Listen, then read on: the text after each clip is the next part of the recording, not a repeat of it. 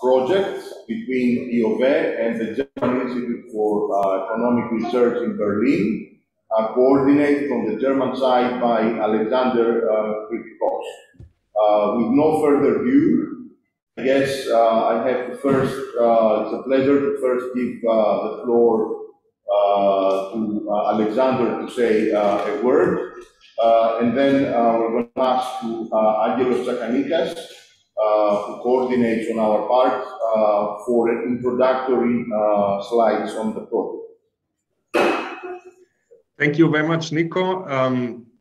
I would take the opportunity and also welcome all participants in this online panel, in this virtual panel, or let's say it's hybrid panel. Today is a special day, and that is why I asked Nico to have a few minutes to say some words. Germany is on the verge to a new government, and newspapers are full of these days that there is one person having served 16 years, Angela Merkel. But, and this is the important point, there's a second person, one second person who also served for the German government these full 16 years. And what makes him so special is that he dedicated a lot of time, a lot of ideas and effort to the German-Greek cause. He did it in two ways, in two important fields. He initiated two German-Greek research programs that brought the two countries together and also financed this project. And with these projects and with these two programs, it was possible not only to really foster the German-Greek cooperation, but also to keep top Greek researchers in Greece. And there's a second field. In Germany, there's a lot of discussion about the dual education system. Many people debate how we can export it. And he simply did it. He exported, he brought the dual education system to the Greek hotellery, and he did it hands-on. The other important thing is all these efforts were done by him at a time when the German-Greek relationships were not at best. So I would really consider him as a truly Philhellenic, maybe something like an order which we should soon have initiated. How important the German-Greek cause is to him is, from where you can see it, is that on the very last day of his, probably very last day of his participation in the German government, he's with us. This is why I would really like to welcome with very warm regards, and if we would all be in the room, we would spend now a loud applause. I would very much welcome Thomas Rachel, and thank you for these 16 years supporting the German-Greek cause. Thank you very much. Back to Nico.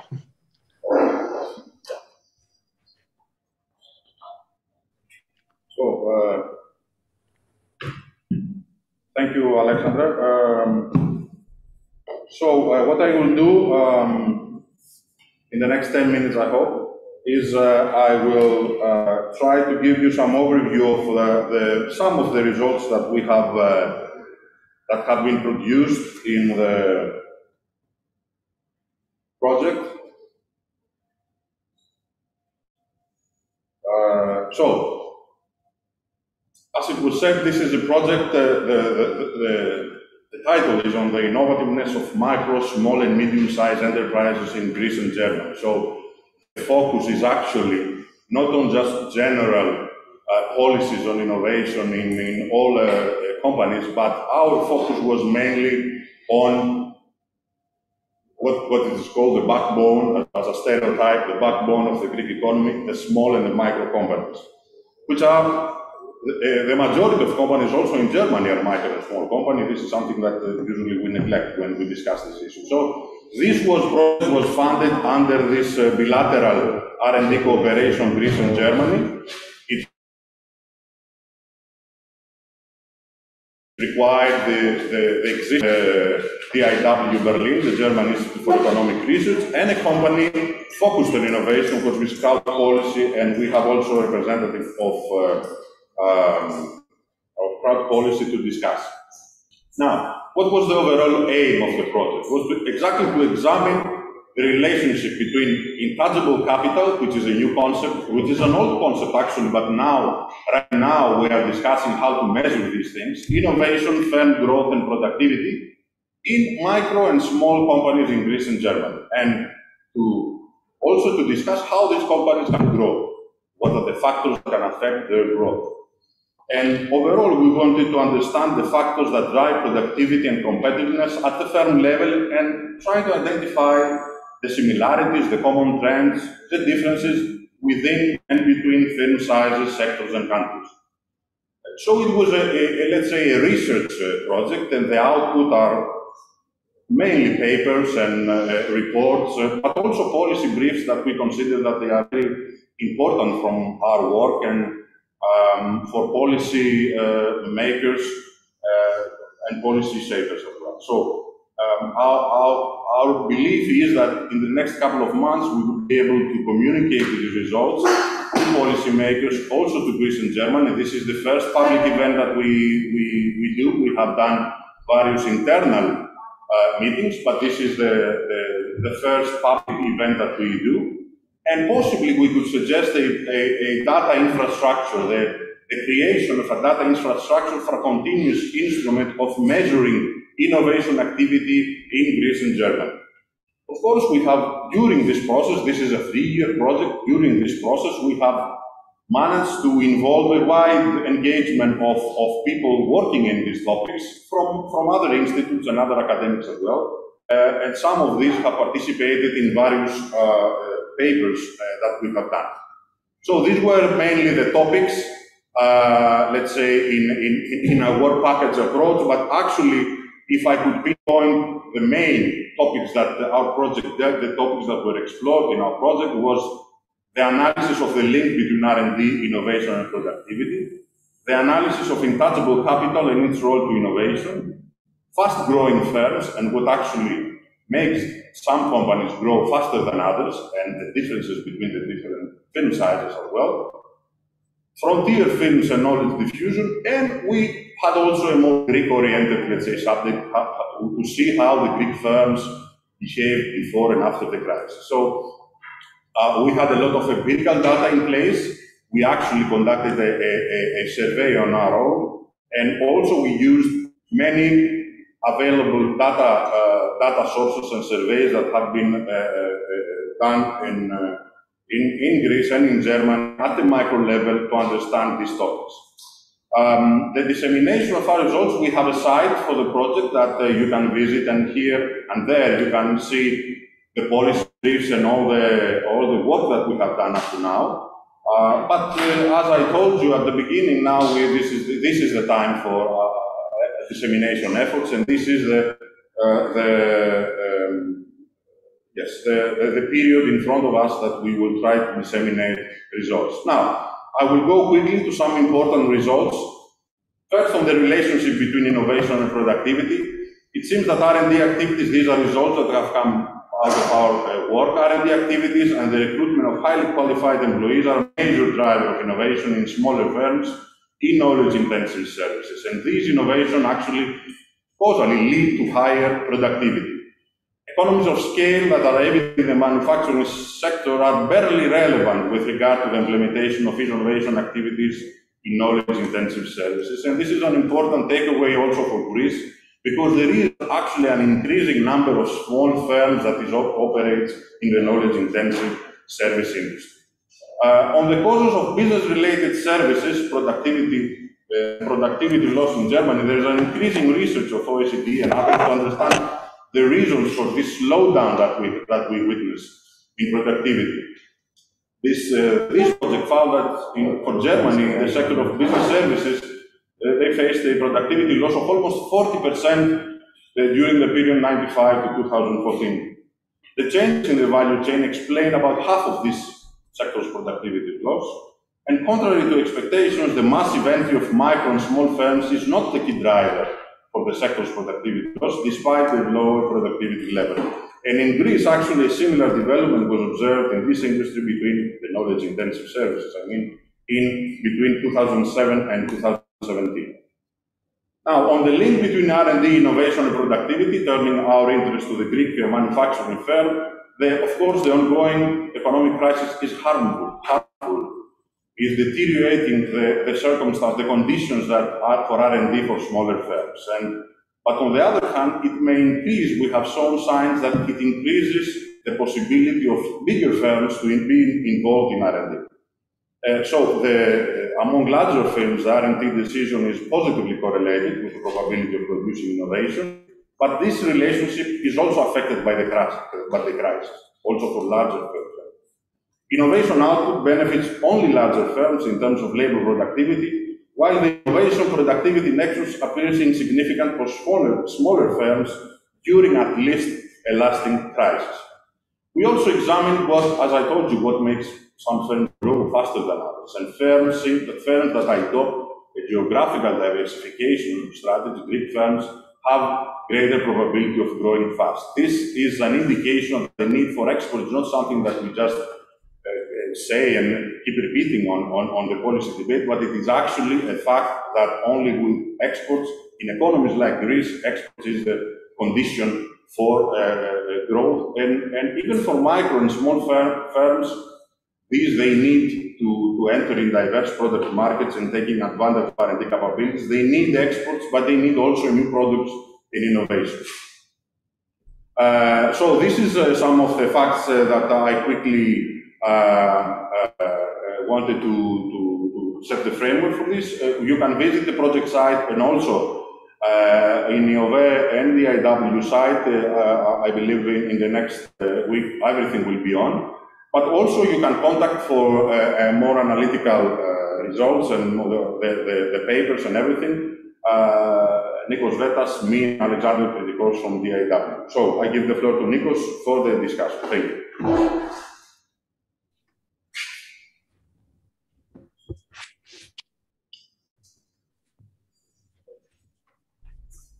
Thank you, Angela. And without any further ado, we are happy to have in turn first Minister Rachel and then Minister Dimas.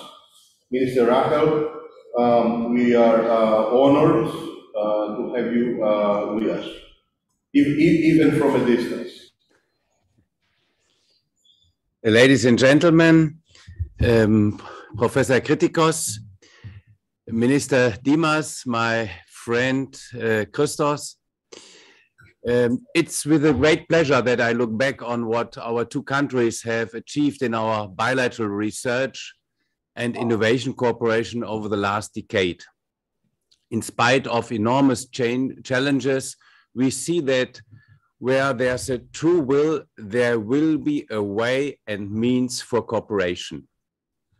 This day and age is living proof of the importance of innovation and the importance of quick and easy transfer from innovative ideas from research into practice. The successful transfer of knowledge and technology is a central pillar of our innovation system. It is a must-have for maintaining our prosperity. Successful research transfer helps us tackle the challenges of our time, be the pandemic, climate change, or digital transformation.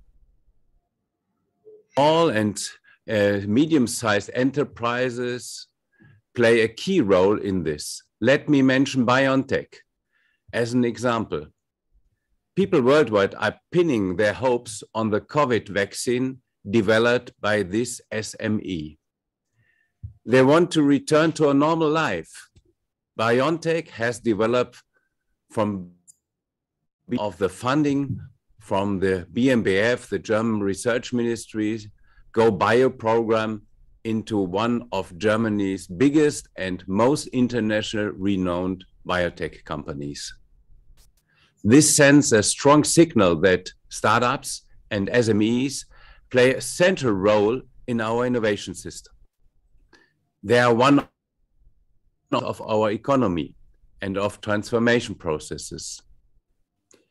Europe must strive to become a global leader in research and innovation. That is why Germany continues to focus on reaching the 3.5% goal for R&D investment by 2025. Already today, private and public R&D expenditure amounts to 3.14% of our GDP, making us one of the top locations for science and research. Our stimulus package and the future package place a clear focus on innovation and research, especially in the current crisis. 60 billion euros have been earmarked for innovation-oriented spending on future challenges. The federal government also adopted the high-tech strategy, which is aimed at boosting start-up culture and the innovative capacity of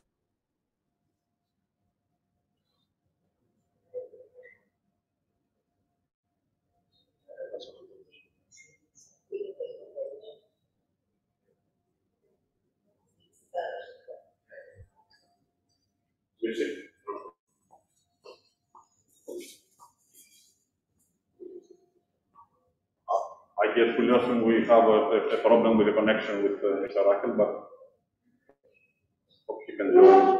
You can rejoin.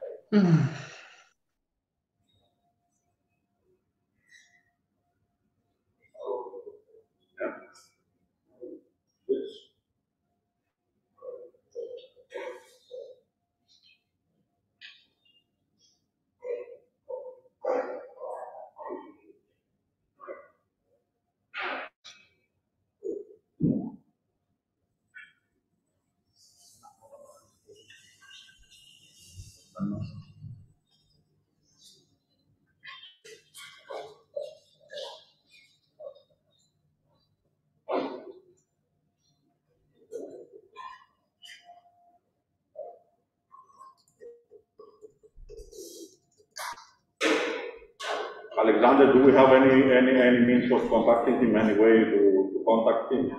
No. I can try to call him.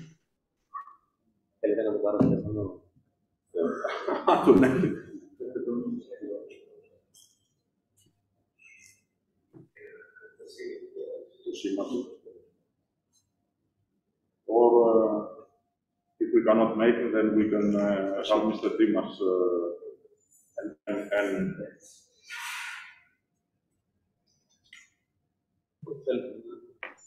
I'm available. let's see. Ja, Kritikos, hallo. Ich wollte mich kurz melden. Herr Rachel ist irgendwie ist rausgeflogen aus der Konferenz. Ja. Okay. So 3-4 Minuten. Ja, ja.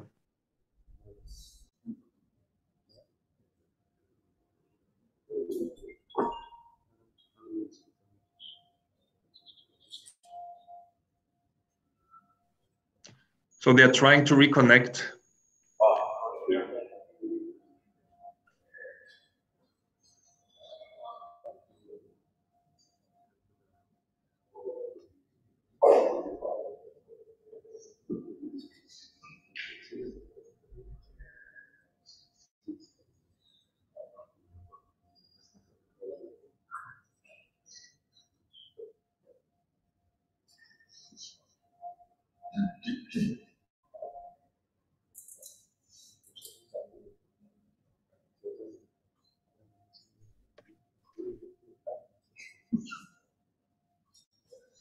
Maybe shall we continue with Mr. Dimas, possibly, yes. The new government in Germany is trying to connect. This is today that they are trying to connect. So, let's see.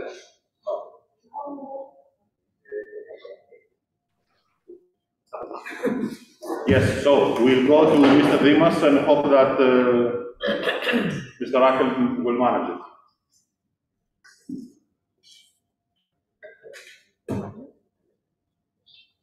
Hello. First of all, it's my pleasure to be here with you today. Although Thomas is not online, I do want to state the fact that with Thomas Reichel we have worked very closely in the last years, and I really want to thank him publicly about the fact that he was always there in times where Greek-German relations were tested. He was there building bridges between the two countries, and that is a statement that I want to publicly make. So research and innovation in Greece. My presentation has actually three different parts. First of all, research and innovation today, so where Greece actually stands at the moment, our work in the last 28 months, and the next steps.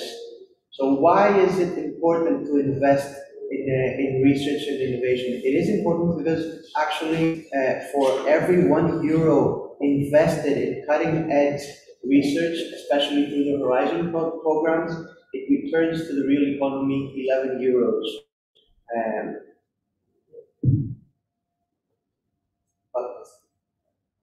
Where does Greece actually stand in R&D expenditure compared to the other EU member states? We did hear Minister Reichel stating that Germany is performing very well, and this can be seen in this chart. Greece actually in 2019 was in the 16th place out of 28 EU member states, and it invested 1.27% of its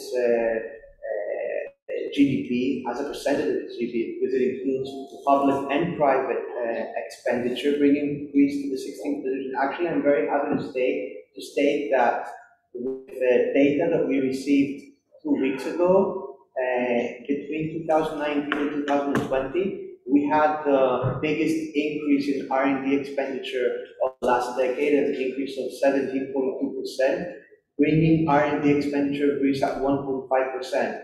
But of course, the target of 3% is still far away, so we still have to work on that in order to approach the 3% target.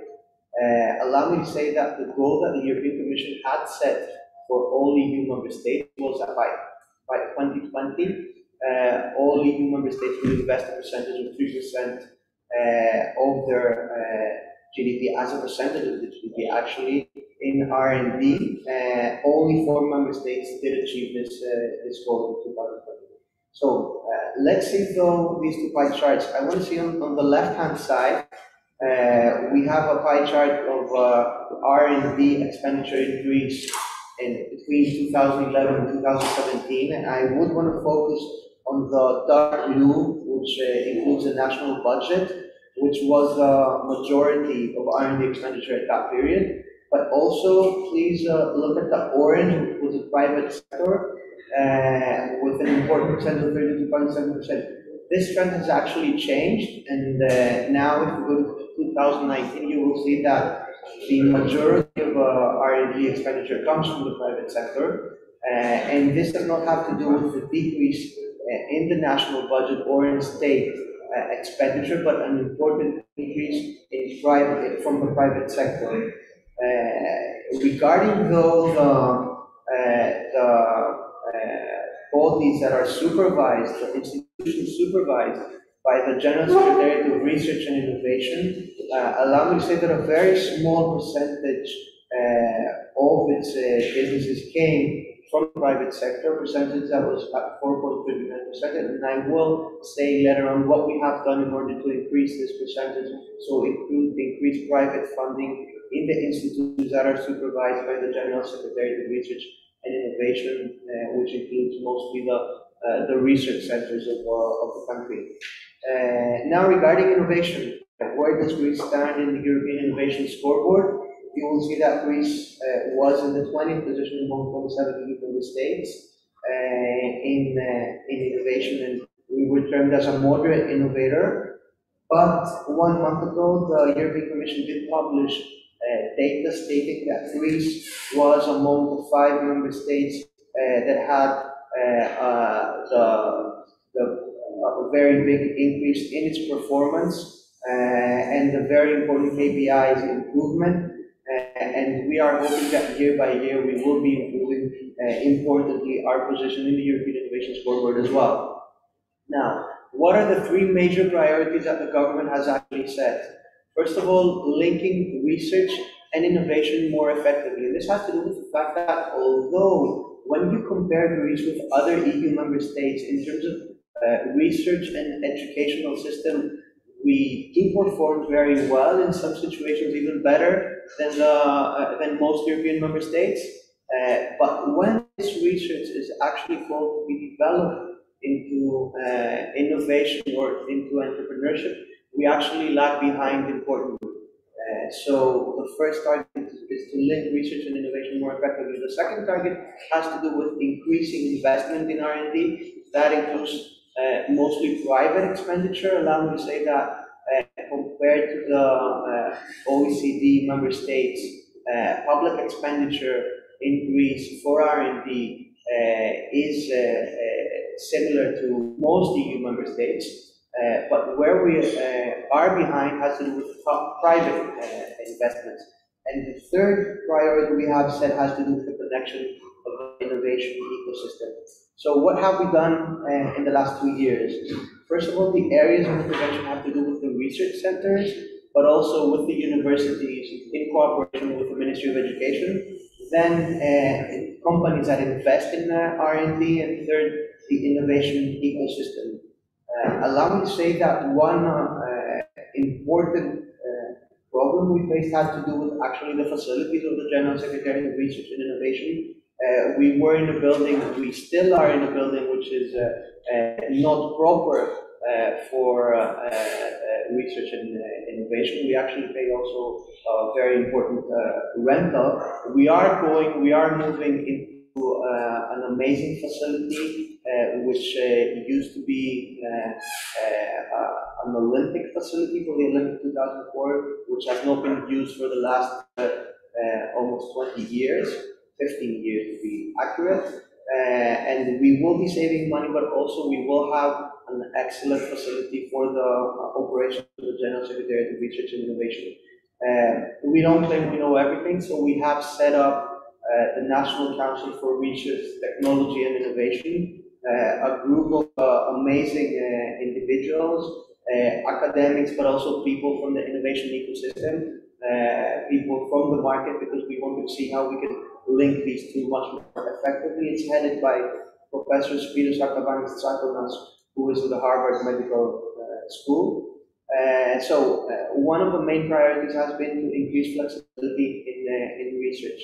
So one of our initiatives has to do with, you all will know the public payroll in Greece. The public payroll specifies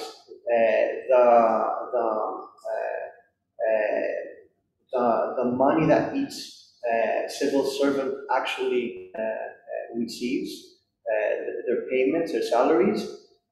So research centers and universities are subject to the restrictions of the public payroll. That has to do with money that has been taxed. So we did discuss with the European Commission, and we actually were able to implement a very important initiative where we claim that when money comes from, when funds come from either the private sector, so it's not taxpayers' money, or competitive European projects, it shouldn't be subject to the public payroll. And this gives important flexibility to the research centers, but also to the universities to increase salaries for our researchers. This is very important because what we had seen in the past, in the last decade, was a lot of researchers leaving the country, and they fled away because the salaries they received were not competitive. We have important data from mostly from the research centers, where they have been capable of repatriating a lot of scientists due to this important initiative. Allow me to also say that this is important for the research centers also, because it's a new incentive to make them try to attract more private funding for their operational fees. And as I said, one of our main goals is to see how we can increase private funding of the research centers, which was very low in the previous years. Then a second important initiative has to do with evaluators of research projects, mostly of projects from the cohesion money, they were forced to submit an asset and fund source declaration, both necessary to say the least. This was very important because it actually it decreased significantly the pool of evaluators for research projects. And because we are a small country, we have a specific size of academic community, it really limited the pool of evaluators, and in many cases we had cutting-edge research which was unable to have proper evaluators. And allow me to say that they were forced to submit an asset and fund source declaration for 40 euros per day. So you understand that it was a very big disincentive. Now with the new legislation, we are capable not only of having a bigger pool of evaluators, but more importantly, even attracting foreign evaluators or Greek academics of the diaspora who really want to have a relationship with the scientific community in the country. We have legislated twice for less bureaucracy in the Special Research Fund, ELKE. We are working closely with the Ministry of Education in order to further these amendments. We have increased significantly the efficiency and the speed of payments on the projects. We have accepted from taxes and insurance using the scholarships, especially from ELIVEC. And for the first time in the last 15 years, we are actually supporting the national research centers with scientific and administrative staff, 152 people. We have signed 3 important agreements with the European Investment Bank. The first has to do with ELKE, which is the creation of a ship, of a vessel for the study of the marine environment. It adds up to more than 55 million euros. The second agreement is with Dimokritos for the increase of the innovation center, the Lefkipos, which Dimokritos has. And the third one is with the National Observatory of Athens, with Pangea, a station for the scientific research of the climate crisis, which will be established in Antikythera. The Greek state was very quick in creating an emblematic research project, a mission, flagship research action, which in fact connected the academic community, the scientific community in Greece, 6 research centers and 4 universities, for the epidemiological study of COVID. Allow me to say that as a result of this flagship research action, we had the first Greek rapid test, but we also had important scientific data, especially for the genes and the gene therapy. I spoke about the Hellenic Foundation for Research and Innovation, which is an important tool for the support of basic research. Then the second area of intervention has to do with companies that invest in R&D. Allow me to say that here we had a very important legislation where we actually increased the super deduction tax rates for companies that invest in R&D. We increased the tax rates from 130% to 200%. According to the studies that we have performed together with the Ministry of Finance, we are expecting to see an important increase of R&D spending due to this amendment of more than 300 million euros in the next 2 and 3 years. Why, though, invest more in R&D, and why is R&D a strategic priority for the government? You all know that we had many Greeks leaving the country, especially during the crisis. R&D creates good scientific job opportunities, especially for young and talented individuals. And we have seen during the pandemic crisis important investments, R&D investments in the country from companies like Pfizer, Cisco, EY, Viewer, Volkswagen, Amazon Web Services, Applied Materials, and other companies which are heavily investing in R&D. We also changed and simplified the process, the procedure, in order to accelerate the process. With these tax rates, we do consider that Greece is one of the most competitive countries in R&D tax incentives.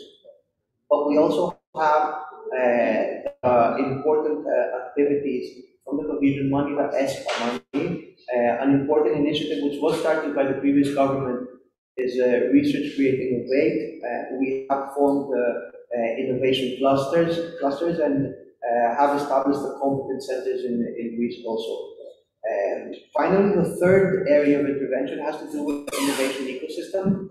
And allow me to say that up until recently, the Greek state did not know how many startups we had, in which sector they were, how many people they employed, what budgets they had. We practically had no information about the startup ecosystem. And when you want to be capable of implementing successful policies, you must know, you must have all of the available data.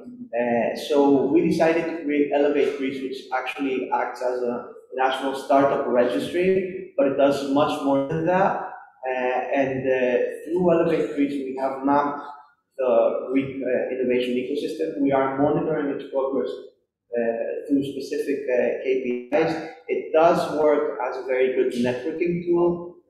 We have given important awards in the Thessaloniki International Fair from the official partners, which are all from the private sector, and we have addressed important local and global investor issues. Very briefly, allow me to say that the most important sector in terms of number of companies of startups has to do with.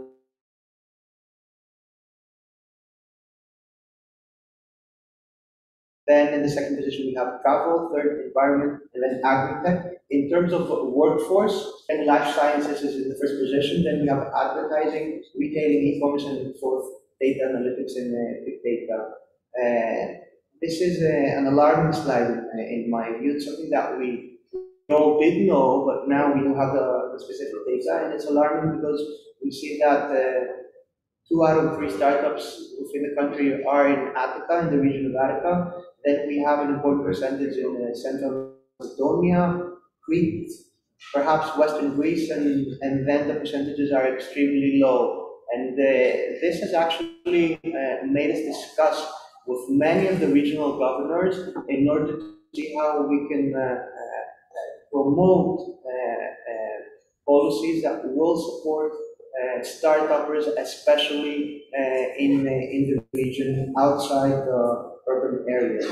Through Elevate Greece, we have, for the first time in the Greek state, legislated specific tax breaks for angel investors.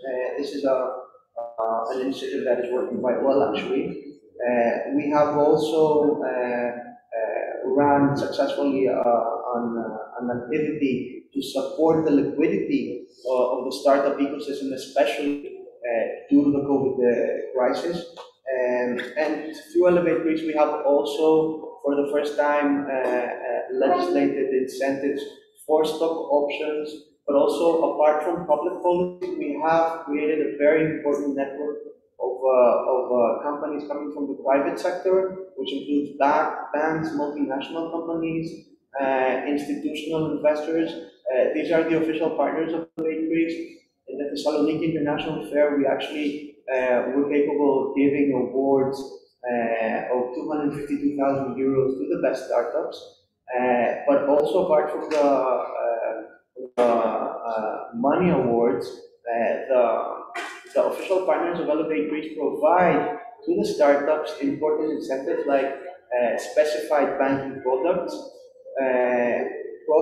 access to the global innovation networks they have, mentoring services, free cloud services, or even business planning. So it's extremely important to see not only how to create public policies supporting the innovation ecosystem, but also private policies in order to assure that the state works as an ally to the startup ecosystem and not as a difficulty.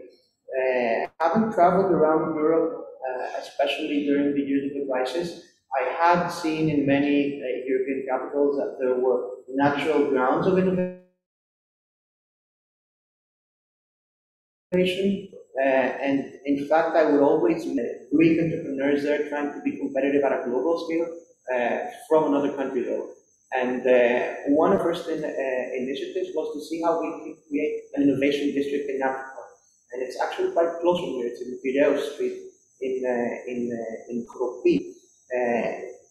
The innovation district is a place where you have startups, spin-offs, companies that invest in R&D, research centers, universities, and you try to see how you can promote, cultivate synergies for the creation of innovative products and services. The innovation district in Africa is proceeding quite well, actually. It's proceeding through a public-private partnership. We're actually now in the second and final stage of the public-private partnership, and there's a lot of interest. It's a place where it will have more than 2,500 people working there, and it's a project that will cost more than 100 million euros. A similar project we are working on in Thessaloniki, the Festentech. Briefly, allow me to say that here the business plan is a bit different. We hope to attract companies established, set all of their R&D departments there, and around that create an innovation ecosystem. This project is proceeding again very well. We attracted a lot of interest from the private sector and from companies outside Greece. Allow me to say that Thessaloniki has the important advantage that it is very close to many European capitals through roads. And if we want to be a leader, especially in the Balkans and Southeastern Europe, Thessaloniki must have the leading role there. Finally, and very briefly, the next steps, reform of the institutional framework of spin-offs. We actually voted for that in the Hellenic Parliament last week. It's a very important initiative where we actually simplify the procedure for research centers and universities to create spin-offs, even to shut them down if they need to. And we have linked it together even with Elevate Greece, so there are economic incentives as well. We are also promoting the development of technology transfer offices throughout the country in our research centers and our universities. We are working in close coordination with the Ministry of Education on those issues. Very briefly, FRAX is an important tool for the decision making in real time, which we are working with the Ministry of National Defense. We're also working closely with the Ministry of Agriculture for an emblematic research initiative of Mission, a flagship action for the Greek genetic material.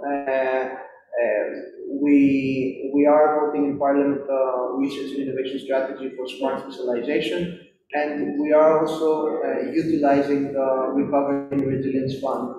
And finally, regarding the RRF, we have already announced important initiatives, especially the Seal of Excellence and the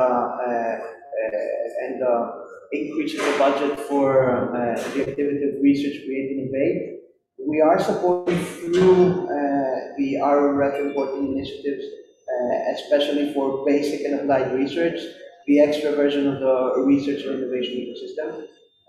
We are not supporting the project in IOBE with direct finance. If the winner of the public tender wants, they will have access to money through the loans of the RRF, but please ignore number 2. This finally, because I think Thomas has reconnected, I want to say that we recently signed a letter of intent with the German government to see how we can further our research and innovation agreement. It's an agreement that backs back to 1978, if I'm not making a mistake, and it has funded a lot of programs, research programs from both countries. We consider it the most successful bilateral agreement we have in research and innovation, and I want to say again that Thomas has played a critical role in this relationship, and we really want to thank him. And Thomas, thank you very much for being here today and for always standing up for Greece and supporting us in difficult times. Again, thank you very much.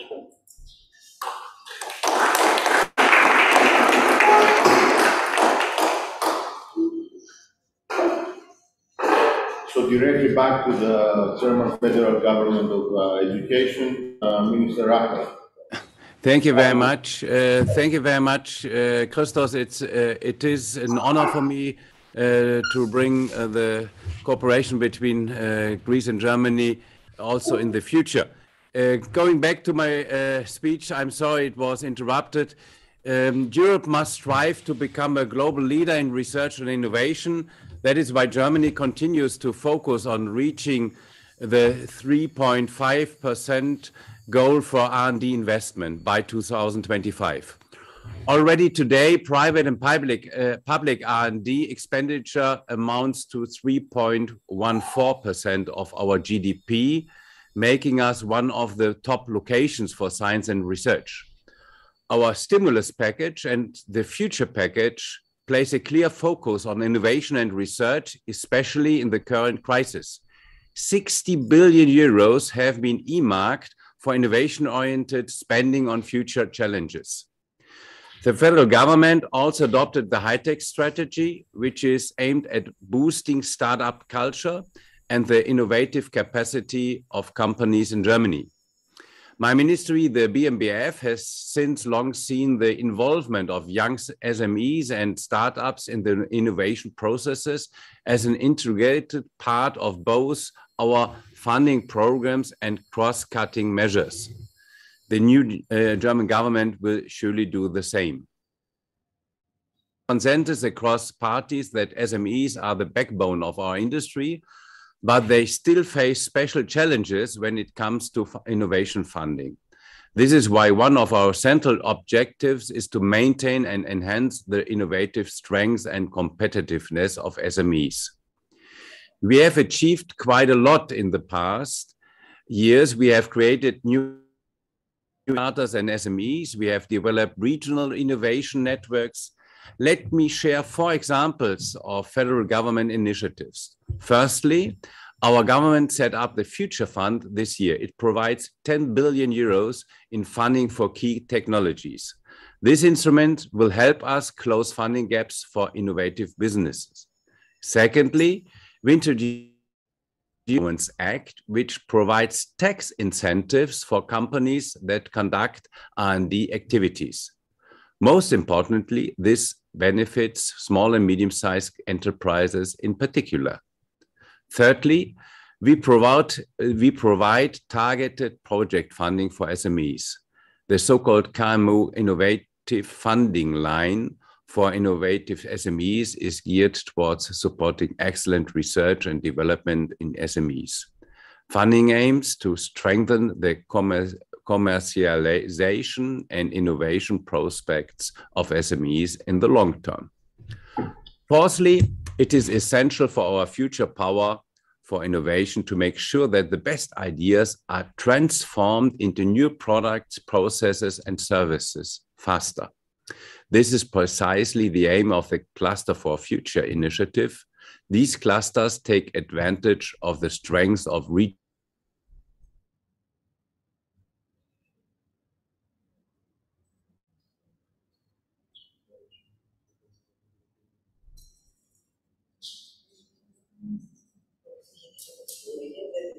All right. Does this work? Assuming this works, unfortunately we have, for a second time, a technical problem we mentioned. So that we don't interrupt the flow too much, let us take the European view now. And in turn, I would like to get the Commission view first. We are happy to have a presentation from Luther Orton from DIW. So happy to take your view, and following that, we are very happy and personally since we know each other, I guess, sort of back around here, 25 years. So Renhilde Vogelers, who is one of the premier academics in Europe on matters of innovation and how innovation policy having served not only in academic but also in policy position. So she can talk to us about where we are in terms of innovation, but also innovation policy. But let us first get the Commission view on how we're doing and what we can do. Yes. Well, thank you very much. Hello from Brussels. I hope you can hear and see me okay. My name is Ludger Odenthal. I'm working in the Commission at DG GROW, which is, of course, the service of the Commission, which is orchestrating the industrial policy across the board, covering pretty much all sectors, including defense, including automotive. And, you know, as part of that, of course, innovation policy is very much a key, innovation is very much a key issue for us, you know, in our sort of endeavors to improve the competitiveness of industries, that's for sure. And of course, part of the portfolio is, of course, the SME policy. This is also the service where I am located, where I work. So we, our unit is in charge of promoting the policy framework for SMEs in general. And that includes also, of course, apart from the general population of SMEs, startup and scale-up policy companies, which are, of course, you know, as we know, in particular interesting and relevant if you talk about innovation policy. So, so that's a bit my background. So I really appreciate this, you know, this event as such, and not just from the focus, which is of course very interesting, but also this collaboration between two member states. That is something that we really like and also try to encourage. You know, cooperation in Europe should not mean, and luckily it also does not mean solely also only cooperation via Brussels and so on. It's excellent when, you know, policymakers and academics from different member states find together and work on a very specific project and exchange good practices. This is something that we really strongly encourage. We have something which is called the SME Envoy Network. This is a very informal but very effective hands-on kind of gremium of high-level policy experts in member states that come together regularly to discuss policy issues. And also within that framework, we very much encourage policymakers, these high-level officials coming together to exchange views, practices, hands-on practices, how to improve policies in different policy areas, including innovation, but also, you know, education and so on. So just, you know, just to say that this, I'm very sort of honored to participate in this event, because apart from the subject, I think the initiatives, the idea of the initiatives is really excellent. So thanks very much for it. So what I'd like to bring to the table here is kind of with the European perspective. What does that mean? Well, concretely, sort of a bit sharing also the insights that we have on the EU level, a bit sort of bird's eye view on how the situation looks across the EU, also with reference to, you know, partner countries outside. What are the trends there in terms of innovation, in terms of also policies? What have we learned? And what does it mean in particular for policies? Because I understand this morning is really also focused on analyzing policies. So let me very quickly move on this and share with you a bit what our take is on innovation in Europe, innovation policy in Europe in recently, what the status is there. And for that, I'd like to make a distinction between two groups of SMEs and of firms. One is those, I would call it the general kind of population of SMEs, okay? And then next to that, the very sort of a subgroup of sort of startups, scale-ups, deep tech firms that are really sort of at the core of innovation. Why this distinction? Well, because obviously innovation takes place in a lot of places, and we know from the data that even though it's always a minority of SMEs that really innovate per se, it's nonetheless a large share of firms across the board, or including, you know, to various degrees in various member states, but still, you know, still a strong minority of firms do innovate in some form or the other without being sort of conforming to the picture of this dynamic, newly set up deep tech firms. So if you're talking innovation policy, you have to talk about these firms, and you of course have to keep in mind, and on the other hand, of course, those firms that are really at the frontier of innovation and are set up right from front with very sort of right from the start with innovation in mind, with a very innovative idea in mind. So and so, you know, if you allow me to develop this on this premise, so what we've learned for this large group of SMEs, many of these firms that innovate are actually established firms, firms that have been around for quite some time, family firms that have started out with, at one point, with an innovative idea, but have here kept the spirit and developed it over time, over decades. So these firms are around, and they are quite numerous. But what we learn is that what we have seen for these firms, yes, all the measures that have been already alluded to, the very specific targeted innovation measures are important, undoubtedly.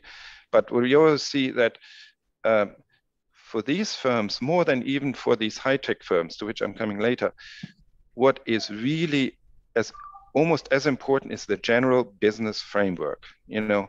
So you can have the best, I mean, sounds like a truism, but I think it's worthwhile to, as a reminder, certainly at the beginning of discussion of very specific innovation policy, that the general framework of how to do your business can be as important for enhancing or prohibiting innovation in firms as do specific instruments. And what we've seen is that, you know, if there is a deterioration in the general framework of how to do business, you know, if it becomes more bureaucratic, if, you know,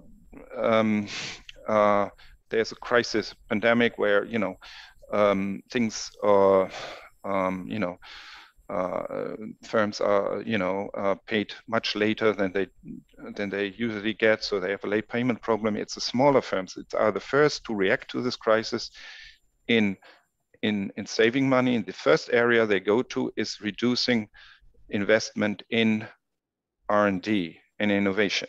Of course, that happens much more frequently with larger firms that obviously have deeper pockets. So for this group, the very simple point, so it's as important it is to think about innovation policies for these sort of more sort of a general group of firms, to think about adequate instruments. And I very much welcome also the ideas that were issued by Minister Dimas to highlight the importance of simplification of support measures,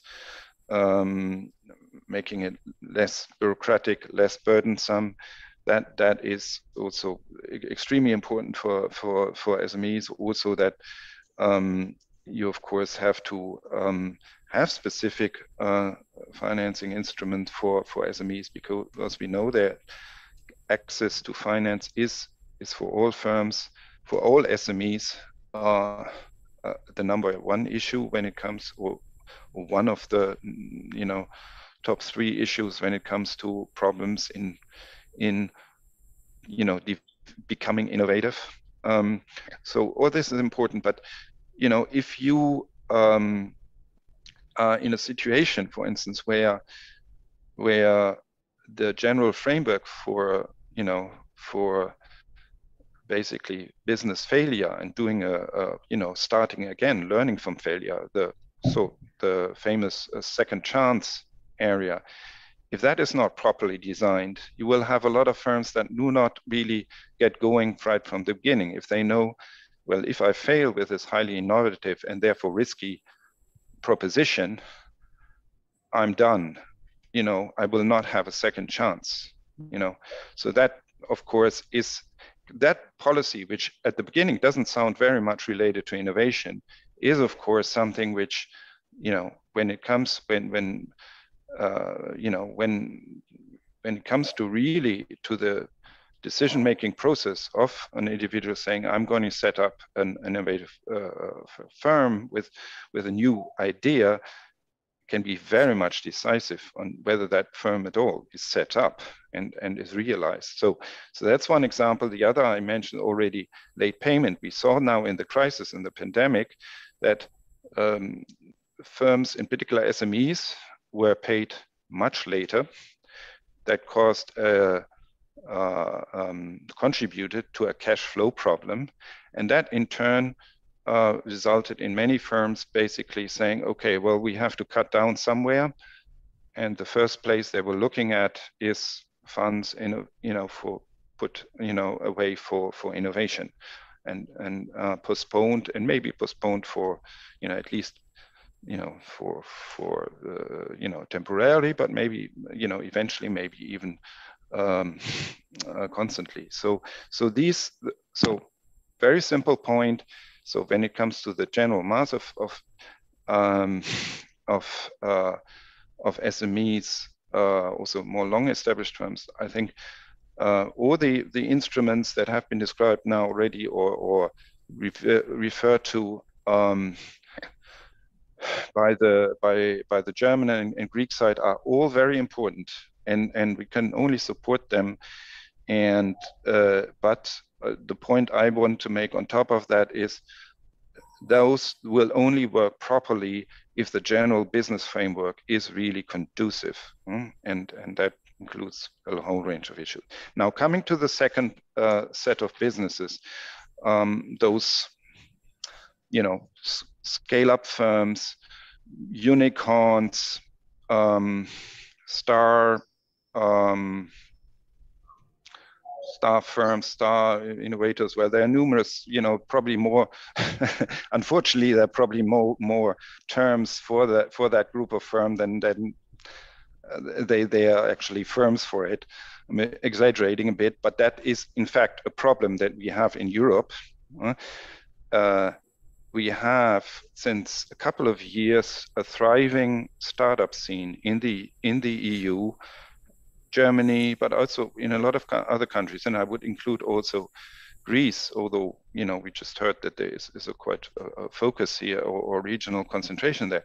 So we do have quite a thriving startup scene that was very different 10 years ago. So there is real progress, and I think that's also part of successful innovation processes.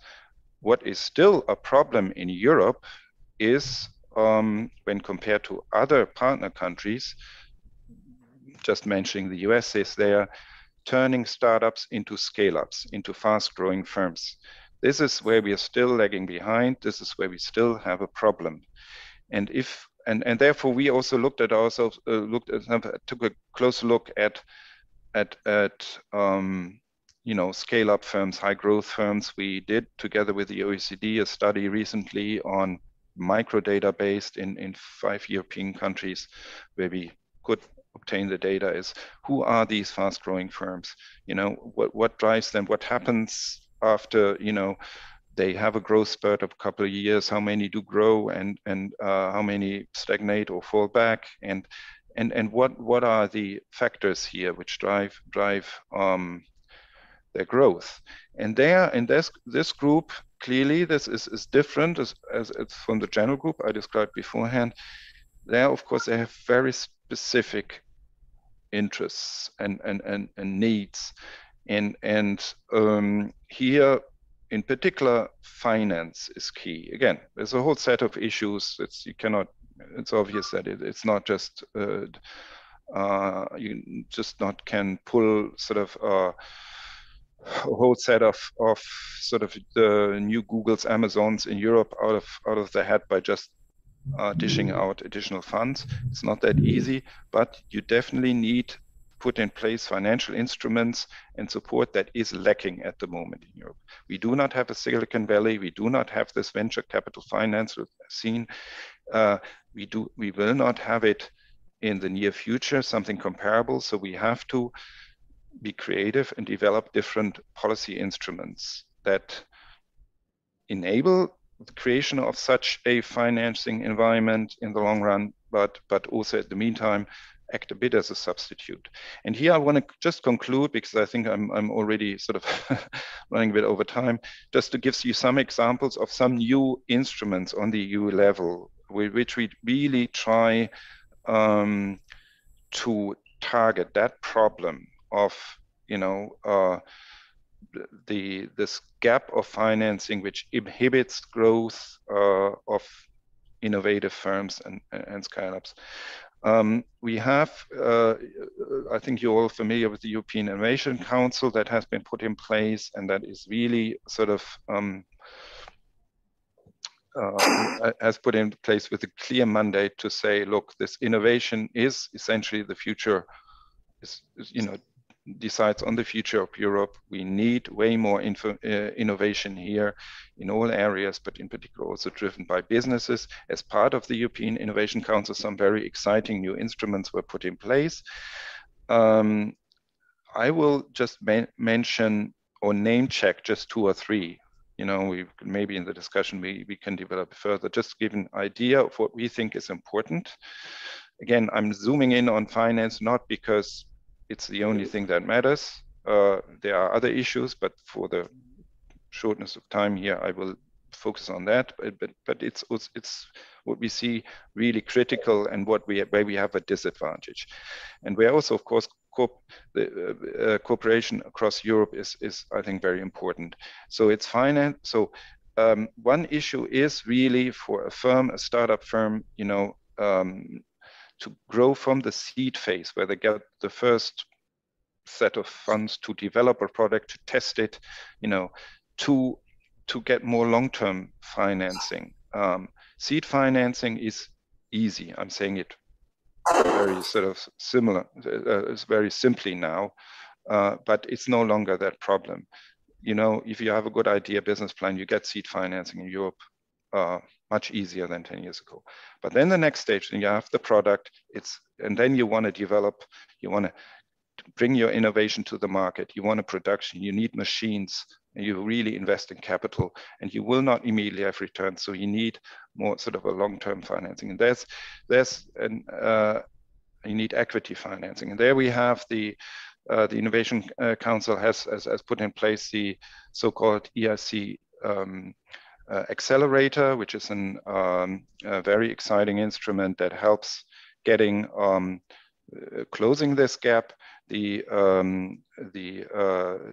EIC accelerator gives grants, but to up to 2.5 million. But most importantly, what's really innovative about it, it's for the first time that the EU, the Commission, takes a direct equity investment in firms to cover scale-up costs of up to 15 million euros. You know, and of course, you know, and early data, we are not managing this, but the colleagues who are running this have told me it's really a runaway success. There's a huge demand for it, and there are plenty of firms who go through this very rigorous identification process, and And it's very important because here 15 millions will not solve the problem of all the problems of these firms, but it's a signal. You know, it's an anchor investment which will rope in a lot of other investors. And we also will a new sort of have new financing, 2 other financing programs in place that I just wanted to name check. One is the initial public offering fund, the IPO fund. So making it much easier, or providing additional finance, again, providing anchor finance to help more firms to do a public offering, and through the public offering, eventually also getting more, roping in more equity, which will help them to grow and scale up. And there's a third program, Escalar, which really is targeted at the same group and is also structured in a way that it helps to accompany firms through the different processes. So again, I think I should stop here. So I hope I gave you a flavor of, you know, the way we see it and how we approach SME innovation. Again, thank you very much for giving us here the opportunity to contribute, and congratulations to this really excellent project. Thank you very much. Thank you very much for making actually some really excellent points in my view, including the fact that, if I may rephrase, the natural route for business is to innovate. And if you remove obstacles in the business environment, then you are halfway through. And on top of that, specific measures to promote innovation.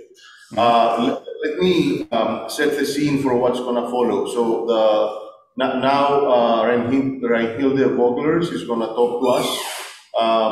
Reinhilde, if you don't mind, since we will have the chance to discuss in the second round, keep this first intervention reasonably short, so that we can also have Minister Dimas comment if he wants, before he has to go back to the ministry.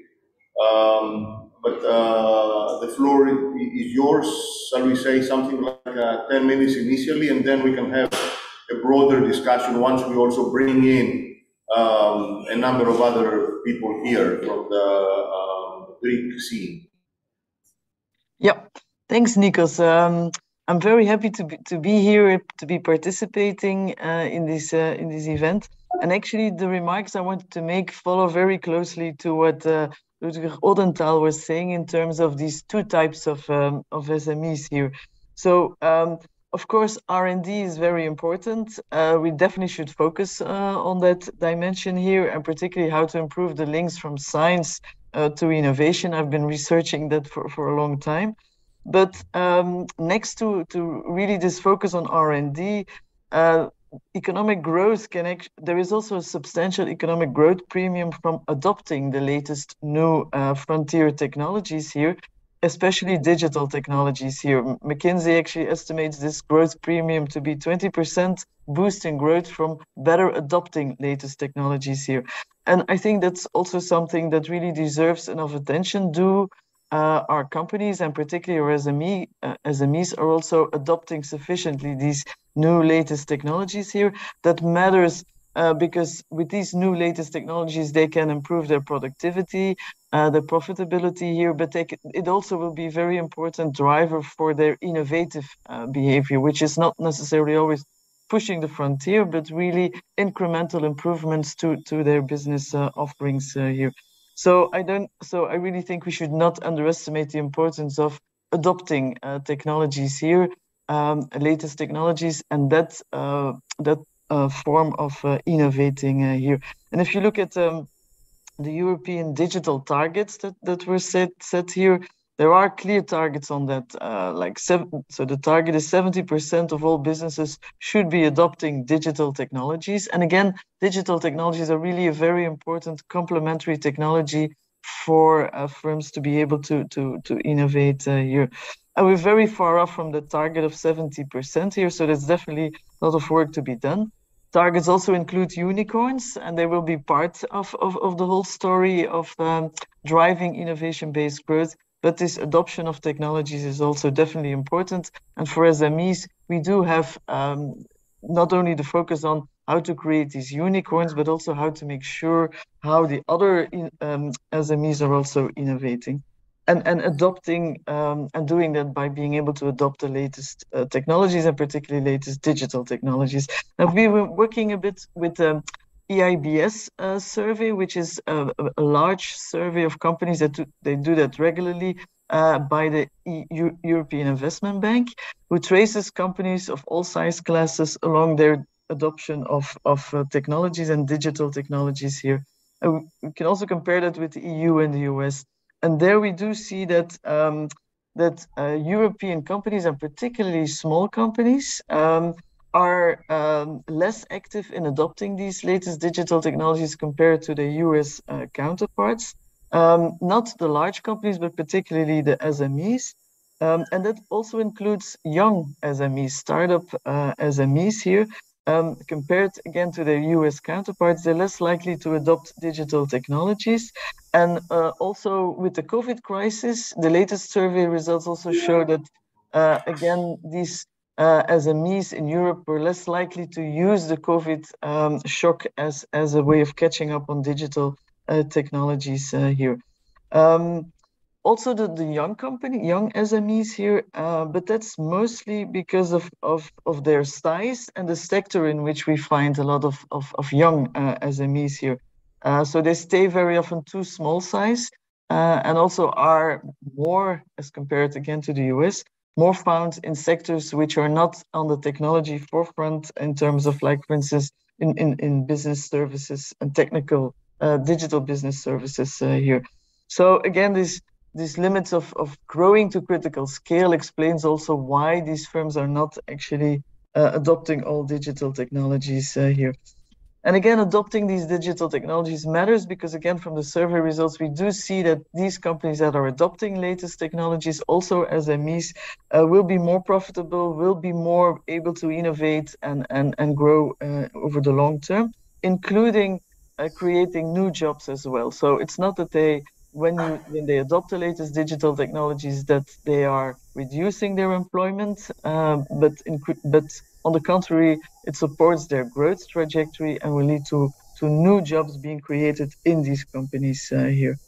And what's even more worrying is that, so it's not only that they're not adopting these latest technologies, but that they are really persistently stuck in being non-digital here. So they also have no plans to adopt digital technologies in future here.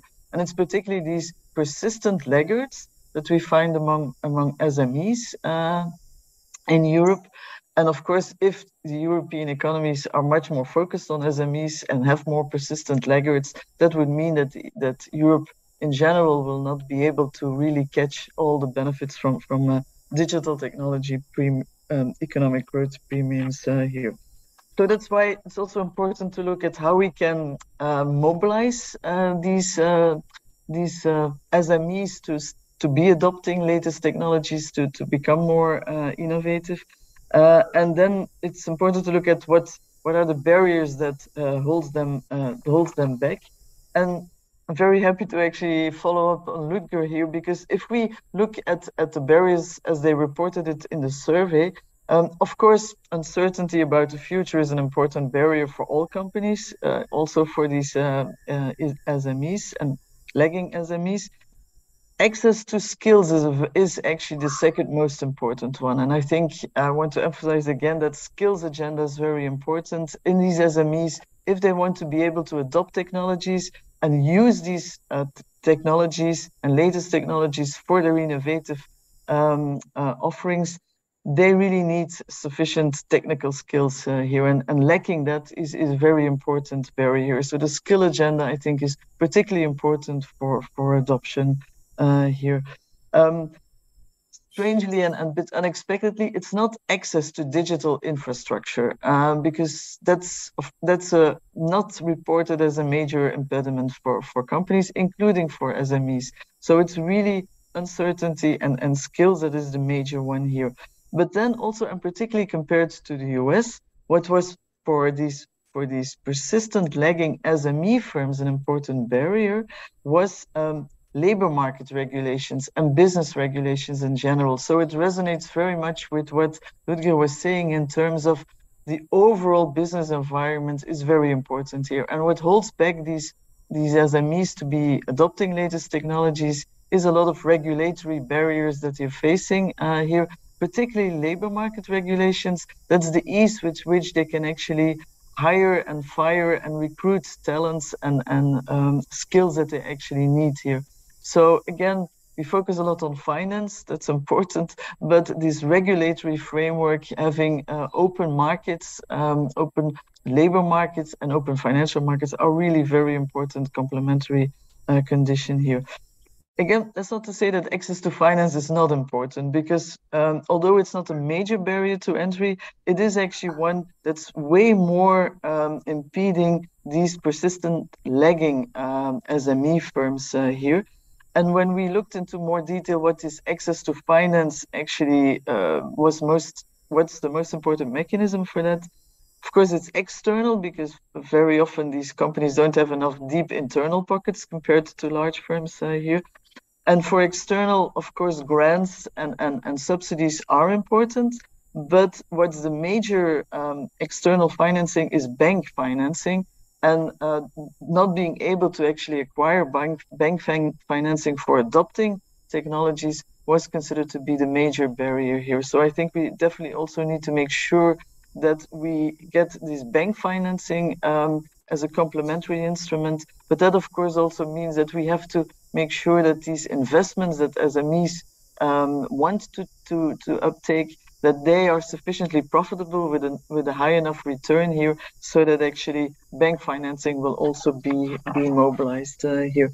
So I think I better close here and come back later for some comments on how to improve the scale-up financing as a reaction to Ludger. But I really want to emphasize this point of also looking at adopting latest technologies, particularly for SMEs, and that it also requires looking at specific ways of which barriers are important for that and how to remove those. Thanks. Thank you very much, Rahim. We are halfway through the panel, but before proceeding with the other participants, I would like to bring in Minister Dimas back into the discussion before he has to go back to the ministry. And also, Alexander, invite you, if you want, to ask a couple of questions. My question is a little bit topical, so it's not something that we can see in the data yet, because our data goes back at least 1 or 2 years. But do we have a sense whether the COVID crisis by itself, but also the funding tools that Europe is putting forward, is going to keep us in the old trend? Is it going to accelerate innovation?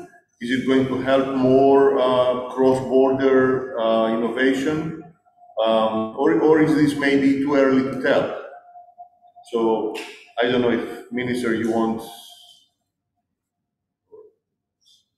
First of all, I want to say that the two speakers made excellent comments, both for the simplification of procedures, reskilling and upskilling are extremely important. And also the fact that one of the points that I have been making in the Council of Ministers regularly in the last 2 years is the fact that the European Union must see how it can further support innovative companies, unicorns, companies that can be competitive and must be, European companies that must be competitive at a global scale, because Europe has been very successful in supporting finance and science and research. It hasn't been that successful in supporting innovative companies to stay and establish within Europe. So we have faced in Greece the issue of brain drain. I am very worried about facing the issue of brain drain in the European continent, especially towards the US and other countries. So we have to see how we can become more competitive at a global scale and fully support innovative companies and unicorns. Regarding now your question, Nikos, I truly believe that the pandemic crisis was to a large extent, to a certain extent, an opportunity for research and innovation. And the fact that the global community was capable of developing safe and successful vaccines within a very short time period, I think is an amazing achievement of the global science and innovation community. But it's not only on that respect. All of our lives have changed drastically in the last 1.5 years. And you have seen important developments, even in technological applications that help us within our household or within our workplace. So we have seen important developments in research and innovation. My instinct is that we live in a period where things change rapidly. So I would dare to say that this trend will continue to a very large extent, even when we're through with the COVID crisis. And that is what I think makes research and innovation remarkable, is the fact that you have to be capable of adjusting to what developments happen. And I'm not only referring to technological developments. If you are incapable of doing so, unfortunately, you are under the threat of staying behind. And this is a real threat, not only for Greece, but also even for the European Union, for everyone, practically. I want to also make a final comment. I think that one of the crises that we have in front of us is obviously the climate crisis. And the European Union has been very active in providing important financial tools in order to support research and innovation deal more effectively with the climate crisis. I'm obviously referring also to the Horizon instrument, but also in terms of legislation. So the European Union has been in the last 2 decades a leader on this issue. I really believe that through research and innovation, we will be capable, not only as a European Union, but as a global community, to find effective solutions, economic viable solutions, to deal much more effectively with the climate crisis. But that is only up until the next crisis. I think that we will live in the years to come multiple crises and a lot of issues. So research and innovation has to have very is at the center of the answers to these crises. So to answer your question, yes, I think we will continue with this trend, and it's important to support research and innovation more and more, and that's why we have set important financial goals to increase investment in R&D, but that on its own is not, it's only part of the solution, not the solution only. Thank you very much. I'm sorry I have to go, but I do have to continue. And I want to thank the speakers as well for their very, very important comments. Okay, thank you. Well, it's okay that you go because we know you're going to do things that are going to help with research and innovation. So that's the whole point. So thank you very much, and it was wonderful to have you with us. Alexander, you want to, before Minister Dimas goes, you know the German scene and the Greek economy and overall scene extremely well. Is there any comment you want to share or a question? Yes, thank you very much, Nico. Yes, I would like to maybe before Minister Dimas leaves, indeed make 3 or 4 comments. I enjoyed very much the fact that you pointed to this issue, top Greek researchers, which exist to a large number, are leaving Greece, and one has to think about how to become more attractive again, which of course also holds for Germany. And so this is an issue which both countries share, and where we all need to think how we can become better. I think Reinhilde and Ludger made very important points with respect to financial issues, also with respect to scaling. And I would like to add 3 points, maybe 4. The one is, what is really important is that people who are in the research area can try out to become an entrepreneur as well. And here's the question whether the society is accepting that in both potential outcomes. The one outcome is, and it's very rare, it's you become extremely rich and successful. And this is what many people do not like in several of our countries.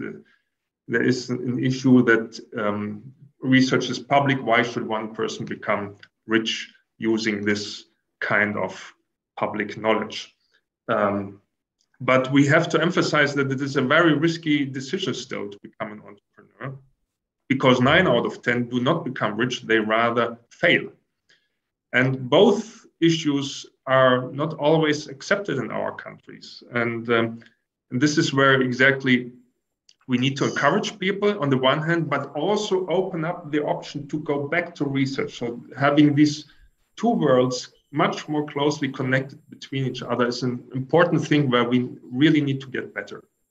And when I hear young people in our countries telling us that I'm afraid to openly communicate that I have an idea and I want to try to become an entrepreneur because I'm afraid of not being able to go back to the research area, as long as we hear these kind of statements, we know we have to get better in that direction. Allowing the people moving back and forth between the 2 worlds. I think this is very crucial in order to get more people trying to risk this. The second point I'd like to make is, and Reinhilde mentioned it already, it's always important to have indeed a huge package of financial instruments to attract firms and to stay. But the regulatory environment, the red tape is also very important. And as much as it doesn't really look in the first place as crucial for firms moving from one country to the other, we see that in the past, countries left Greece, left Germany, left Europe because the regulatory environment is better in other parts of the world. And this is something which is, how to say, unsexy to change and to address, but it is really important not to forget the regulatory environment. The third thing is, what I learned from Switzerland is continuity, and something like the institutional memory. And I think this is something which has to become, in particular, addressed in Greece. With the change of each government, we are still afraid that projects which the previous government started are stopped, and the new government start new projects, and then there's a change again, and projects are stopped again. And this is something where I think a lot more effort needs to be put in to get, so to say, in the area of research, a common sense of where we want to go to between the major parties in a country. The last point, and then I'm giving back to Nico. The last point is, Mr. Dimas, you mentioned that you are a little bit scared about the clustering of entrepreneurs in Greece, in particular in the Attica area. Of course, it has its advantages and disadvantages, but I think we simply have to accept that research and environment is not a flat world. There is some parts where they all cluster for good reasons. And one really also should think how to improve at least these clusters where the entrepreneurs are, to make the cluster really strong, particularly through, for instance, installing their research institutions who make this transformation process between research and business, so to say the applied research institutions. The very final point, then I'm done over, is also bringing in another topic is the local environment. And I think it is also something which we should discuss more in the future. How can we give incentives to the local environment to attract firms, to attract innovative firms, and make, so to say, the entrepreneurial society more flat, bring it to more regions. When we think of Greece, for instance, again, how we can give incentives to the local governments in Thessaloniki, in Ioannina, wherever, to make the local environment attractive for firms to go there and not only to the one city in Greece. These are maybe the 5 comments I would like to add, and certainly also makes clear that policy, in order to attract research-intensive firms and to make them stay and grow, is a really complex approach, and we have to have many parts of it in mind when we decide how to improve the innovation system in the country. Thank you. Thank you for discussing also in the beginning. Let me do 2 things at once and in parallel. Let me invite Valia Ranitou, who has two hats. She's an associate professor at the University of Crete, but she's also the scientific director of the INNOMSME, which is the scientific branch of the retail commerce. At the same time, thank Minister Dimas again, hoping he can hear the first at least couple of words of Valia. I will be very short. Okay. Thank you very much. One comment and then you can. So I will start from the comment and then I will. I think that the biggest problem for SMEs. Okay.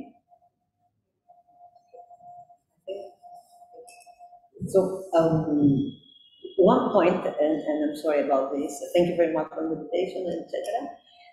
There's a dichotomy, even not only in our society, business society, but also in the SME society. You have a very small percentage, as in your very nice presentation showed, is a very small percentage of people that are working in the startups and innovative companies. The larger part of the SMEs is non-technology SMEs. So the question, the only thing that I would like to think about, is how we can correlate these 2 parts, and how can we put a little bit innovation to the non-technological SMEs. This is the question that, as Schumpeter says, you said it before, mentioned, that without innovation, the companies will die. So the big problem of our economy and our society is the huge number of SMEs that are very, very small. So can we find a way to correlate innovation and non-technological SMEs? And the SMEs are in the middle scale of innovation. How can they be informed about the new instruments that we present?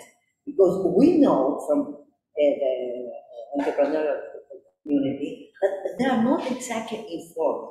Okay, Elevate Greece is one way, but they need more information. So with this, yes, please, because I will. Excellent question. Allow me to say that the data I provided, I showed, had to do exclusively with the startup ecosystem. Yes. Okay, many of the startups are in the category of SMEs indeed, but we have defined startups for the first time in Greece with very specific characteristics that differentiate a newly composed company from a startup. And basically, the differentiation has to do with the fact in one case that there has to be the issue of innovation, either in the product that is produced, in the service that is given, or even in a procedure that might be have. The second issue has to do with scalability. So not all SMEs can become startups, first of all. Secondly, not all startups are technological companies also. Third, SMEs or even other companies must try to see how they can become more innovative and using cutting-edge technology when that is capable. Of course, that does not mean that all SMEs can become startups. So the data I provided had to do only with the startup ecosystem. Now, trying to make the Greek economy and the businesses, especially the SMEs, which are the great majority of the businesses within the country, more competitive is an extremely important issue. It's another issue. In my view, it is related also with technology. So many companies, even those that are not startups, can be very innovative in their services that they provide or in the products that they provide. And being innovative does not necessarily mean that you have to adopt specific technological advancements, although I completely agree with Mr. Werner's statement that when you adopt cutting-edge technology, you might have immense opportunities opening. But it's also related to what Mr. Veta said about how you can improve your business environment, how you can make the economy much more competitive, how you can reskill and upskill the people within the country so they can provide higher services. So it's two related issues regarding small and medium enterprises. Allow me to say again that the data I provided had to do specifically with the startup ecosystem. But I do agree with your statement that whenever you are able of taking advantage of innovation or technological advancements, it's something that will work in the benefit of any company. Thank you. This is great. So I'm sure we will continue this in other ways. Thank you very much. Thank you. Thank you.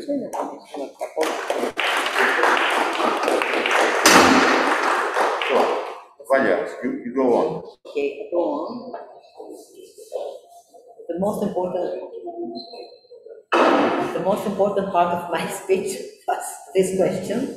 But anyway, 2 or 3 points concerning all this very nice collaboration. First of all, in the future, we could, like representative of SMEs, participate to a project like this, to say some ideas. Now, we all know that the presence of SMEs has a special weight in the Greek and social economic structure.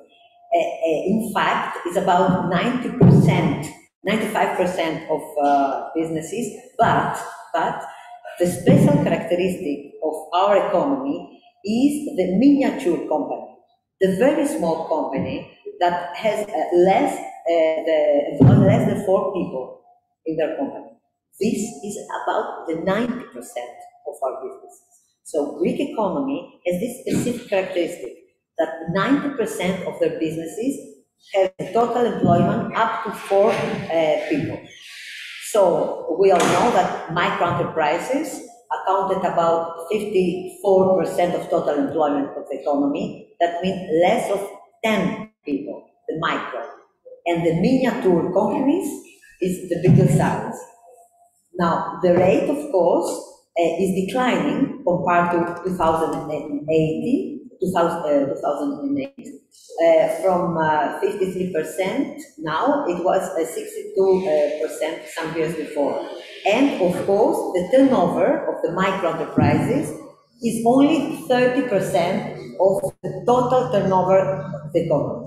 Opposite to these trends, we can find the larger companies that really makes the huger part of the turnover of the economy. So the first conclusion is that there is a strong dichotomy between very small small and large companies, and especially the very large companies. This phenomenon has been active since middle 90s and is linked with the wider changes of the productive structure of the economy.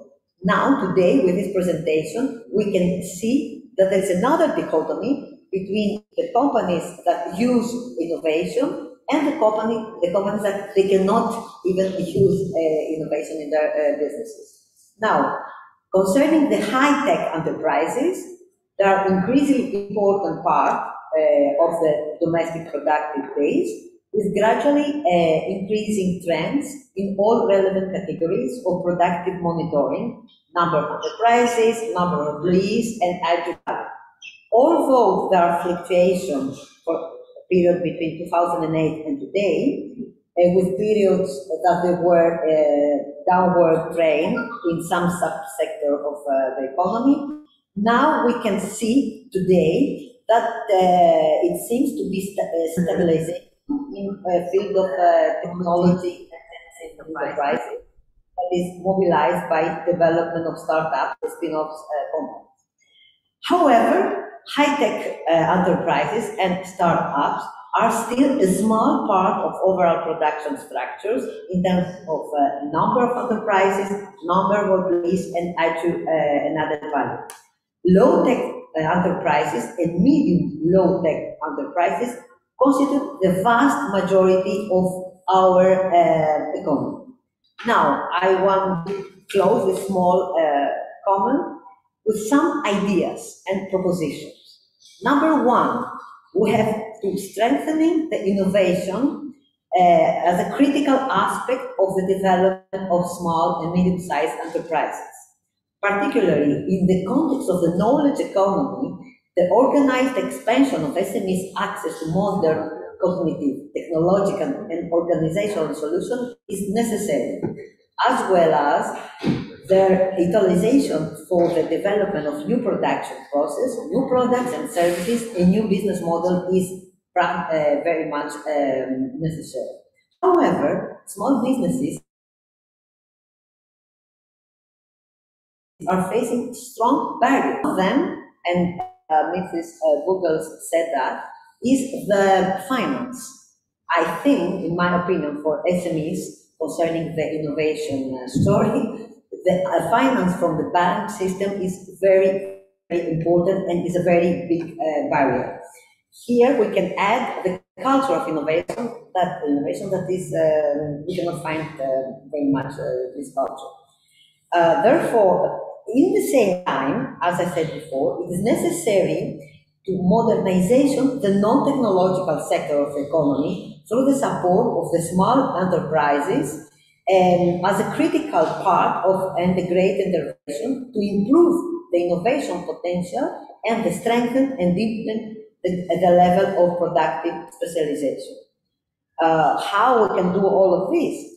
With the establishment of infrastructures to support innovative activities, with actions to finance integrated plans for the upgraded and modernization of the production capacity and of the commercial operation for small businesses and non-technological sectors, and by strengthening the purely technological sectors and in terms of their expansion and interconnection with international production chains at the level of intermediate or final products and services. And finally, to support the startups for the development of solutions, products, and services in productive fields related to important sectors of Greek economy, as, for instance, agricultural, food, trade, construction, and tourism. Thanks a lot for this opportunity to say one or two words about Greek SMEs. And thank you, Maya. See you again. You can sit here if you want, so we can continue with the panel. Okay, I can sit. Okay. Couple of additional points brought into the discussion by Mr. Gamanoli from Crowdpolicy, and then we move deeper, and after him I want to go back to Brussels, to both the policymakers and the academics, and see perhaps how we can accelerate on this.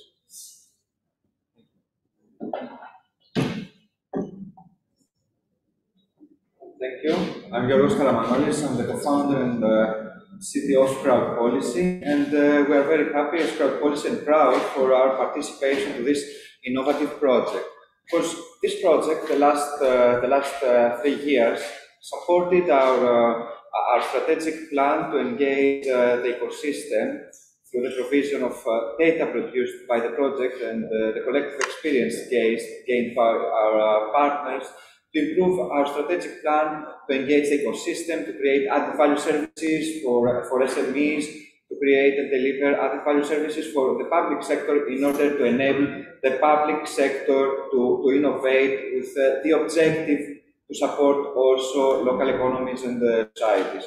So what we are doing the last 9 years with Crowdpolicy is related to open innovation, digital transformation, and we are trying through the technology, through our technology activities and technological solutions, cloud services, to support the entrepreneurial ecosystem in Greece, and in parallel to develop cloud applications for the customers, for the public sector and users. Through our 10 years journey, we have the support and the experience of a wide ecosystem in Greece. A business ecosystem. We have collaborated with the private sector, with public sector, with ministries, with collective bodies, with regions and municipalities. And our participation to the INNOMSME project has supported the last years our approach of how we could align with the European state-of-art our services, our technological services, and our digital services. So my highlights through our participation is that, of course, the innovation in every level, in public policy level, in business level, technological level, needs a political or managerial will.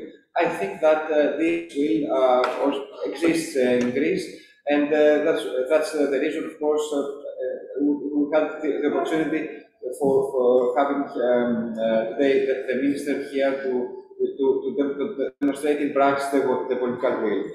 Also, I would like to highlight the importance of the human talent and local networks that could support small SMEs to innovate in a way that they could transfer exponential or technology, for example, or cutting-edge technology to specific industry segments. So what we think that this project would provide for the economy and the society after the completion of the project or during the implementation is that all this data could be, and the reports and the deliverables could be utilized by a community of researchers, developers, startup companies, academia, in order to support policy making, policy formulation, or the development of added value services. It is, in one way or another, a common experience of what the INNOMSME project has supported Crowdpolicy. So, during this innovation journey, the last years, we have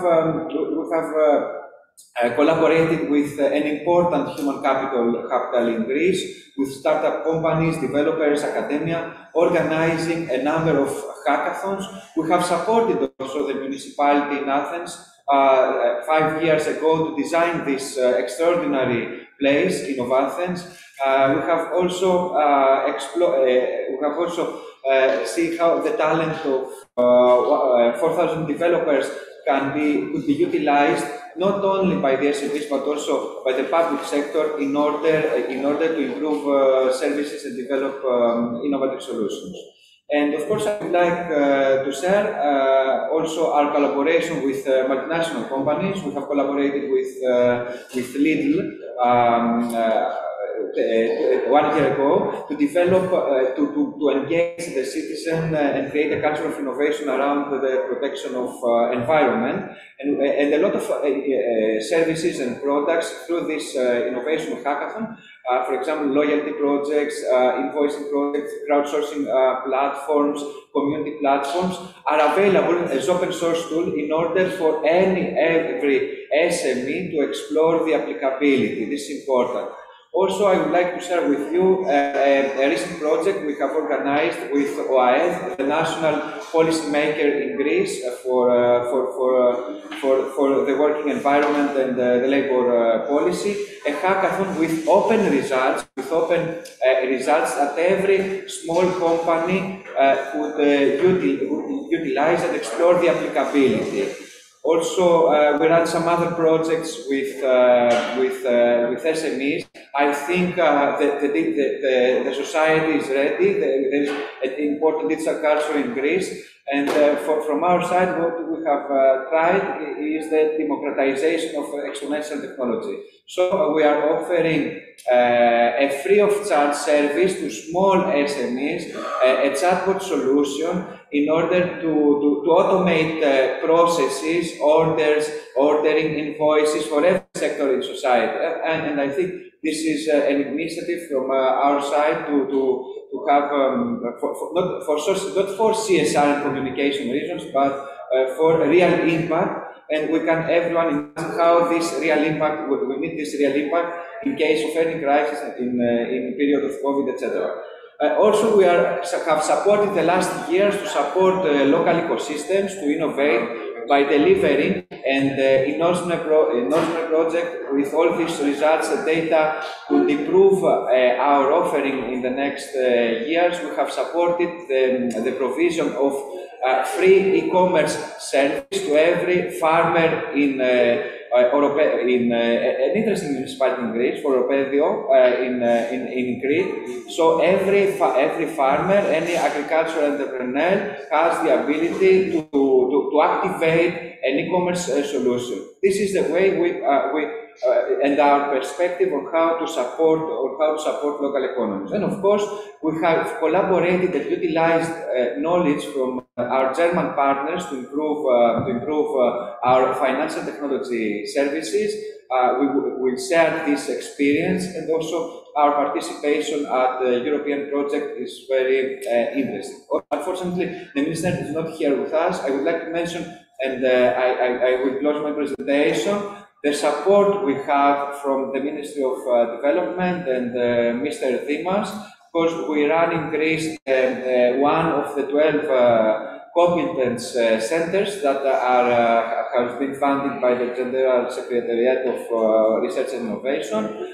What we are trying to do through the GovHack Innovation Cluster and with the support of collective bodies is to open and improve the procurement processes of the public sector and enable small SMEs that could provide technologies to the public sector to participate at the procurement system.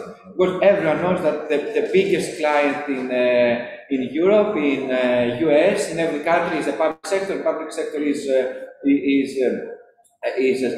we can innovate in the public sector, and we can transfer solutions from the public sector, the private sector, etc.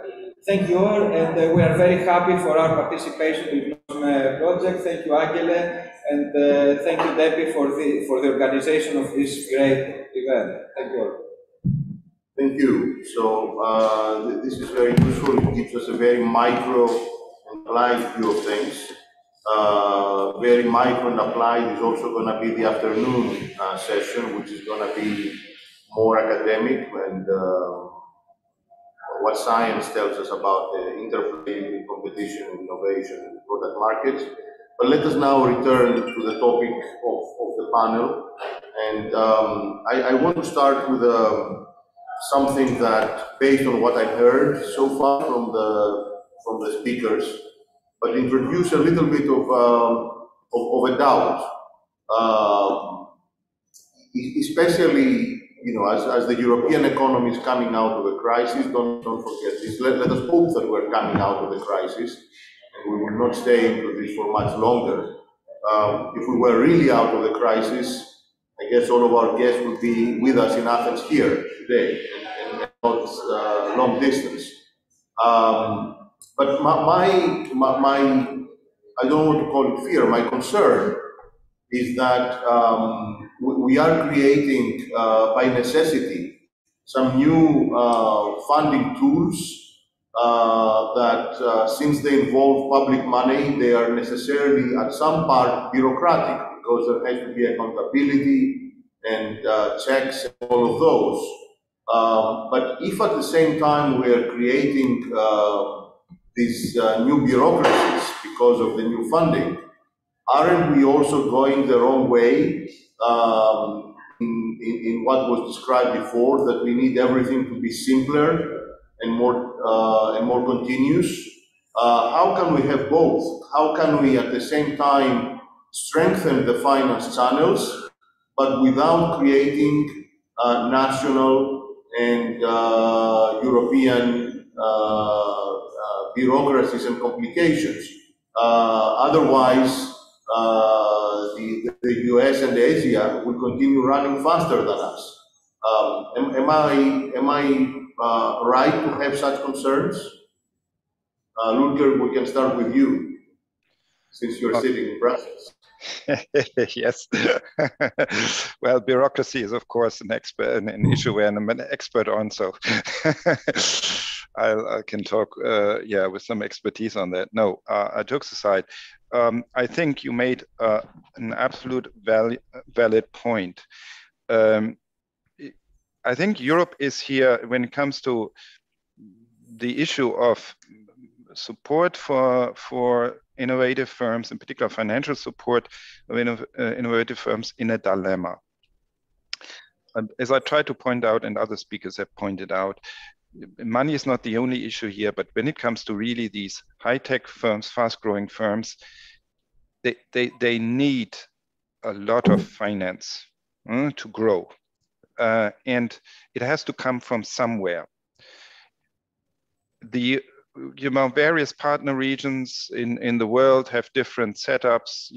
The US has, to put it simple, has Silicon Valley and over a century, sort of almost century, well, decades, developed private equity scene where this kind of finance is pretty much there and is made available. China has, of course, is the extreme opposite, where it's everything steered by the government and so on. Europe is somewhere in the middle, and unfortunately, if we look to the US, we do not have this private equity right now, as we wish we would have. Our goal needs to be, indeed, long term, not to substitute what we are doing in a way now, private finance by public finance, basically, ad infinitum. But we need to put financial instruments in place now that help to build up equity finance, private finance, so that over time we become ever less reliant on public finance, financing startup and scaling up firms. And in that sense, the instruments which I in my presentation quickly flagged, in particular the IPO fund and this SKLI instruments, they are designed in a way to basically act as, yes, public money is put on the line with all of its sort of problems and risks there. As you said, public finance, there's always this balance to be struck in terms of making it practical, available for firms, and then make it easier, and at the same time provide the due diligence that it is not my money that is spent there, but it's taxpayers' money. So there need to be, of course, a minimum amount of checking and control, which always comes with some form of bureaucracy. And so we are stuck with this at the moment. What we have to do is, when we use these finance instruments, in a way, design it so that the Commission, other public institutions act as anchor investors, do the first step, take the first risk, and then rope in private investors from Europe, but also beyond, to then basically finance the rest. And hopefully over time, this helps to develop also a private sort of financing infrastructure, or basically have it more matured, that eventually we can a bit back out the amount of finance that we are putting in from the public side. You know, that's from a very strategic angle. Right now, I think your concerns are absolutely to the point in terms of what public finance for these firms, but you know, the problems that come with it. But we have, it's right now it's indispensable. And what we are trying to do at the EU level, but hopefully also on the national level, is try to learn from the past.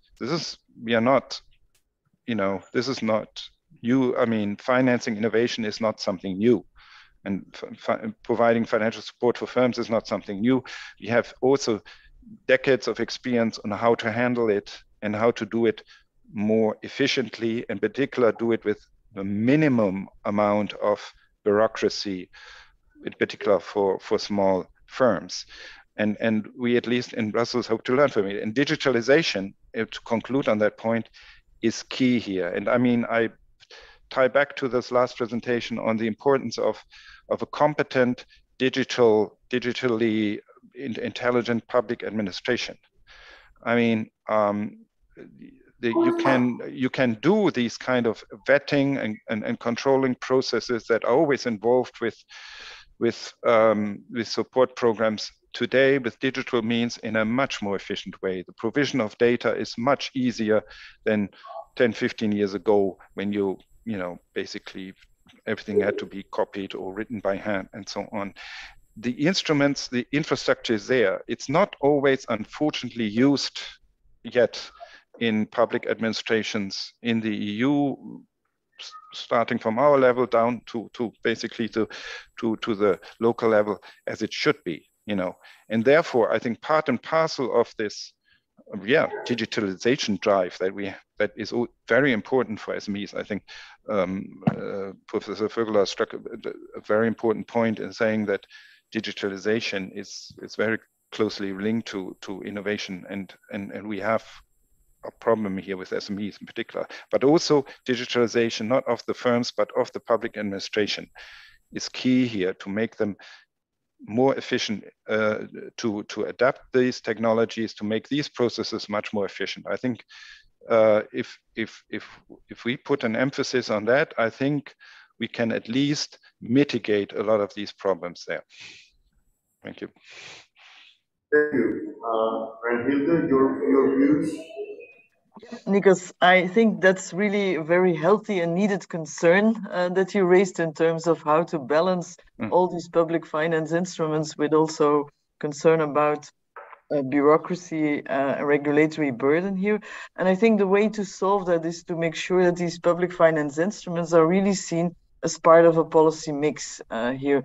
And it should really be complemented with also looking at the whole regulatory agenda here, because of course, incentives for innovating and for investing will be very important, and they will be shaped by the regulatory environments. That's also what our results show in terms of the importance of business regulations, labor market regulations, how important they are to shape the incentives for innovation here, even more so than access to finance. So definitely the regulatory agenda, how to design that best, has to be very complementary to financial instruments. Otherwise, we will never get returns out of this here.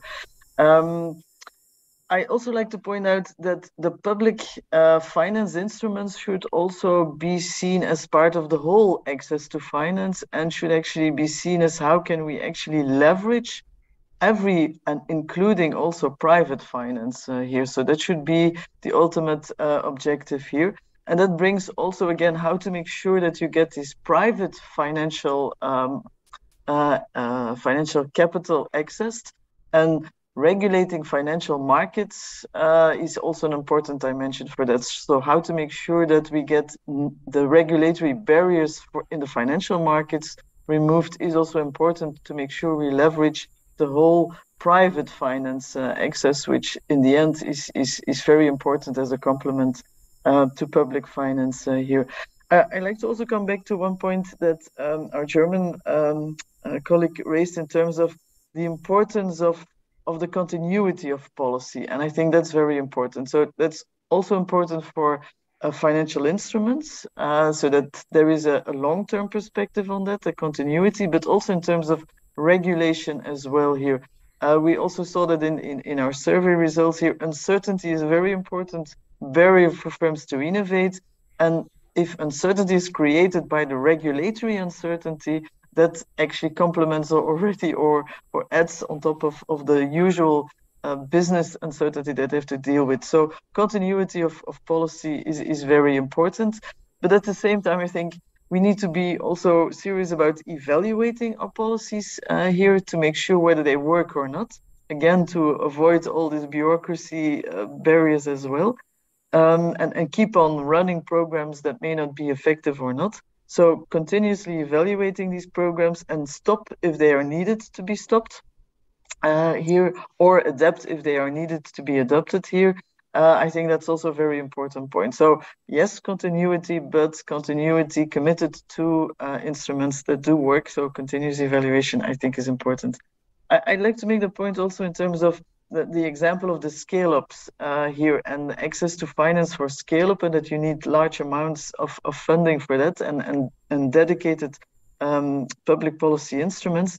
The more recent evidence with the current financial market positions here show that actually our low interest rates environment that we have now actually has also given a boost to venture capital. And that actually more recently European companies that want to scale up face less barriers to access those global financial markets here, venture capital markets. And I think that really makes the point again how important it is that our instruments, our public policy instruments, really try to leverage as much as possible those private venture capital that's globally available here for scaling up, because it's not only the capital that they provide, but it's also the networks, the access they have to relevant value chains. So they bring in way more than just, and so we need also these access to deep private venture capital here. We have that coming in now. Let's hope that this is not just purely due to the low interest rate environment that may not hold in future here, but that we can actually also use that as an opportunity to build that in more systematically here by looking at supporting those private venture capital markets as well. Alexander, you want to jump in this, I'm sure? Yes, I'd like to ask one question to both Ludger and Reinhilde. To what extent do we have to think with respect to research investments more European than we currently do? And what do I mean with that? So we have the common European market. We have, so to say, the opportunity to live everywhere in the European Union. But when we are seriously looking into investments of R&D, it's still on the country level. And most countries decide to put the bulk of their investment into national research institutions, for instance. And the question is, should we think more European in this direction, so to say, create more European research institutions than we have already? I think we don't have too many. And how can we handle this? And because, of course, then also always the question comes up, where shall we locate them? Again, a certain country needs to be chosen, so to say.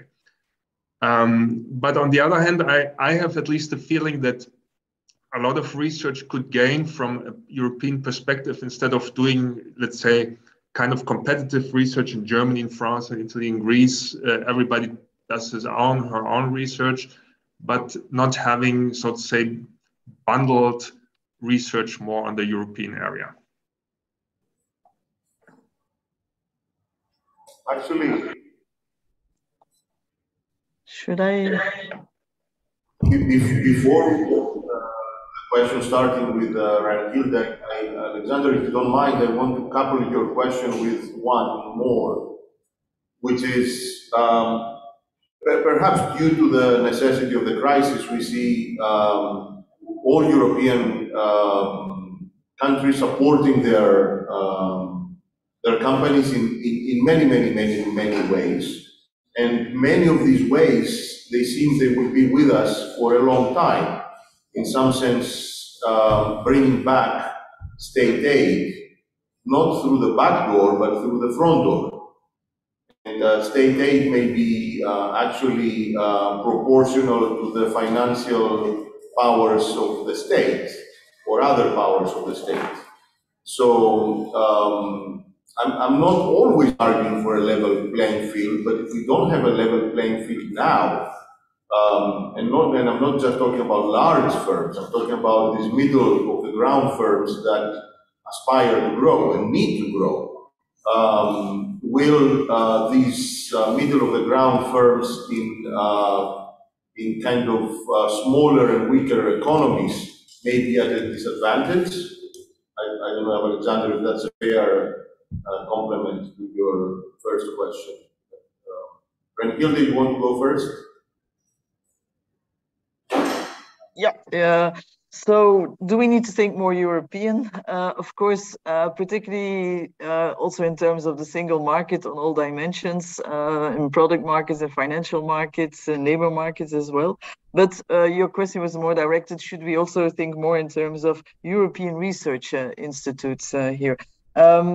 I do think we definitely need to leverage more the European scale. But I wonder to which extent it should be really through creating European research institutes. I would go more in the direction of making sure we have much better connected research institutes here, because I think that these research institutes also play a very important local hub here. We should not only see these research institutes and universities as, okay, they're going to create the next unicorns or tech startups here, but they also are very important in delivering the skills for the new recruits that they actually are training, and that's very important. Also, local market here. It's also very important for the, as we mentioned, the adopting of latest technologies in other firms as well here.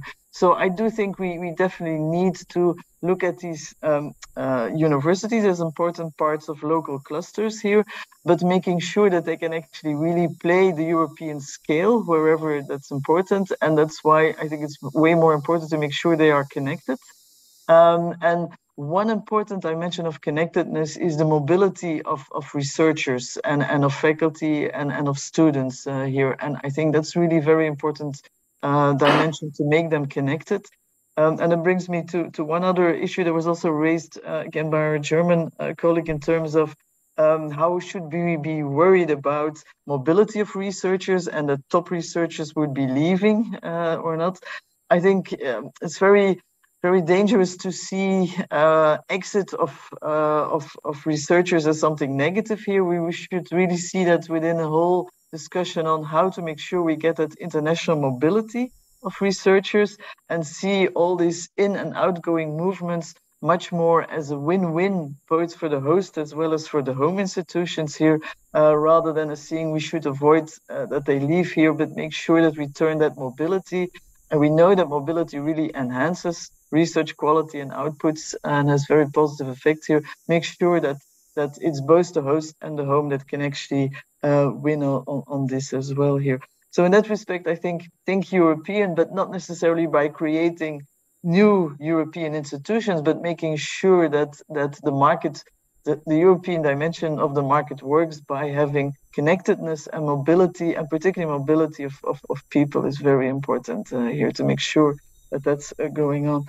And then, Nikos, your concern about should we avoid, are we now creating new national champions? And would that be quite dangerous? I fully agree that state aid and state aid control is very important to avoid that we're creating national champions. And by the way, it's not only the danger of national champions at the European level that we would be creating European champions.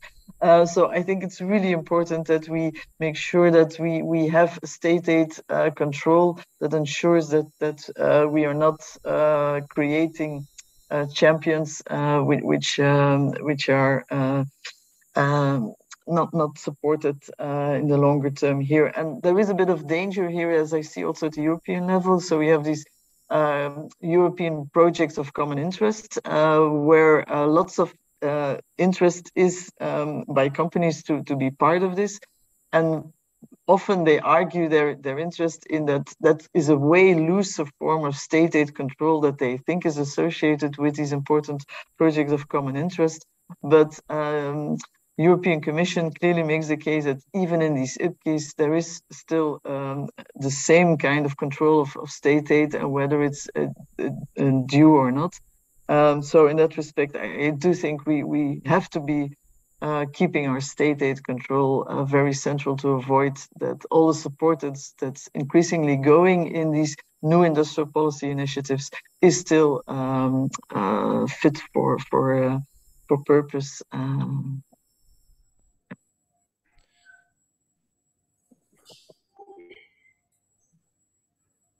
I guess, Luther, Yes. you can have the final word in some sense.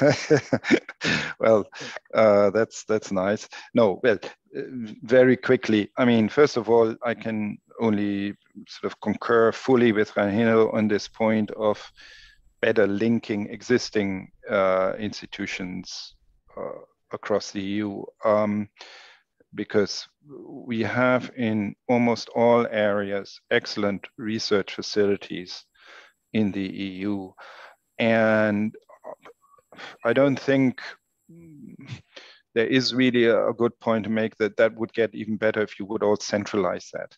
And then an additional point to that, a lot of innovation happens now, of course, in crossover between different fields. And so material science and electronics and so on. And so it would be just impossible to lump this all together. But what you really need, and I really sort of only concur that, and that's also, of course, of our policy, is to enhance much more the flow of information between pan-European flow of information between the different centers, the exchange or the promotion of joint research projects, the support of the mobility of researchers within the EU. I think that is really the answer to this, more than sort of central institutions. And linked to that, I think, yes, you said, Alexander, that we have the single market and so on. Well, we do have in some areas, but it's by no way complete, you know. And there are some areas, like for instance, data, the flow of data, for instance, you know, where we clearly cannot speak of a single market yet, you know, and yet data is, of course, the currency now of innovation in a lot of areas. And so this is certainly an area where we have to work in a lot more on the European level. Of course, things are going on with the digital market, you know, regulation and so on, to establish there also a common and sort of rules in understanding also how to deal with data, flow of data across the data, you know, how to marry those two objectives in allowing firms to make use of the data and the scalability of the use of the data, while at the same time, of course, guarding and taking into account the interest of privacy and other, of course, you know, societal and political interests related to that data. That is something where we don't have a kind of, where the EU as such does not yet exist, you know, where we have to invest way more to allow really, yeah, much better flow of people, of investment also. That is also still an issue there. And of course, the data. I think there we can still have a lot way to do to allow this to to create really a single market and worth of its name. So there's that. And then, of course, the other aspect on state aid, well, yeah, I don't think anyone feels at ease with the fact that right now a lot of the European industry economy is supported in one way or the other by state aid. I think that is something we all know. It's dicey and it's not the way it's supposed to be. And I think we certainly, of course, here in Brussels, clearly the idea is to keep tabs on this and to ensure that, while acknowledging, well, that right now that we live in a situation where you have businesses, we are in a crisis, it's extraordinary, and therefore these ask for more support measures maybe than usual. But I think we clearly are very aware here that the measures that are now in place need to be kept at a minimum, and that also you need to be able to roll back that support as soon as it is possible. I think that has to be certainly on our minds all day. Now, here's a little kind of twist and a little sort of, problem. When it comes to innovation, support for firms of innovation, we know, and the minister has alluded to it, we of course, we live in this international competition. And we do have, of course, we compete with partner regions where there is a heavy support, public support for firms to innovate. And that is, I don't have a perfect answer for it, but that is a dilemma, because on the one hand, if you want to hold up the idea of a free market and economy throughout the EU, and at the same time, you want to ensure the competitiveness, we have to find sort of an answer, sort of a pure laissez-faire in the sense of, well, look, let the Chinese do whatever they want, and the US and the Department of Defense, and we'll just play sort of by the market, sort of by the sort of liberal rules. That obviously is too easy an answer. So we have to find ways to support our businesses in innovation, well, to be able to compete, while at the same time not sort of, equating that with keeping the tap of state aid flow wide open. So that's definitely a discussion, ongoing discussion that we have to have, how best to do that. Thank you. Thank you. So, Ranhilde, I see a hand. Yeah, I'd like to come back to indeed this international competition in terms of subsidies here, because I actually wanted to make the same point there too. So that's usually, and certainly in the new industrial policy initiatives that you see in China and the US and in Europe, and that's very often also used as an argument as why in Europe we should actually also be increasing our subsidies too. But in order to avoid to really get into a negative subsidy game, I think what this really would call for is having a state aid control like we have at the EU level, also at the global level here, so that we are sure that actually the subsidies that are going on in the different country areas here are something that still don't disturb the fair competition here. And I see very little going on in that respect here in terms of trying to coordinate, at least at the global level, these whole new industrial policy initiatives here. That will be a way better way of dealing with it, international competition, rather than just making sure that we also enter into the subsidy game here as well, which would be in the end very costly to do. Yeah. You think that might be realistic?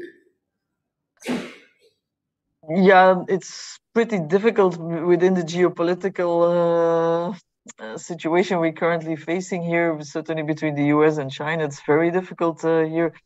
Perhaps at least some kind of coordination between the US and the EU would already help, and that should perhaps hopefully be a bit more feasible here. And I think the EU could actually play in this triad that's really very complicated one, a much more proactive role as well here, and trying to be a bit more the intermediary here and trying to solve.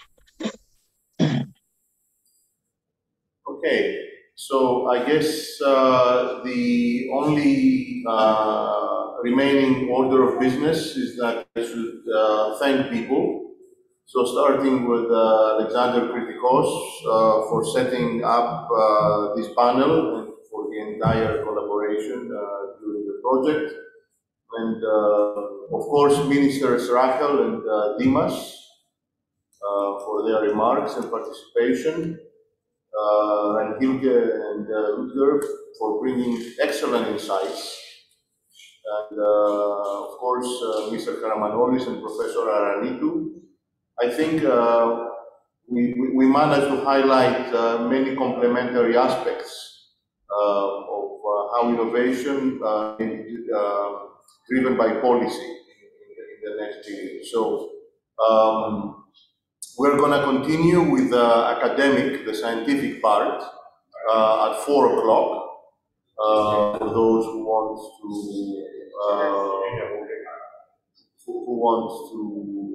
to do that, that's going to be exciting. It's science. So 4 o'clock for that. Alexander, did I forget anything? No, I don't think so. I also would like to opportunity to say thank you very much for this really great panel, and thank you, Nico, for the joint work over the last 3 years. It also was a great pleasure to work with you and exchange experiences and work together. So thanks to all from the panel for the discussion and the insights, and for joining us in the various ways, hybrid, online, there in Athens. Thank you.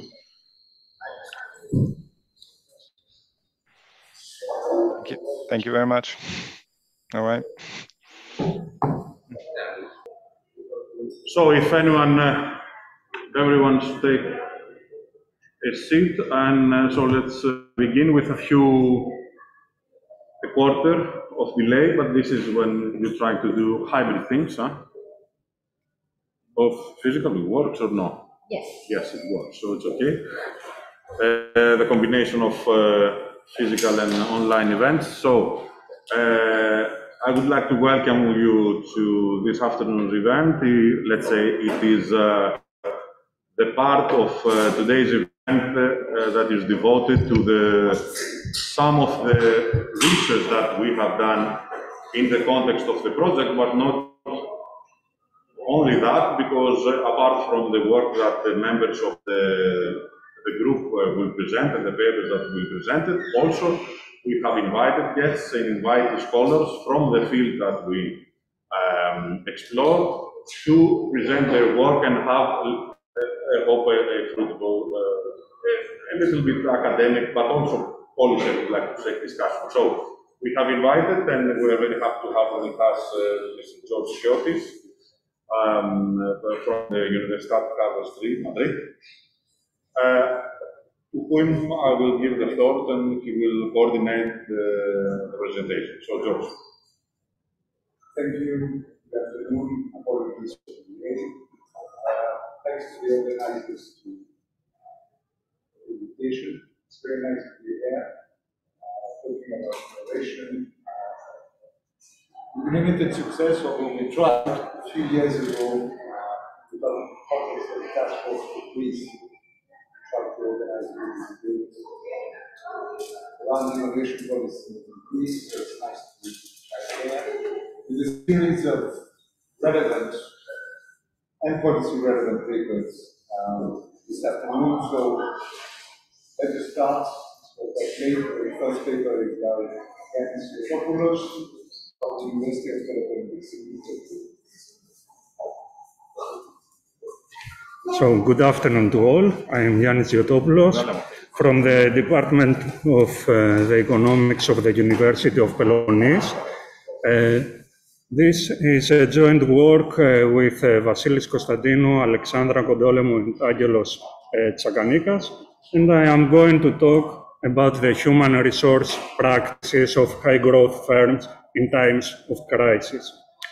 I'd like to note here that recently we have received some minor revisions, some minor comments in the second round revisions from the European Management Review. So this is the outline of the presentation, where first I am going to present the main research questions, the contribution of this work to the relevant literature, and the conceptual background that we use. Next, I will describe briefly the data and the methodology used. And finally, I will present the key empirical findings of this work by discussing some implications for large-sized and small-sized high-growth firms. So, the basic issue is to explore whether there is a balance or a trade-off for high-growth firms between their decision to recruit individuals with ex-ante high educational level on the one hand, and their decision to provide formal employee training to improve the skills of their employees on the other hand. What is more, we explore whether there are any differences in the human resource practices between small-sized and large-sized high-growth firms. So, what is the importance of high-growth firms for the economies? A number of studies have recognized that although high-growth firms cover a small part, a small share of the total firm population in the economies, they seem to create the majority of new jobs. Therefore, they act as a contributor, we can say, or a facilitator for economic growth. So, our conceptual background is mainly based on the human capital theory, which is commonly used to analyze the role of external formal education and the training provision, the role that these play in shaping the performance of employees and the performance of firms. To this end, two main types of human capital development have been recognized. The general human capital, in which employee general skills can be developed through formal education, and the firm-specific human capital, according to which training constitutes a common way to develop firm-specific skills and knowledge to employees. So, our contribution, to the best of our knowledge, is threefold to the relevant literature. First, this study emphasizes the role that human capital strategies may play in achieving exceptional growth rates for firms operating in crisis-hit economies. Second, this study advances our knowledge on potential differences in the human resource practices between small and large high-growth firms in times of crisis. Third, it examines jointly two significant human resource practices of high-growth firms, that is, the recruitment of highly or low-educated employees and the provision or the absence of formal employee training. So our data were derived from an extensive two-way survey where the first wave was undertaken in 2011, and the second wave was undertaken in 2013 in the midst of the Greek economic crisis. The firms in our sample operate either in manufacturing industries or in service industries. So our final sample contains 1,500 Greek firms that participated in both waves.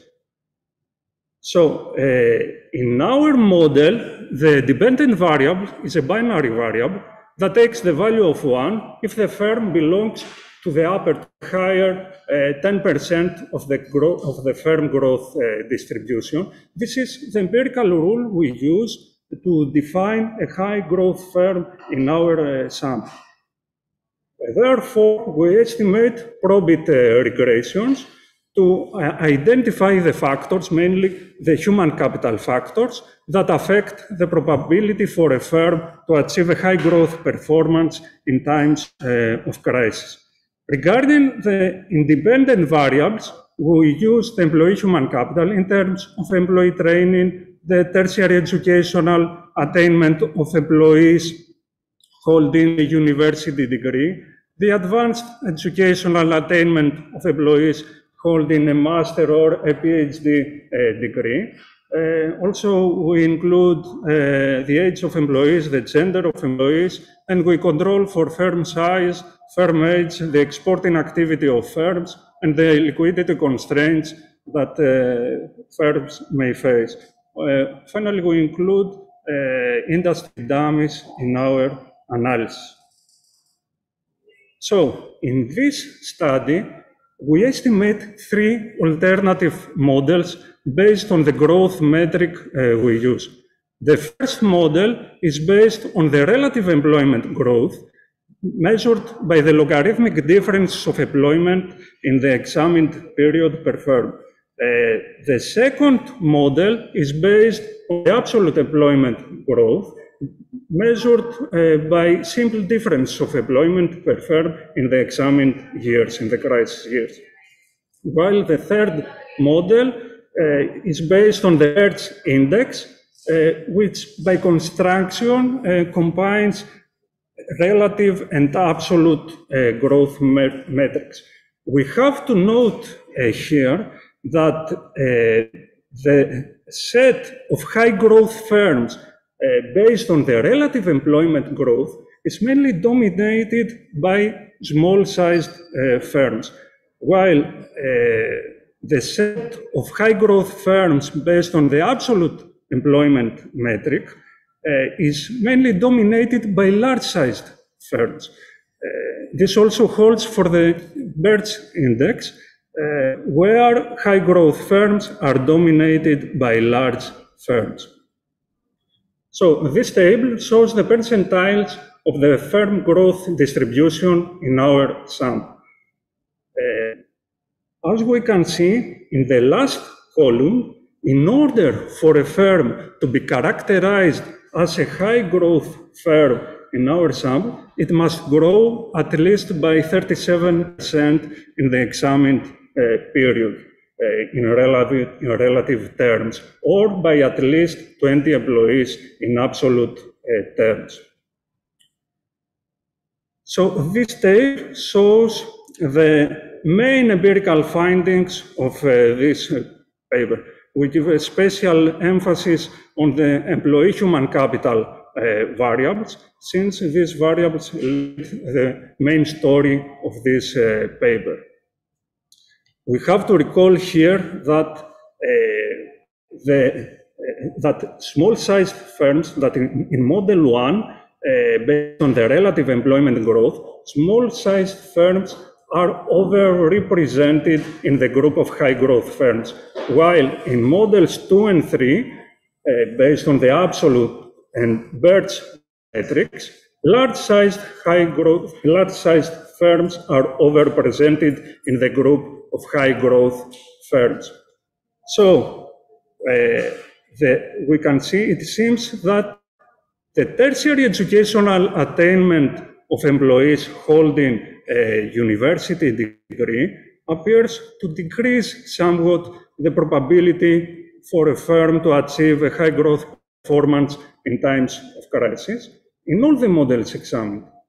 On the other hand, advanced educational attainment of employees holding a master or a PhD degree increases somewhat the probability for a firm to achieve a high growth event in the crisis period. On the other hand, we have to say here that advanced educational attainment, this positive correlation, this positive effect holds only in model 1 for small-sized high growth firms, while this variable is not significant in models 2 and 3 for the cases of large high growth firms. Last but not least, employee training seems to play a positive and significant role in models 2 and 3 in the cases of large high growth firms, while this variable is insignificant in model 1 for the case of small-sized high-growth firms. So our main findings may imply that in crisis periods, large high-growth firms seem to prefer low-educated or unskilled individuals, and then they invest on employee training to improve the skills of the employees. This interesting finding may be explained by the fact that larger high-growth firms may exploit scale economies in training, given the large number of employees to be trained. So in a crisis context and as a part of a cost-efficient strategy, large firms may prefer to employ individuals with smaller wages and subsequently invest in their training. What is more, larger high-growth firms, in order to reduce the adjustment and search costs and possible employee mobility, may invest in the development of firm-specific human capital through formal training.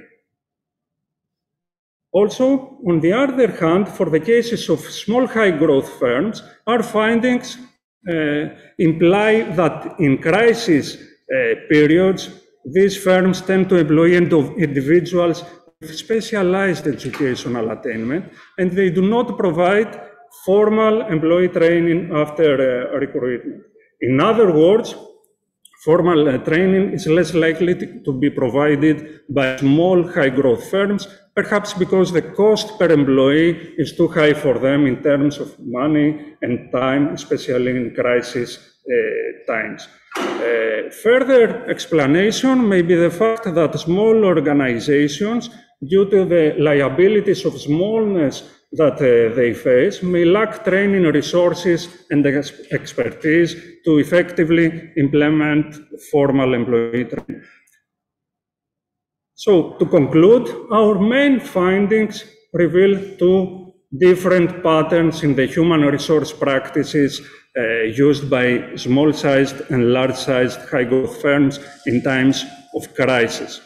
The first pattern indicates that large high-growth firms appear to employ less educated individuals and then invest on their training in order to improve their knowledge and skills. The second pattern indicates that small high-growth firms seem to opt for individuals who have specialized advanced educational attainment at the first place, so that to avoid the provision of subsequent formal training. Thank you very much for your attention. Any questions, please? Right on time, but I will try to shoot it.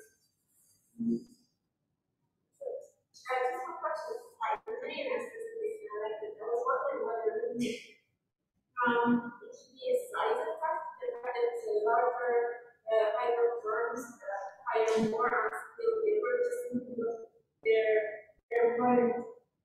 employing more and more employees, and therefore Angela, sorry to interrupt. Could you give her the microphone? We cannot hear her.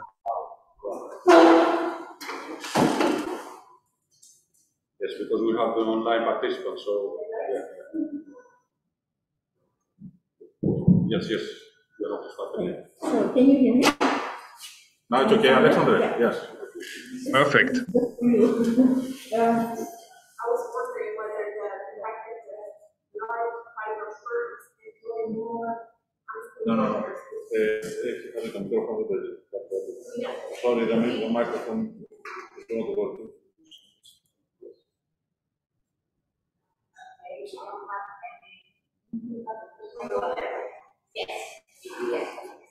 Really loud.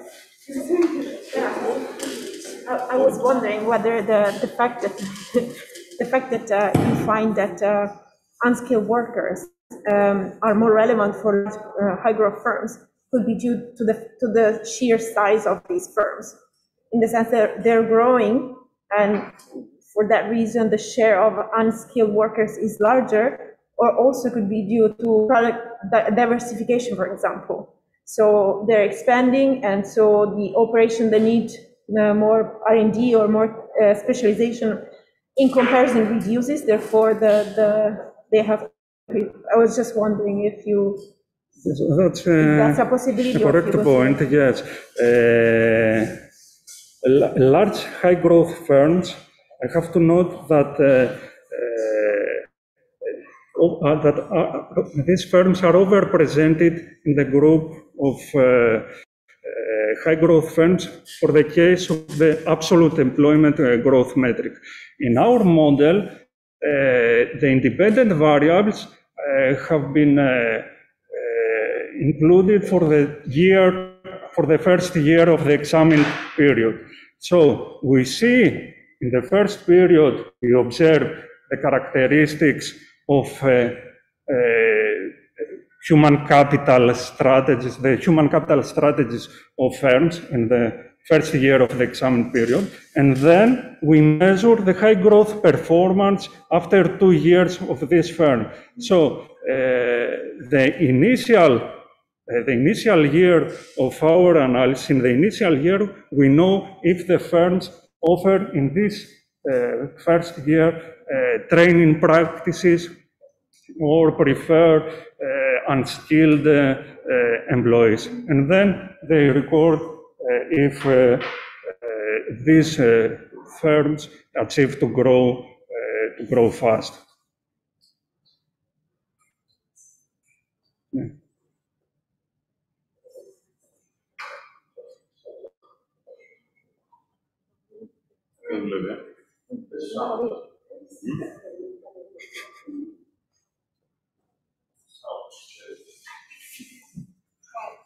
Hi, very nice presentation. I really enjoyed it. One question and one suggestion maybe for further research down the road. So, as a question, why you use the absolute number of employees with tertiary education, not the percentage of employees with tertiary education to the total employment? This size effect then would be a little bit more perhaps moderated. And as a further research direction, because I really like the topic, an idea popped in my head. What if you have the data of the employer's educational attainment, and you could actually construct a measure of cognitive distance in terms of formal education between employees, and see the exact same things, but with if. So that's. Okay, thank you for your comments, but unfortunately we have no data available for information available on the founders. Okay, perhaps in other surveys we can take into account this comment, this good idea. So, regarding your question, the independent variables as regards the educational attainment of employees, this variable is measured by the percentage by the share of employees that hold a university degree. Okay. And we have another further variable regarding the share of employees holding a PhD. We follow this practice, the paper of Code et al., published in the Industrial and Corporate Change. And so we follow this practice.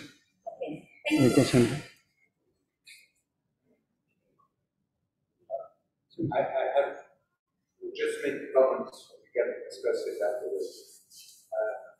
What about reverse utilization? Here you have growth of employment, which is caused by the type of employees that they have. Will you go the other way around? That is to say, possible endogeneity issues. Reverse causality is the other thing I think is linked to one comment that was made, specialization. I think this is something, if you still have the opportunity to add to the paper, small firms cannot specialize. One guy has to do many things. Large firms can afford to specialize in division of labor. The results will go into that. One last thing, dynamics. You have 2 points in time, so you cannot do much, but it would be very interesting to know what happened in 2013, conditional on what has happened. It's really there for, except if you want to react, because I'm not using my position as chair. Okay, thank you for your comments. Regarding the possible endogeneity issue, yes, may be a problem in this analysis, but we have to see that high growth firms do not hire, based on our findings, high educated employees. They prefer low educated. So I am thinking that a possible causality problem, maybe bias, maybe arise if in the case that the findings reveal that high growth firms hire high educated employees with a high educational level, but this is not the case in our analysis. But maybe we can consider this with a 2SLS question estimation, and we can test for possible endogeneity, and we can see if our findings change. We can see if our findings are robust. By the logic not to take into account the endogeneity is the fact that high growth firms do not prefer high educated employees. So they prefer low educated. So we can see that low education helps high growth firms, and then someone could say that high growth firms prefer low educated employees. I don't know if this makes sense in a theoretical context. So this is the reason why we do not take it into account. But we can try to have further estimations on this. Okay. There are no further questions. We have the next paper. Media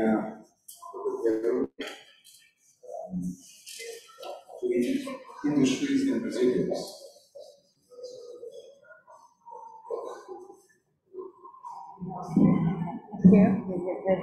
Thank you.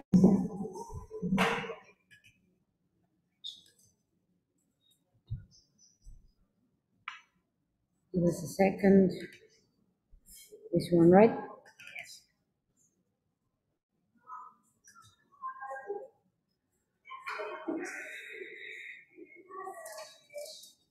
We are okay. Make it right, sir. Loading.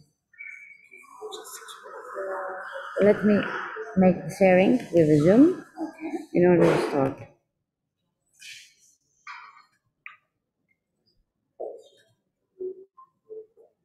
Okay, you can start. Okay. So thank you very much. Thank you for the invitation. It's very nice to be here this evening. My presentation has to do with the joint research work with Alexandra Kodolomou and Yannis Kalogiru, and has to do with creative industries and resilience in times of crisis. We're trying to see the role of firm and entrepreneurial team characteristics on the resilience capacity of creative firms.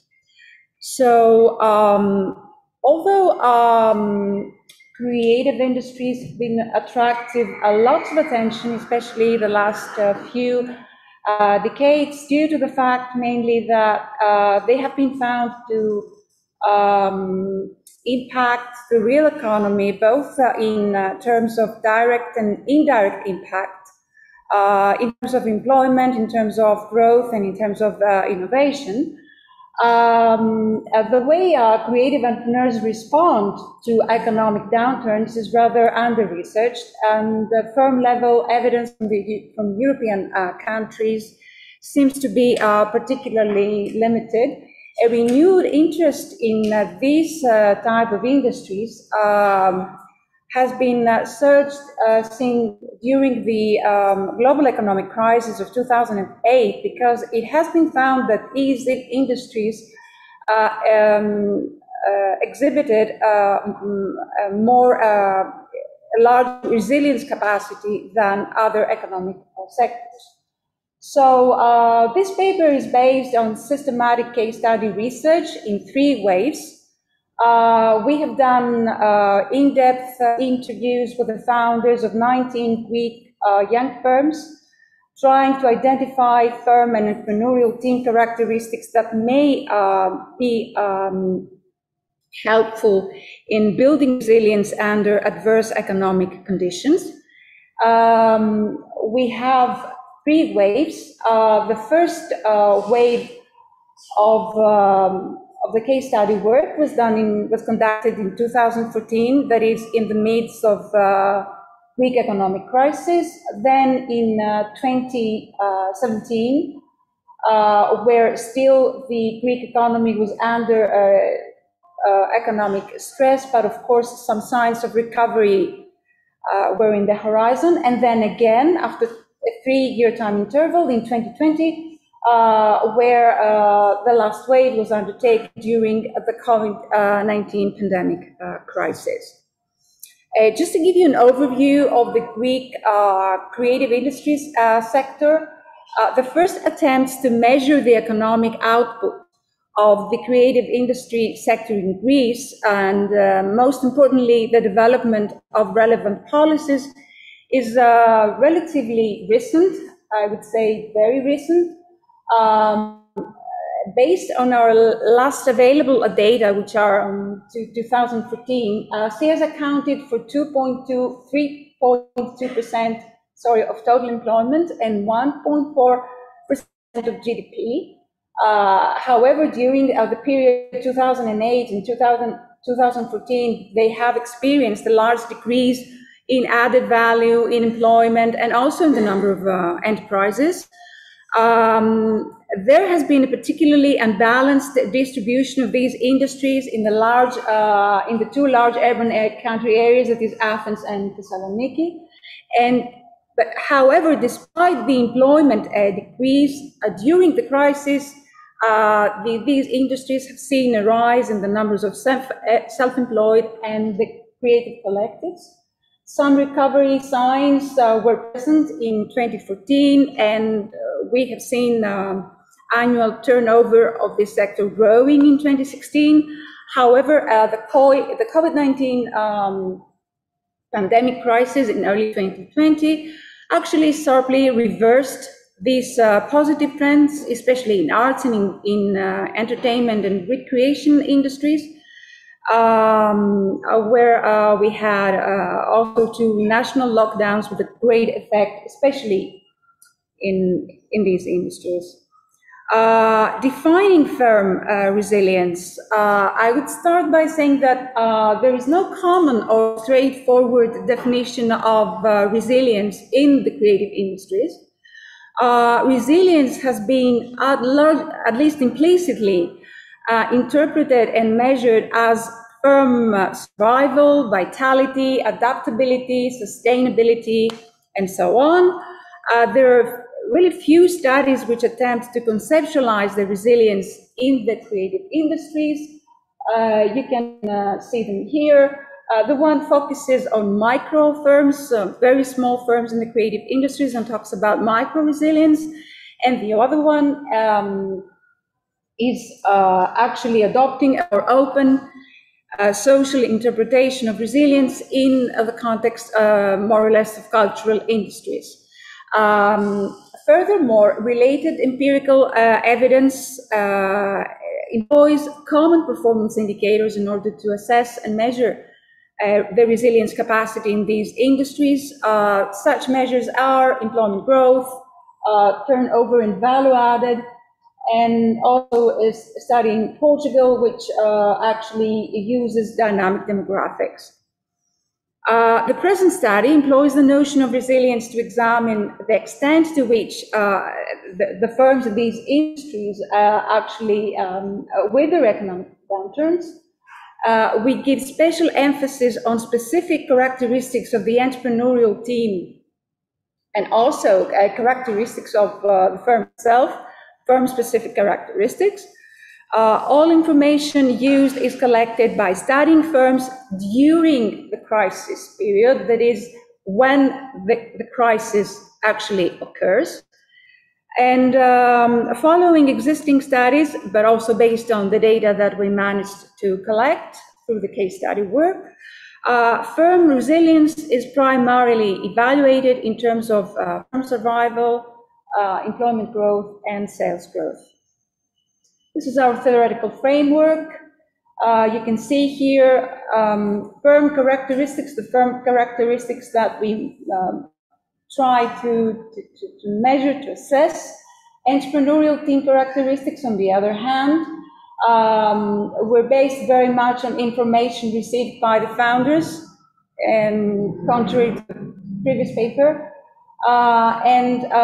We assume that these 2 kinds of characteristics, entrepreneurial team characteristics and firm characteristics, actually shape the adaptability and the flexibility of firms and help them to acquire some kind of resilience based as survival and employment and sales growth. A few words about the research design that we adopted. Qualitative research design, of course, we developed a case study protocol. This protocol was actually a semi-structured questionnaire, and we had in-depth interviews with company founders in person. Some, at least in the first 2 ways. We sampled young firms, companies less than 10 years of age, both in traditional and younger sectors.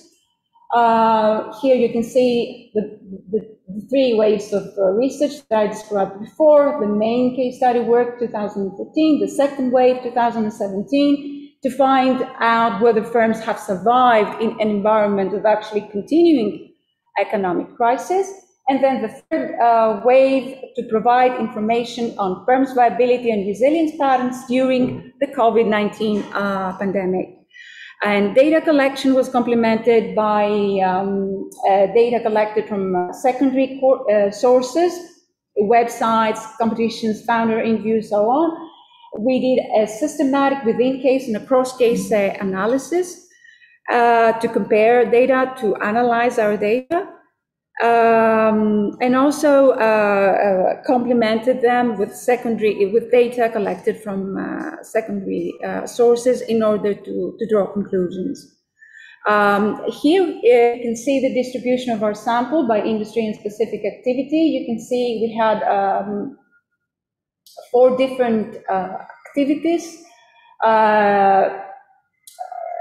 Computer games, architectural activities, specialized design activities, and advertising agencies specializing in branding and communication design. In total, 19 firms. Some first results in order to understand what kind of firms and what kind of characteristics they had. Average firm age 5 years. 1/3 of our firms were established between 2011 and 2012, and this is important because they were actually established during the financial crisis. The majority of firms who decided to do this were actually export-oriented and born global right from the first minute. We're talking here about mostly micro firms. You can imagine that more than half of them have no employees besides founders. However, they employ people on a project basis across all the different 4 industries. So they have an adaptable workforce which allows them to be quite flexible. Their small firm size also allows them to develop and create new business models easily. The adoption of digital technologies appears to be a priority across sectors, and some firms were very quick to adapt to remote working practices and not disrupt their activities, at least during the first lockdown in Greece. And although the demand of products, of course, was influenced both by the Greek economic crisis and the pandemic, they have appeared to be quite flexible in terms of new opportunities related to the fact that they have a diverse basis of customers, different product types, and the symbolic value of creative goods and services. Some results about the entrepreneurial team characteristics. The primary motivation for setting up their businesses was the fact that they wanted to realize their own ideas and express their creative skills and so on. A key motivating factor in some of the industries, especially architecture, branding, communication design, and product design studios, was the fact that they wanted to shape their community's artistic and creative value. Financial gain was not a main priority, and company growth was persuaded in a quite controlled and attentive way. They didn't want to sacrifice quality, artistic flair, or creative identity. Very quickly, some results about the entrepreneurial team. Well-educated founders, strong link between founders' studies and firm establishment. The grand majority of founders have previous professional experience, and a large part of them have gained significant experience abroad. Entrepreneurial skills have proved very essential, very important to firm survival and growth, and founding teams with heterogeneous expertise are more capable of achieving firm survival and growth. Very, very quickly, firm resilience patterns during the two first waves, 2017, 2014. All firms survived. A large number of them had, 12 of them have experienced some sales growth. 3 of them actually were quite pessimistic about their future. Resilience patterns between 2019 and 2020. Here we can also see that a large part of firms have managed to have a small sales growth decrease, or a sales growth, but there is also a significant number of firms which also had a very negative sales growth. So the pandemic seems to have had an impact on them. Conclusions. Sample firms, with few exceptions, appear to be resilient in the long-term economic crisis, despite there is a large sector heterogeneity in these industries. However, small firm size and increased interaction with technology allow these firms to adapt quickly.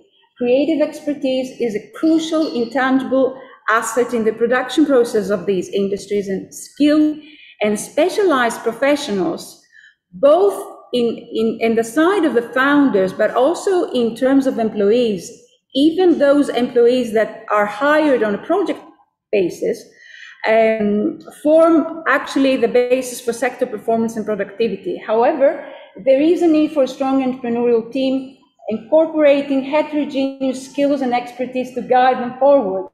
And we have found that highly internationalized teams with extensive working and studying abroad, also combining effectively creative expertise with managerial and marketing expertise, they had been more adaptable, more flexible, and their companies exhibited more, yes, I'm finishing.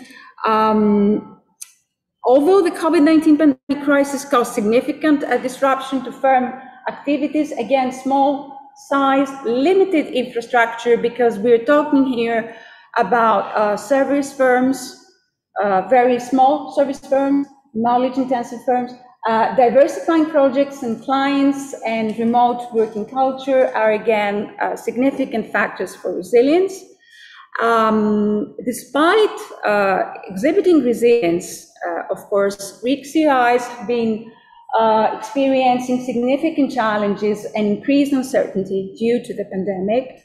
And in this context, it is imperative that policymakers identify the need to define the sector's scope and coverage, recognize its relevance to the economy, and create a common ground for the sector's voice and action, develop clearly articulated institutional policy framework, and create a dynamic network for improved business communication within the sector and with the sector and other industries, because the impact of these industries to other industries such as manufacturing can be large.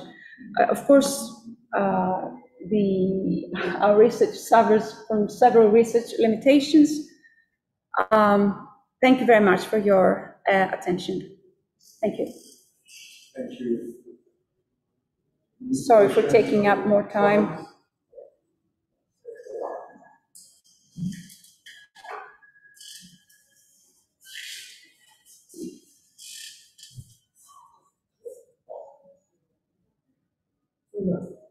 It was really interesting, and I think it's a really promising line of research. I really enjoyed it.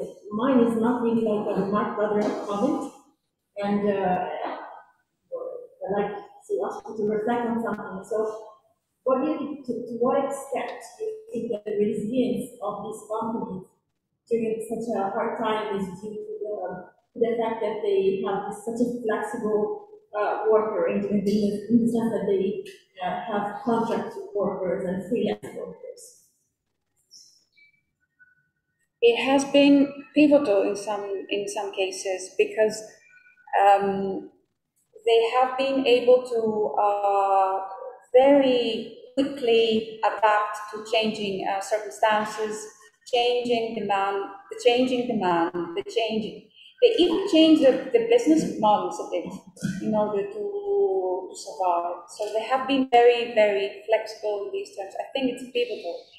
And a trend that we have seen, not only in Greece, but also in other, in the creative sector abroad during the crisis, the global economic crisis, was that even because we're talking here about micro enterprises, even let's say the type of the company has quickly changed. I mean, people were actually very easily moved to self-employment. We're talking here about very small firms, so, And yes, and the because I think that the idea of it's like more a discussion, but I think that there could be some merit in looking in general. I'm not just saying with big data, but in general, it would be, I think, important to look into the role of freelancing employment during the time of COVID.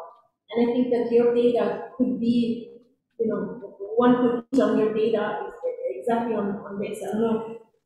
Maybe 19 companies could be not enough, but in any case, it convinced me, so I think. Yes, COVID changed working practices, but you have to have in mind that we're talking here about a special, let's say, type, a special category of firms which employ people on a project basis, and this is the way they work. Architectural firms, design firms, even firms in the video games, and across the sector, they work this way. So this is a work practice that they used to have before.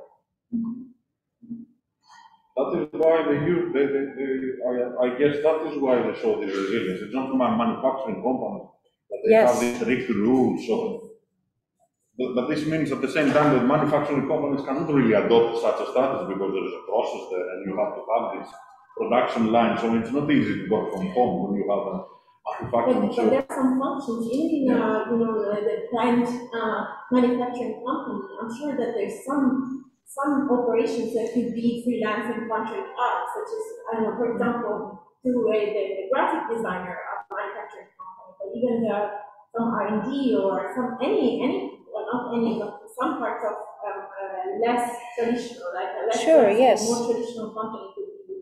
This can be done, but this is not something that trade unions would like. I mean, for me, this study, like, make my mind go and think in places and thinking how maybe the role of contract workers and freelance workers could be had a pivotal role in the crisis. Okay. I have a question too. Sorry. Yeah. Yeah. Yes. So what I would like to know, I don't know whether I missed it or not. So if they survive and are resilient, what does it mean to survive? Did they survive on their own? So as I understand, you talked to them. Did they survive on their own based on their business? Or did they survive because they had external finance, whether that was help from family, siblings, friends, whatever? So I think that is important to understand the story, whether that is survival based on their own business model, although it changed over time, or whether it's survival because they had other forms of financing their life. No, they had no other forms of finance, and there were some firms, actually 3 firms didn't manage to survive. And although they had funding, one of them was in the video games industry, and although they had funding from VCs, they didn't manage to survive, and they didn't manage to survive because they didn't actually invest the money wisely. That's what they told us. I mean, they invested again in technology and not in marketing. So this was crucial. And the fact is that they didn't manage it, although they had external funding. As far as I know, from the three waves of the research work that we've done, they had no extra funding from siblings or no. Okay. Thanks. Thank you. Okay, we can move to the next paper. There is a question. Oh.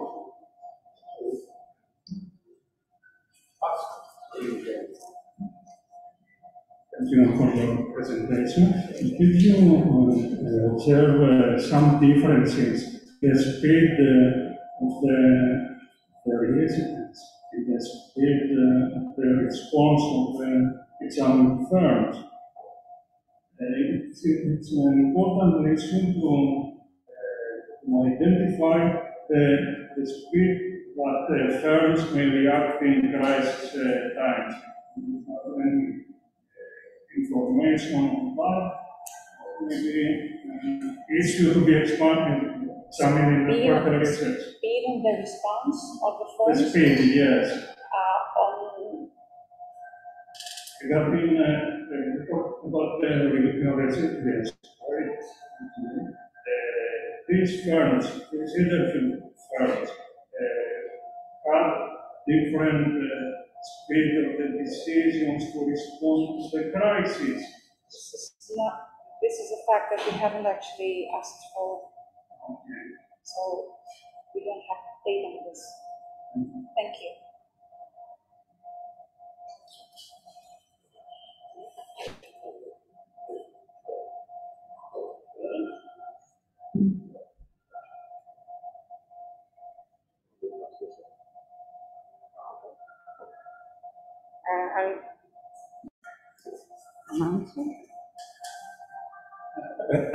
Alexander, the floor is yours. Please turn on your mic.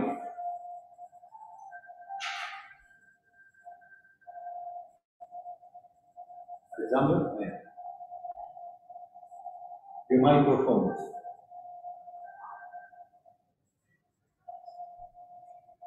Please unmute yourself. This is the common statement of COVID-19 era. Now it works. Sorry. So you can see my screen, yes?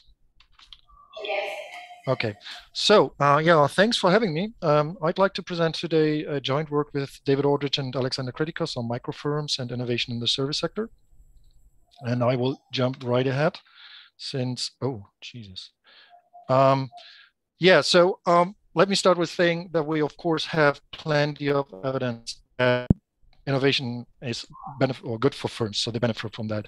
We heard it this morning, they are more profitable, they grow faster, and of course, they become more productive and more competitiveness. What we also know from the literature is that there is this positive link between firm size and to some degree age on the one hand, and innovation input, innovation output, and productivity on the other hand, for various reasons. And in a nutshell, essentially, the larger you are, the more likely is it that you engage in R&D activities, that you will have an innovation and that you will profit from that in terms of a higher productivity.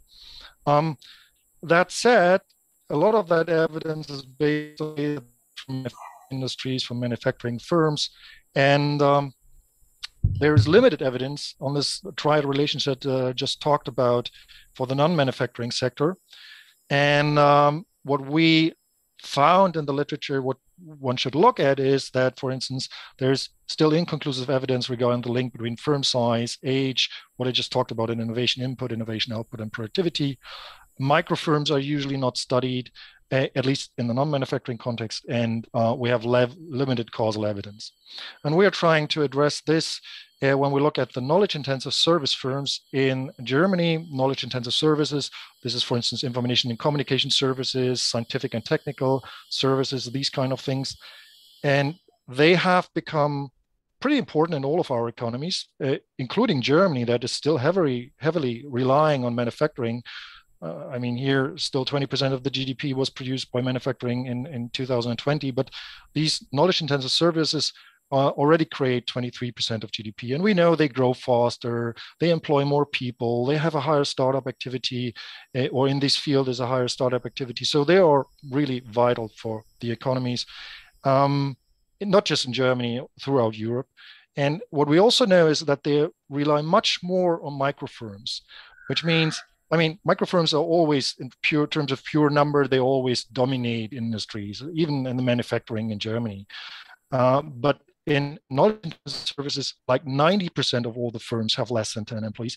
And what's more important, they even employ more people. So in total, more people work in microfirms in the knowledge intensive services than they work in large firms. And this is, for instance, completely different to what we see in manufacturing. And given what we know from the literature, and given this, what we know from knowledge intensive service firms and the importance of microfirms, what we ask in our research and what we look at is, firstly, to what extent do firms in knowledge-intensive services innovate without formal R&D processes? We know that happens in the R&D, in the manufacturing industry, and we would like to see and know whether this is the case, not only the case also in knowledge-intensive service firms, but also whether that is much more important in knowledge-intensive service firms. The other thing is that we have this relationship between innovation output, innovation input, output, and productivity that is well established for the manufacturing sector, but we still don't know whether that triad relationship really works the same way in services. And finally, and maybe most importantly, we want to know whether the size is a burden in knowledge-intensive services as well.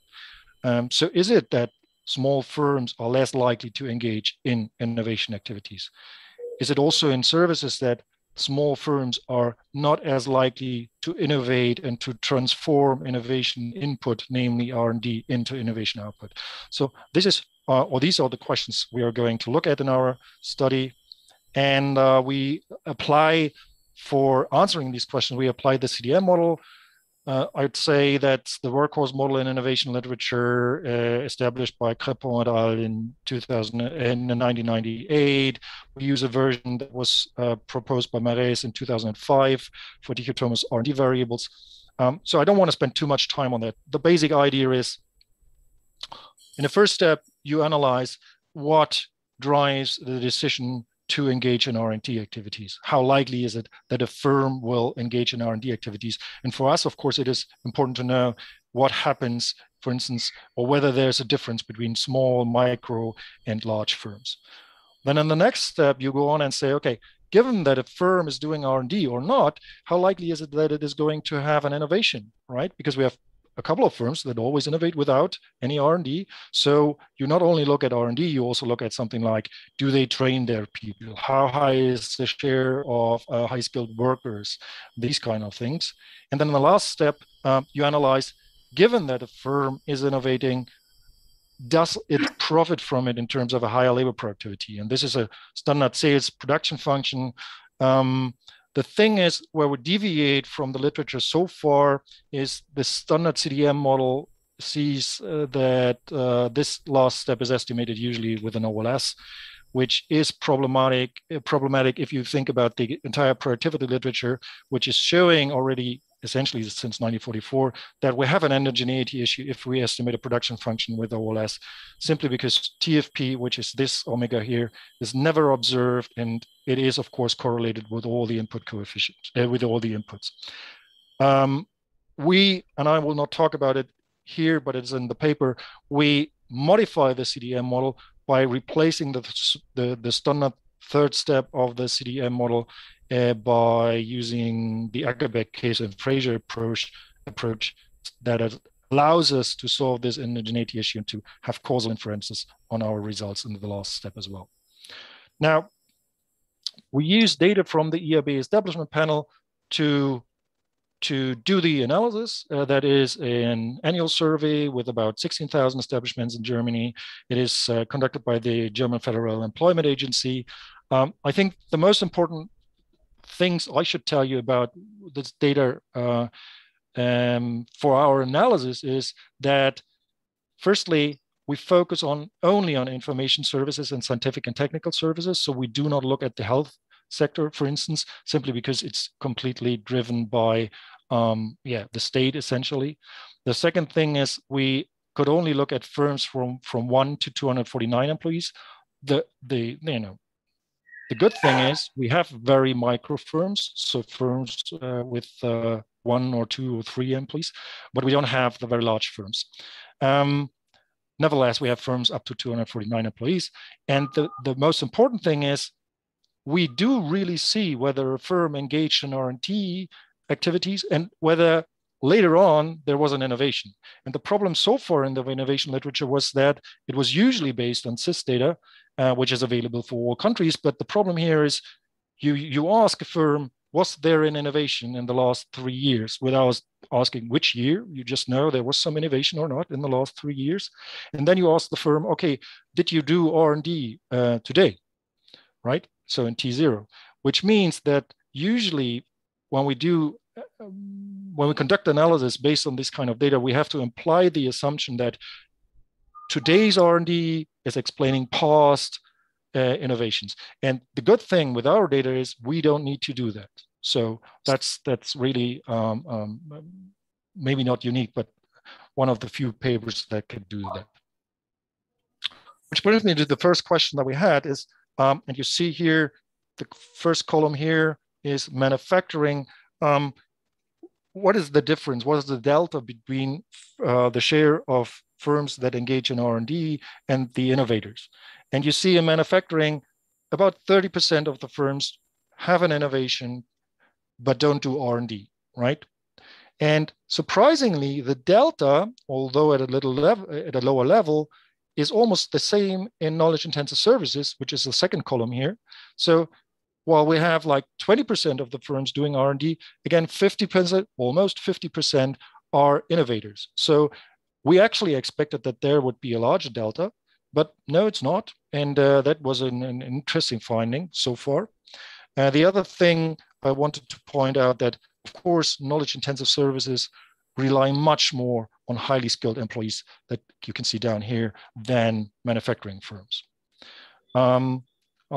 Given the time, let's jump to the first result table. What you see here is the estimation that is a probit from the first step, where we see how likely it is, what determines the likelihood of engaging in R&D, right? And for manufacturing, again, the first column here, we see exactly what we wanted to see because it confirms what we see in the literature, and so it confirms that our data tell us the same story, and that is, and the reference group here is 50 to 149 employees.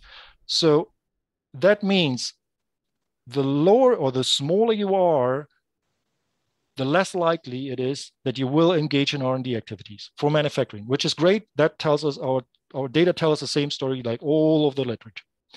But when we then look at knowledge-intensive services, we see, well, there is no significant difference between the large firms or larger firms and say firms with 6 or 10 or 15 employees, right? So that is an interesting finding because it tells us size is not as much of a burden in knowledge-intensive services as it is in manufacturing. The other thing that was a little, yeah, we expected that, but it is nice to see that the younger you are, the more likely it is that you will engage in knowledge-intensive in R&D activities as a firm in knowledge-intensive services. So given that we now know what determines R&D engagement, we can see, does it lead to Does it lead to innovation? So this is the knowledge production function in the second stage of the CDM model. And first, yes, if you are a firm that is doing R&D, you will, whether you are a manufacturing firm or a firm in knowledge-intensive services, you will be more likely to innovate. That sounds strange that this is a finding, but essentially that tells us that even if we help small firms, and you see that here in the last column, to do R&D, they will more likely be also innovators, right? And the other thing is, again, the size burden. We have the size burden again in manufacturing. The smaller you are, the less likely you will have an innovation, even if you do R&D, right?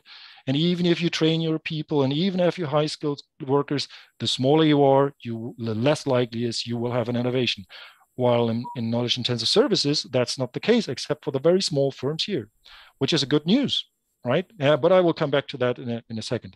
The other thing that was striking to us was this variable here that was significant, so the very young firms. And when you look at the size groups and look at the last column here, which is the very small firms, the micro firms, it is obviously the case that very young micro firms have a higher likelihood to, so essentially startups, right, have a higher likelihood to innovate compared to other micro firms, and given all other variables, R&D engagement, skilled workers, and so on and so forth. So it's the young micro firms that are really able to create innovations. Which brings me to the last step. So here, that's the production function. Don't get confused with the negative coefficients. That need to be the case if we keep labor in the production function and estimate a labor productivity with or production function with labor productivity as dependent variable, and given that we don't impose the restrictive assumption of constant returns to scale. So that's fine. And all the other variables look fine as well, except for capital in knowledge-intensive services. So capital plays no role in the production process of micro firms and knowledge-intensive services. When it comes to the predicted probability to innovate, yes. So essentially the story is, if you do R&D, then you're more likely to innovate. And yes, you will benefit regardless of size from that innovation in terms of higher productivity, even the very small firms, the micro firms, as you can see in the last column. Okay, I think I'm still good on time. So what do we see? We see that a smaller share of firms in knowledge-intensive services formally invest in R&D than in manufacturing, but the delta is identical. So there they are similar. Then the other thing is that the probability to engage in R&D is that larger firms and small firms have the same probability to engage in R&D and have the same ability to transform innovation input to innovation output. And so smallness is not as much of a burden for innovative performance in knowledge-intensive services. And the link that we saw in manufacturing between innovation input, innovation output, and productivity also holds for knowledge-intensive services. The other thing I'd like to say as a conclusion, because that's just a summary, is what do we learn from this results? Well, I mean, even in Germany, we had this idea, and we talked about it this morning, that we have large national champions and so on. But our results actually confirm that you do not necessarily need large firms to achieve innovation and economic growth. And that is an important finding, and means that economic policy should not only focus on the large firms in order to achieve growth and innovation and create jobs, but that it should have an eye on the small firms, even at the micro firms. And the other thing, any sweeping support for R&D and innovation across all types of firms will most likely be less efficient than any targeted support. Because what does it mean? Well, I mean, even in Germany now we have tax credits, and if they are too formal, so if they, for instance, link to R&D personnel, or that you have an R&D department or anything like that, you will lose a lot of firms. And we just saw that in the data, right? And we also saw that size matters in manufacturing more than in knowledge-intensive services. So programs maybe should be tailor-made for smaller firms in manufacturing, while size itself in knowledge-intensive services is less relevant. And there we should really just push people to do R&D and to innovate.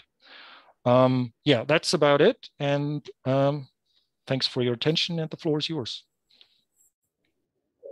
Thank you, Alexander.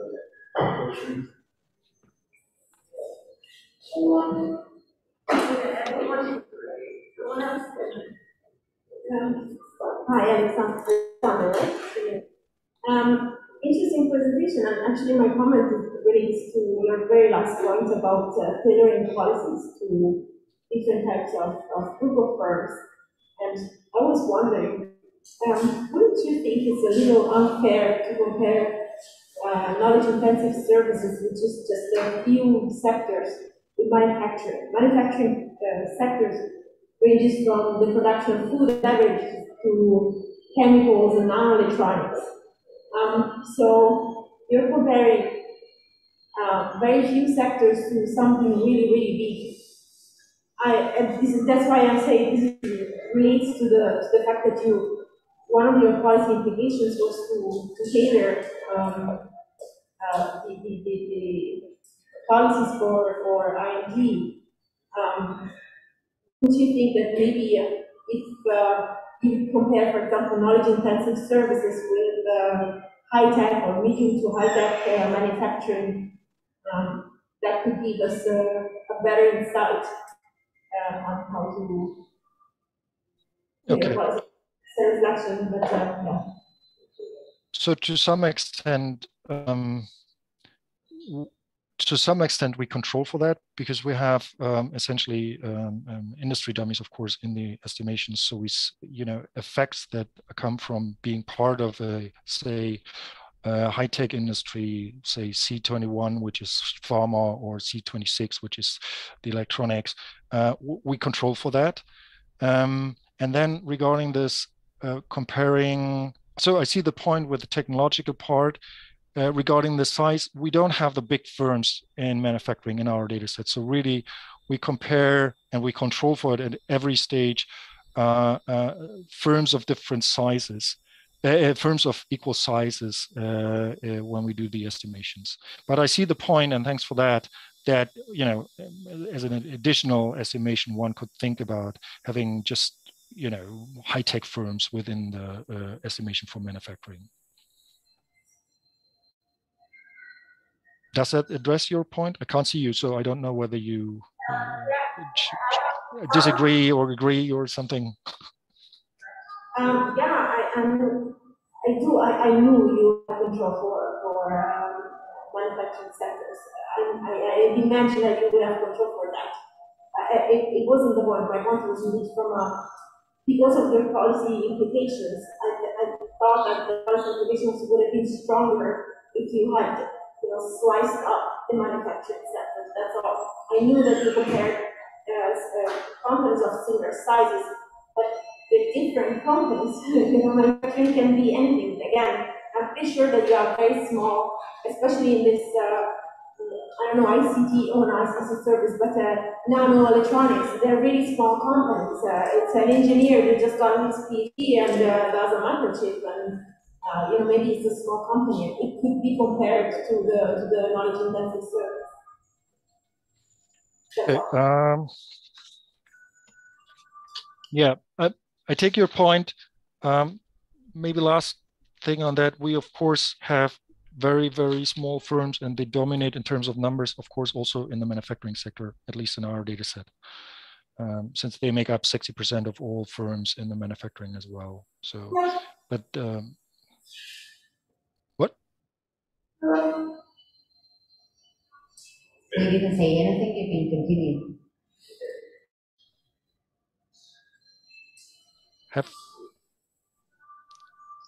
There was just a noise. Okay. Any further questions, comments? There's one question. Hi, I know you don't see me, so I'm going to introduce myself just to know who's talking to you. Thanks. My name is DIW Berlin. I'm assistant professor at Athens University of Economics and Business. I really liked your presentation, and I was wondering whether you have information to distinguish external from internal R&D, as to see whether make or buy decisions burden differently your sample. Thanks. That's a great question. As the one before, sorry. We would love to have that. We don't have it in the data. I'm sorry. And I think it might make a difference whether you buy or essentially you don't buy it, right? You outsource, and that is part of. I mean, we have M68, which is the scientific and research section where we have a lot of firms doing R&D as a contractor, and they of course can rely on being specialized. So it might make a difference, and I would love to see whether it would, but unfortunately I can't, given the data that we have.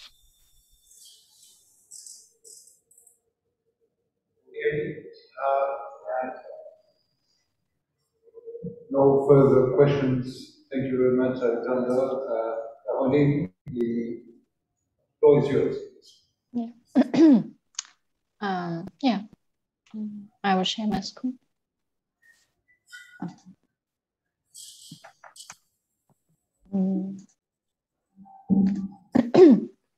Okay. So I represent a paper entitled The Productivity Puzzle in Business Services. And it is joint work with Alexander Kritikos and Alexander Schirsch, just presented. And the starting point of our paper is the observation that we have a global decline of labor productivity growth in many industrialized countries, which is a central puzzle for many scholars. So there's quite some literature on this issue, and there are also many different explanations proposed, but there's no real certainty on the causes of this global decline of labor productivity growth. And when looking at this problem, we realize that there's actually one sector, professional services, that stands out. Because here we do not only have a declining productivity growth, but we have, so we do not only have stagnation, but actually we have a decline in labor productivity, so negative productivity growth in many European countries. So here I show you a graph with Eurostat data for different European countries and the evolution of labor productivity since 1995.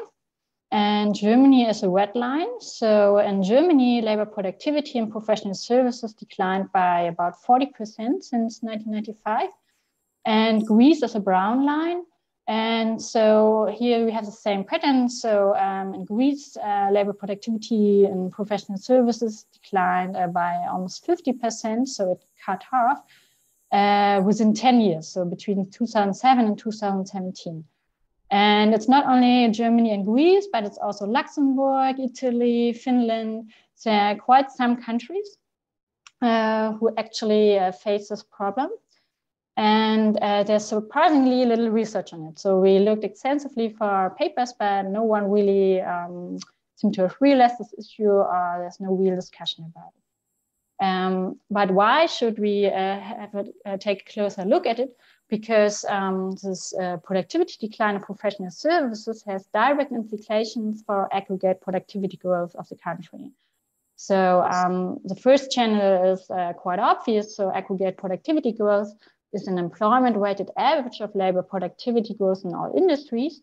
So if one industry performs badly, then this somehow depresses aggregate productivity growth.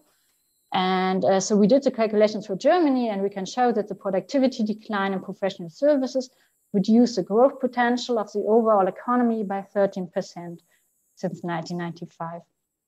And so this is a direct channel, but there's also an indirect channel, because professional services are a very important supply industry. So in Germany, it's the second most important industry after manufacturing to provide intermediate services to the rest of the economy. And if productivity in professional services goes down, this could have the effect that either the quality of the products deteriorates or the products become more expensive. And so this then affects, and this has repercussions on the other industries, because the outputs of professional services are the inputs of the other industries. And so going one step back, what are actually professional services? They are formally called professional, scientific, and technical activities. It's NACE section M. And they comprise quite a variety of professions. So we have lawyers here, consultants, architects, engineers, advertisers, commercial R&D, so many self-employed persons also. And it's the fourth largest sector in the EU15 in terms of value added. And since the millennium, we observed a very strong employment growth. There's little competition from abroad, but in Germany, we have very high entry rates from domestic firms since the 1990s. And most of the entrants were small and micro-sized firms. And in general, we have a very high proportion of small and micro-sized firms in the sector. So as I said earlier, we have a lot of self-employed persons, for example. And so our research question obviously is how can we explain this dramatic decline in labor productivity and professional services? To what extent has the production process in the sector changed over time? And what is the role of small and micro-sized firms? And to investigate this issue, we used official German data at different levels of aggregation.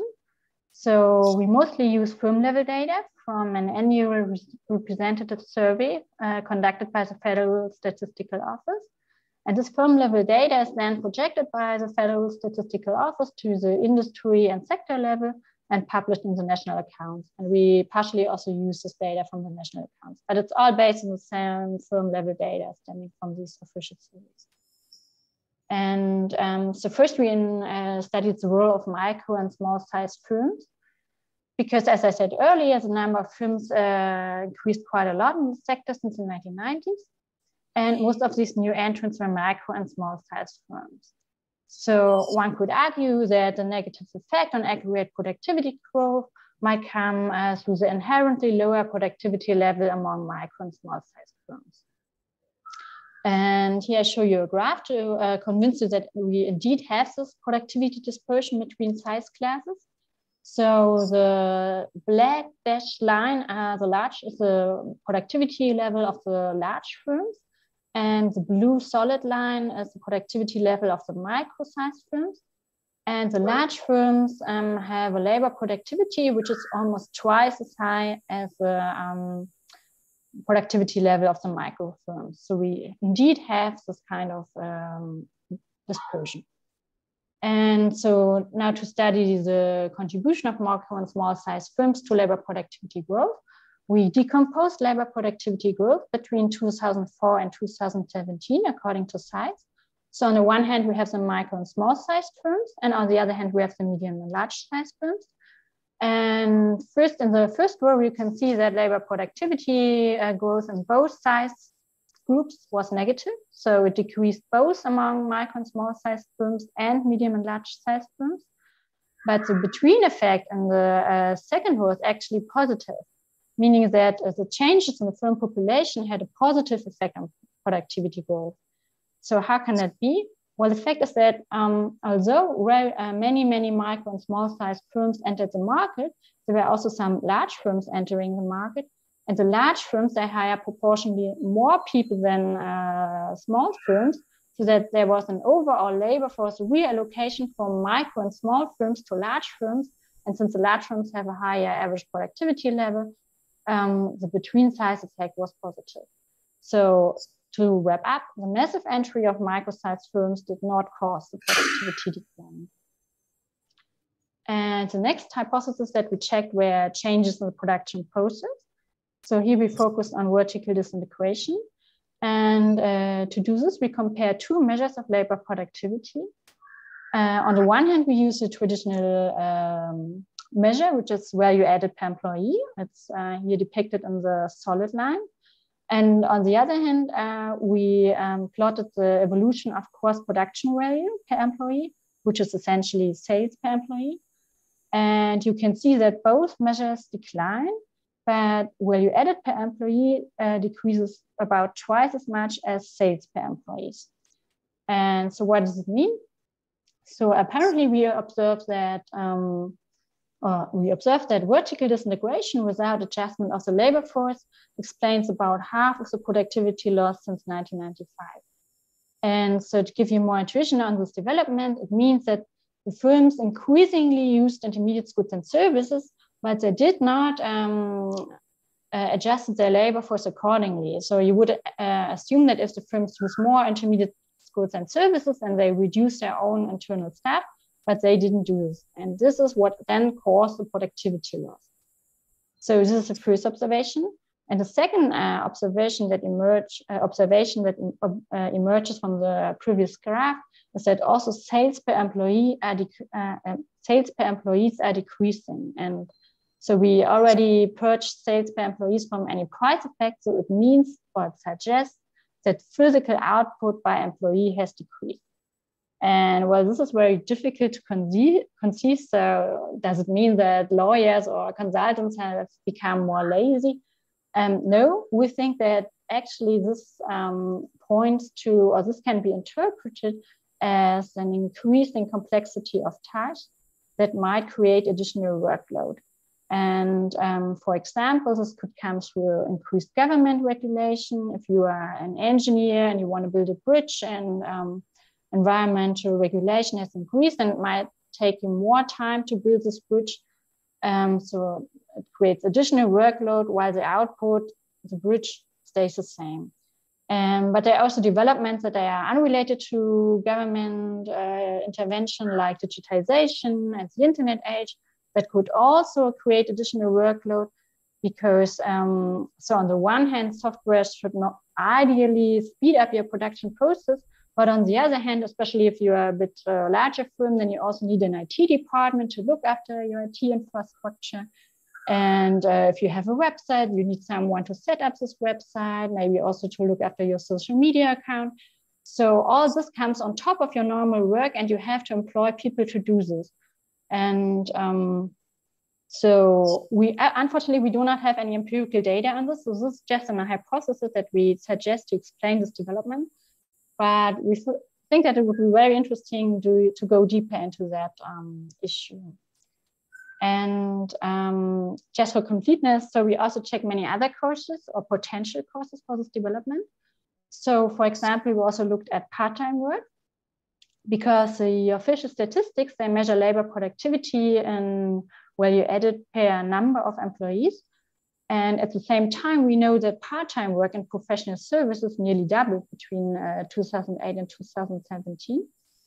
And we find that indeed, these changes in the workforce composition, they explain about 5 percentage points of the measured productivity decline, but it's only a small fraction.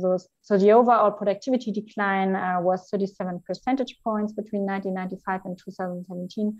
So this explains something, but not much. And another hypothesis that we checked was whether declining competitive pressure would have allowed unproductive firms to stay in the market or reduce incentives to eliminate slack in production, but we did not find any evidence for this. So first of all, there were various policy measures undertaken by the EU Commission and by the national government in favor of competition. And we indeed find in the empirical analysis that competitive pressure, as measured by firm level markups, has increased since 2008. So to conclude, the paper looks at the dramatic decline in labor productivity of up to 40% since the 1990s in professional services in Germany, but we also have this development in other European countries. And there are virtually no prior studies on the striking phenomenon. And our analysis contributes to the wider picture of a productivity growth slowdown in advanced economies since the 1980s, 1990s. And our analysis shows that the massive entry of small and micro-sized firms with lower productivity is not responsible for the decline. Instead, half of the decline can be explained with changed production processes, in particular with vertical disintegration without a proper adjustment of the labor force. And for future research, we think it would be very interesting to look more at these changes and to analyze the possible links between the increasing complexity of tasks and sluggish knowledge diffusion. Because so we wondered, if there's an increasing complexity of tasks, why don't the firm invest more into process innovation, trying to reduce the complexity of tasks or becoming more efficient at doing these tasks? But yeah, this is for another paper, and yeah, thank you very much. Thank you very much. Questions?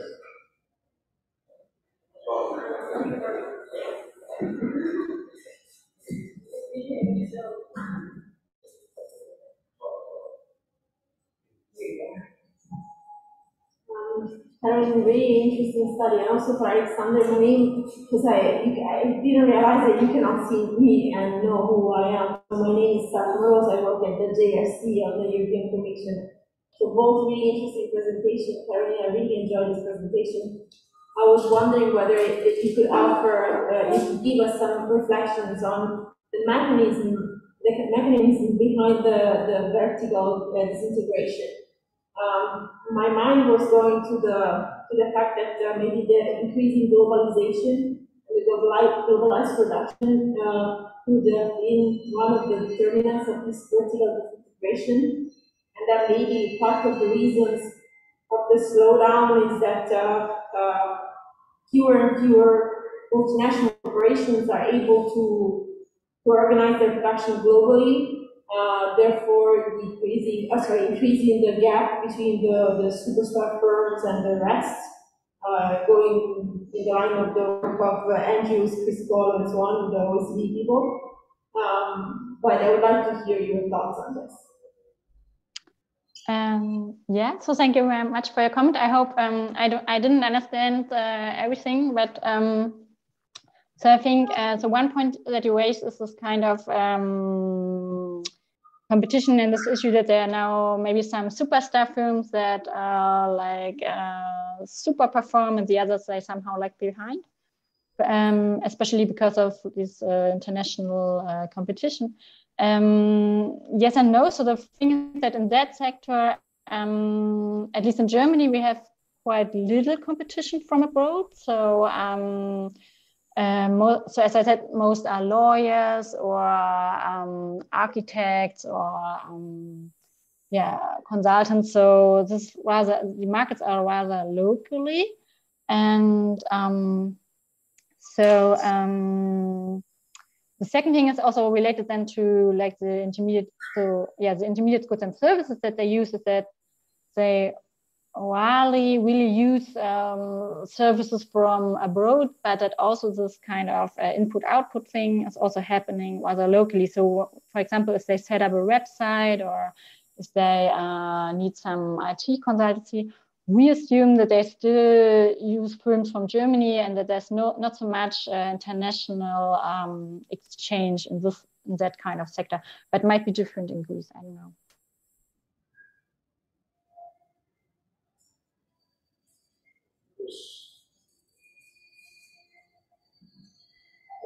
Hi, very good work. Quick question, do you know anything about capital? Because you've been talking about labor productivity for obvious reasons. But labor is not the only factor of production. If in your view, if hypothetically you had the data and you could run something similar, would you find an increase or a decrease in capital productivity? So whether we find an increase or decrease in capital productivity or on capital usage? Both, since you asked both. Okay. Actually, we did not look into that issue because so we explicitly looked at labor productivity because all the official statistics normally on productivity published by Eurostat and also used by the OECD, they always use labor productivity. So our focus on the paper was really point at that issue that labor productivity is declining and that this might contribute to the discussion on declining labor productivity growth.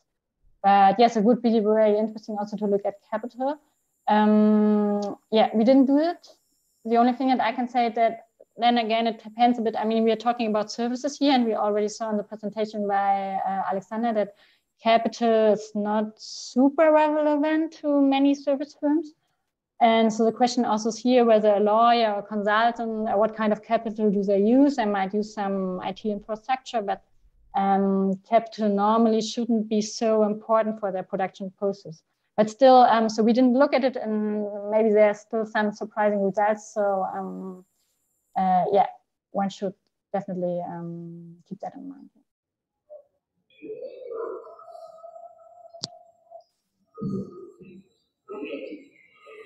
Thank you.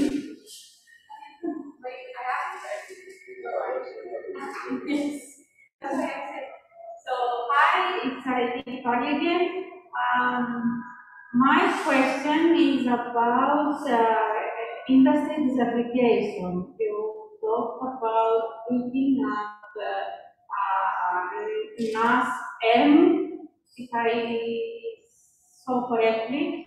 Have you looked at a more disaggregated level this broad industry? Because you may find patterns or different patterns or causes for this decrease in labor productivity. So the more analytically the further you disaggregate, the more details or interesting patterns may reveal.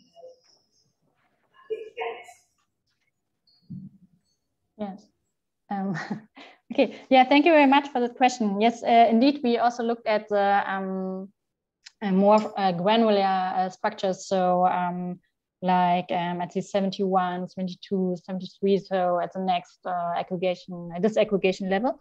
And yep, so we have to confirm that actually it's the overall pattern. So we also find that in almost each of the subcategories is development. And although all these sectors are so diverse, so we're really surprised that this is such a consistent pattern.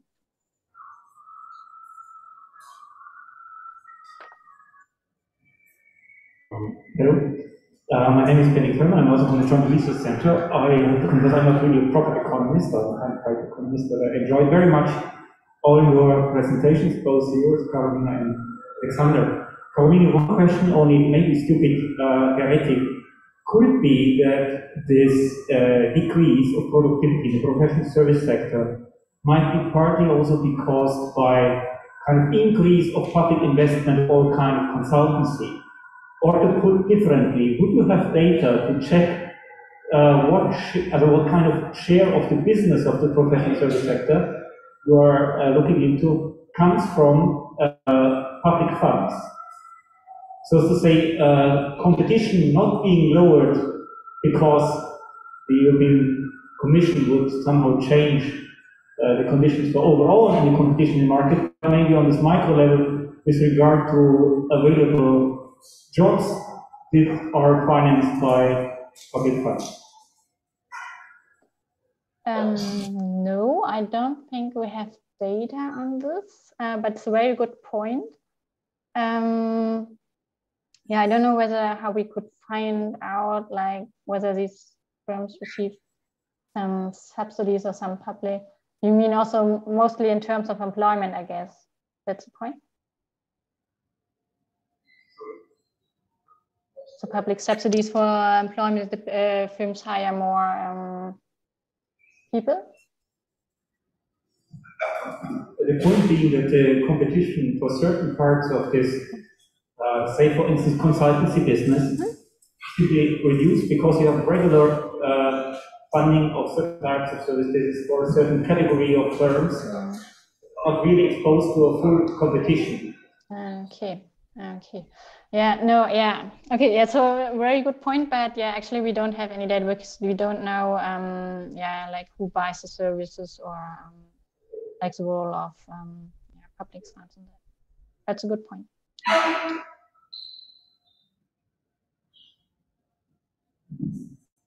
No further questions. Okay. Thank you very much for the presentation. Yes, I will try to keep it very short. So we move.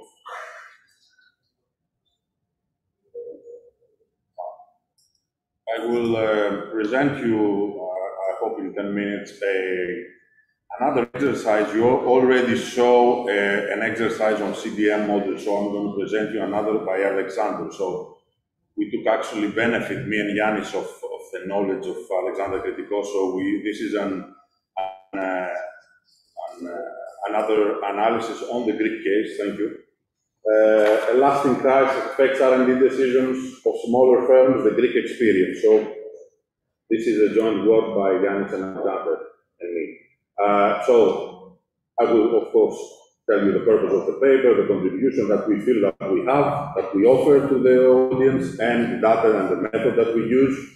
And we hope we can discuss and our empirical findings can contribute a little bit to the policy debate that we had also this morning. So the main research question is exactly on the link between R&D, innovation and productivity, and that in the different size groups of the Greek manufacturing firms, and how do strong exogenous shocks to an economy may affect small and larger firms and their innovative behavior. We feel that we contribute to the literature on the effect of lasting economic shocks on R&D investment. And actually, our selling point is that because we see that we examine firms during the economic crisis, so we feel that the pandemic crisis could also be a similar event. So this is our selling point trying to publish this paper.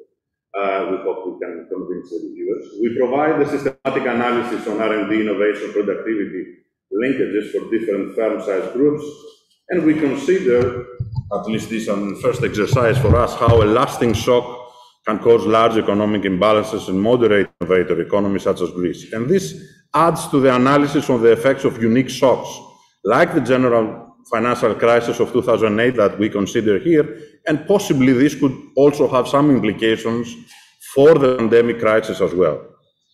The data is an old one, but it was within that period, that very crucial period of the Greek economy, during the peak of the economic crisis back in 2011 and 2013. And we use a data set of more than 500 Greek manufacturing firms that have participated in this survey in both waves. So it is a panel data set. What we did is the lasting crisis. This variable was our main focus. We introduced this crisis variable as a dummy variable by 0 in 2011 and 1 in 2013. And by 1, we mean that the crisis, the deepening of the crisis, 2013 was the lowest level that the Greek economy had reached. I mean, we had lost 27% of the GDP at that time. There was a huge unemployment rate. And this was actually, yes, exactly as I said, the lowest level the Greek GDP has reached. The model is, we introduced 3-stage CDM models that you all read by Crepon, the first, let's say, approach, to explore these relationships between a firm's decision to invest in R&D, innovate, and then the innovation output of this R&D, and then the productivity effect. And we distinguish between two firm size groups, and the cut-off point for us was 50 employees. So the first stage is the impact the crisis had on R&D engagement, and the dependent variable is a binary variable that captures the probability of undertaking R&D activities. This is R&D engagement, the first stage, let's say. The second stage is the impact of the crisis and R&D on innovation output. So here the dependent variable is a binary variable for innovation output. This is a knowledge production function. And the third stage, it's how the impact that this innovation output has on productivity. So the dependent variable is a labor productivity here measured by sales per employees. And this is a production function. So these are the main results for the full sample and the two separate subsamples for the analysis that we have made. This is the result of the first step, the R&D engagement, the knowledge production function. I'm just keeping these results because we have summarized in the production function, we have summarized, let's say, the findings. At the first stage, we find that as the crisis continues, this is very harmful and makes it difficult for R&D engagement, especially for smaller firms, while on the other hand, it increases the willingness for R&D activities among the larger ones. And at the second stage, among smaller firms, the knowledge production remains unaffected by R&D investments, while larger firms, the R&D decision is positively correlated with the probability of producing innovation, but during the crisis deepening affects negatively this innovation output. I mean, despite the R&D activities, the innovation output, even by larger firms, is affected, negatively affected. And at the third stage, this innovation output affects positively the productivity, but only for larger firms. While the innovation productivity nexus, this seems to be insignificant for smaller firms.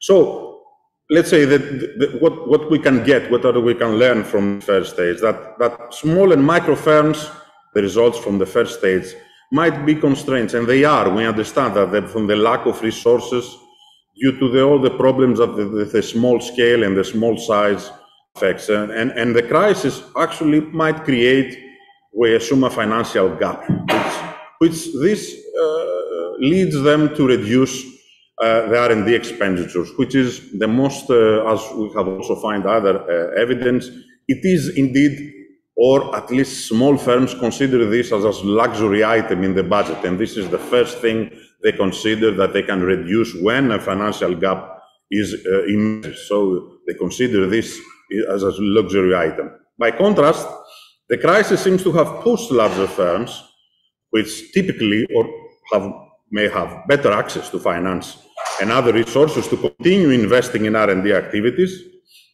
So this is the main distinction in the first stage. At the second stage, it seems that although larger firms are more likely to invest in R&D during turbulent economic times, diminishing returns may appear, and this leads to decrease the innovative performance. This R&D and this decision to invest in R&D doesn't translate actually to more innovative products in the market. And these effects might be explained on the grounds of path dependency of the past and organizational inertia, or this is possibly explanation that we find that a strategic decision that on the timing of launching an innovative product. I mean, you may still do not want the people that you have in the R&D and the R&D budget, you continue to have this, but you may delay a little bit any products that you have in the pipeline because the timing is not right to launch that in the market when the demand is very low. So that could be an explanatory factor, let's say, why we see this sort of diminishing returns. And on the third stage, when economic conditions worsen, smaller firms seem to reduce whatever R&D budget is left there they had in place, affecting their innovative performance and their productivity. And on the other hand, larger firms might have better survival and success probabilities as they are able to continue their innovation processes through a lasting crisis, and this again is due to their size. So what is these results? It's an exercise, of course, but what these results can tell us and what can we take away from this? That, okay, we touch upon the problem of limited resources of micro and small firms, which is maximized, of course, when financial and economic constraints arise, either due to economic shocks or to exogenous shocks like the pandemic. This is a selling point that I told you we might want to feel that we have some lessons learned for this period as well. But also we feel that this is the problem of culture as well, especially in the Greek environment. R&D is still considered a luxurious activity in an ecosystem that you have a plethora of micro and small companies. So how can we amplify these problems? How can we tackle with problems? Well, measures like tax incentives, tax reductions on R&D expenses, although we saw that in Germany that does not always work. Over-depreciation rates on R&D equipment, increases in public R&D funding, if you have public funding, of course, and stricter regulation for attracting researchers to contract-based research may help offer some additional incentives for overcoming these R&D crunch conditions among smaller and micro businesses. Any type of support for collaboration in R&D for smaller firms is beneficial, as these firms rely more on external sources of input to the innovation process. And as smaller firms, they tend to receive greater benefit from such an exchange. So, for instance, programs that we have in Greece with collaboration with universities may provide an alternative route, an alternative mechanism to direct R&D funding, which might be difficult for these companies. Of course, such a policy, we want to support, this is the positive, let's say, view. We want to have these companies and to continue to have them in our ecosystem. But on the other hand, someone could consider that the fact that we have been considering a lot in Greece about the small size of the Greek entrepreneurial system and how we need to increase in size. So maybe this is also we should don't let them go, but this is also, we should also focus on how these small companies should, we should remove any obstacles they have, usually of regulation that may hinder their growth, thus increasing labor productivity by supporting a transition mechanism from smaller to larger firms. So this is what I had to say. This is what we have produced from this exercise, and I'm open to comments or discussion. Or thank you, Andrew. So far, biggest. We have plenty of time for questions. Sarah, please go ahead.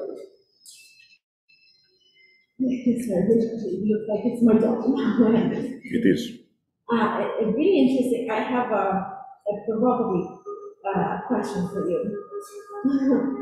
So, the policy conclusions, in the policy conclusion, you say that one solution could be increasing the R&D help to these companies. However, from your results, you show that there's diminishing returns from R&D. So why would someone invest or, subsidize R&D when I know that there's diminishing returns? Mm-hmm. So my point is, and this is the provocative thought, wouldn't you think that along with the continued support to R&D, which is for sure needed, maybe a demand side policy, not just focusing on supply side policy, but focusing on trying to understand why these companies are not able to capitalize on their R&D? Is it a problem of their productive processes? Is it a problem of demand? No, it's indeed a provocative question, because there is a discussion and a policy debate here that we spend a lot of funding for R&D activities in a plethora of small companies, and this you do not get any benefits in. So why not focus on the 100 top companies that you have in Greece and give them all the money for R&D? It has been discussed here, and it is something that someone could follow. It is a provocative, but on the other hand, because we feel that there are various niche areas in various sectors that you do have some sort of R&D activity, and from other work, I cannot claim that from this work, but we have seen that, for instance, the collaboration with external sources like universities or things like that, they compensate for this lack of innovation. So they do produce something. So it is a mechanism that can compensate for this. But yes, it is a relevant discussion. I mean, to focus, and especially in a country like Greece, to focus on a better pool of companies that actually can produce major benefits for the economy.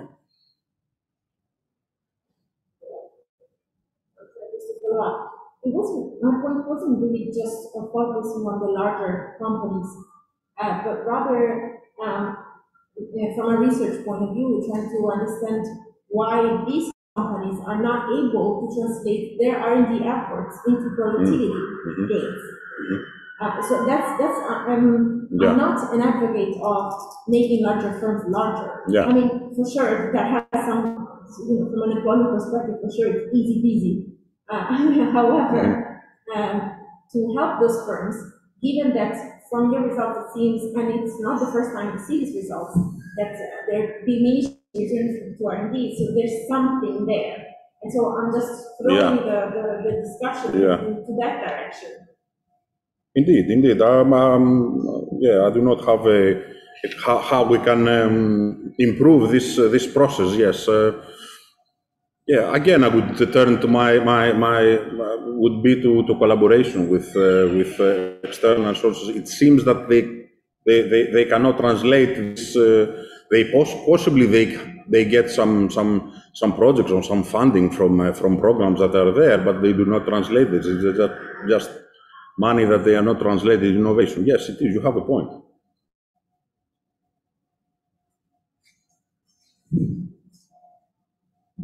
We hear a lot of maybes in the presentation. But maybe Greek SMEs have an optimistic attitude so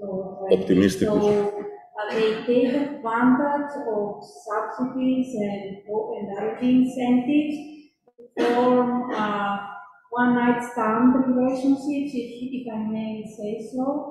Whereas in order to have long-term increasing returns, you need to be stuck in a marriage for a long, long time. And this is not the profile of the industrial sectors in Greece and their behavior resembles more of party animals, not developed husbands. Yeah, this is not a comment, but yes, this is also something that we see that in all these programs you see unique participants. You see companies that they do participate once in such a program, and you never hear from them. So it is also an explanatory factor, something explanation for this. Yeah, but the remedy, I don't know what to do. I do not have a remedy. No, force them. Yeah. You can do that. But if I may add here, I think we should have also complementary methods of research in order to understand what's happening. I mean, this kind of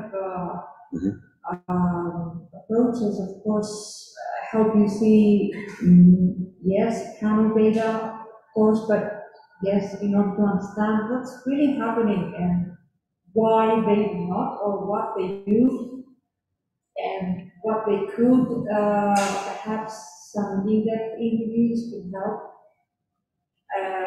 And not only focus on large firms, but also smaller firms, because I don't think I mean, in this sample, I think that there might be knowledge-intensive firms that actually do choose to support R&D and continue on. But these are manufacturing, but okay.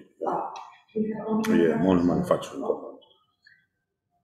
But still, you need, it's not just to check on the innovation. You need also some empirical work also to understand the mechanisms within at the micro level. I mean, within the boundaries of the firms, to understand them and how do they behave. And we have done a lot of interviews, and that's why sometimes we say how do they feel, and actually it resembles a lot to what you said. They find an opportunity. A previous colleague is working at the university, so they call them to participate in a project, and then,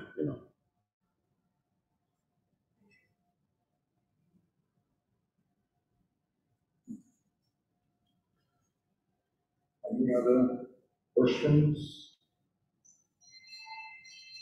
In that case, thank you, Angela. Come back.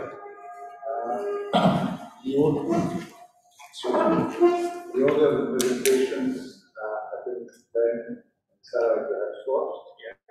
So, the floor is yours.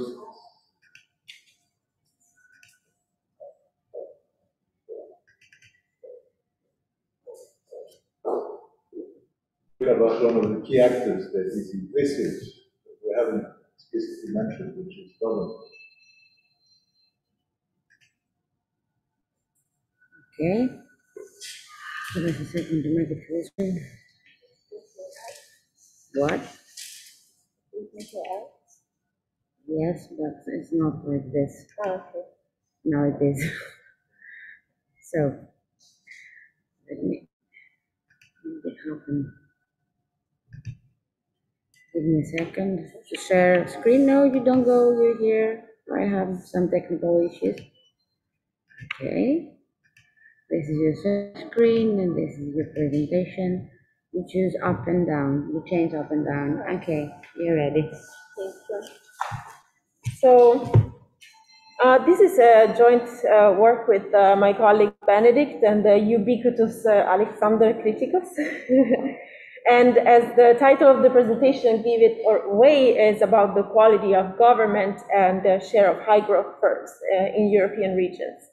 And so, as you already heard enough today, gazelles or high growth firms, let me give just a brief definition. I know that you all know what they are, but high growth firms or gazelles, they're defined as those companies with at least 10 employees who are able to sustain a growth of employment or turnover for 3 years, a growth of 20%.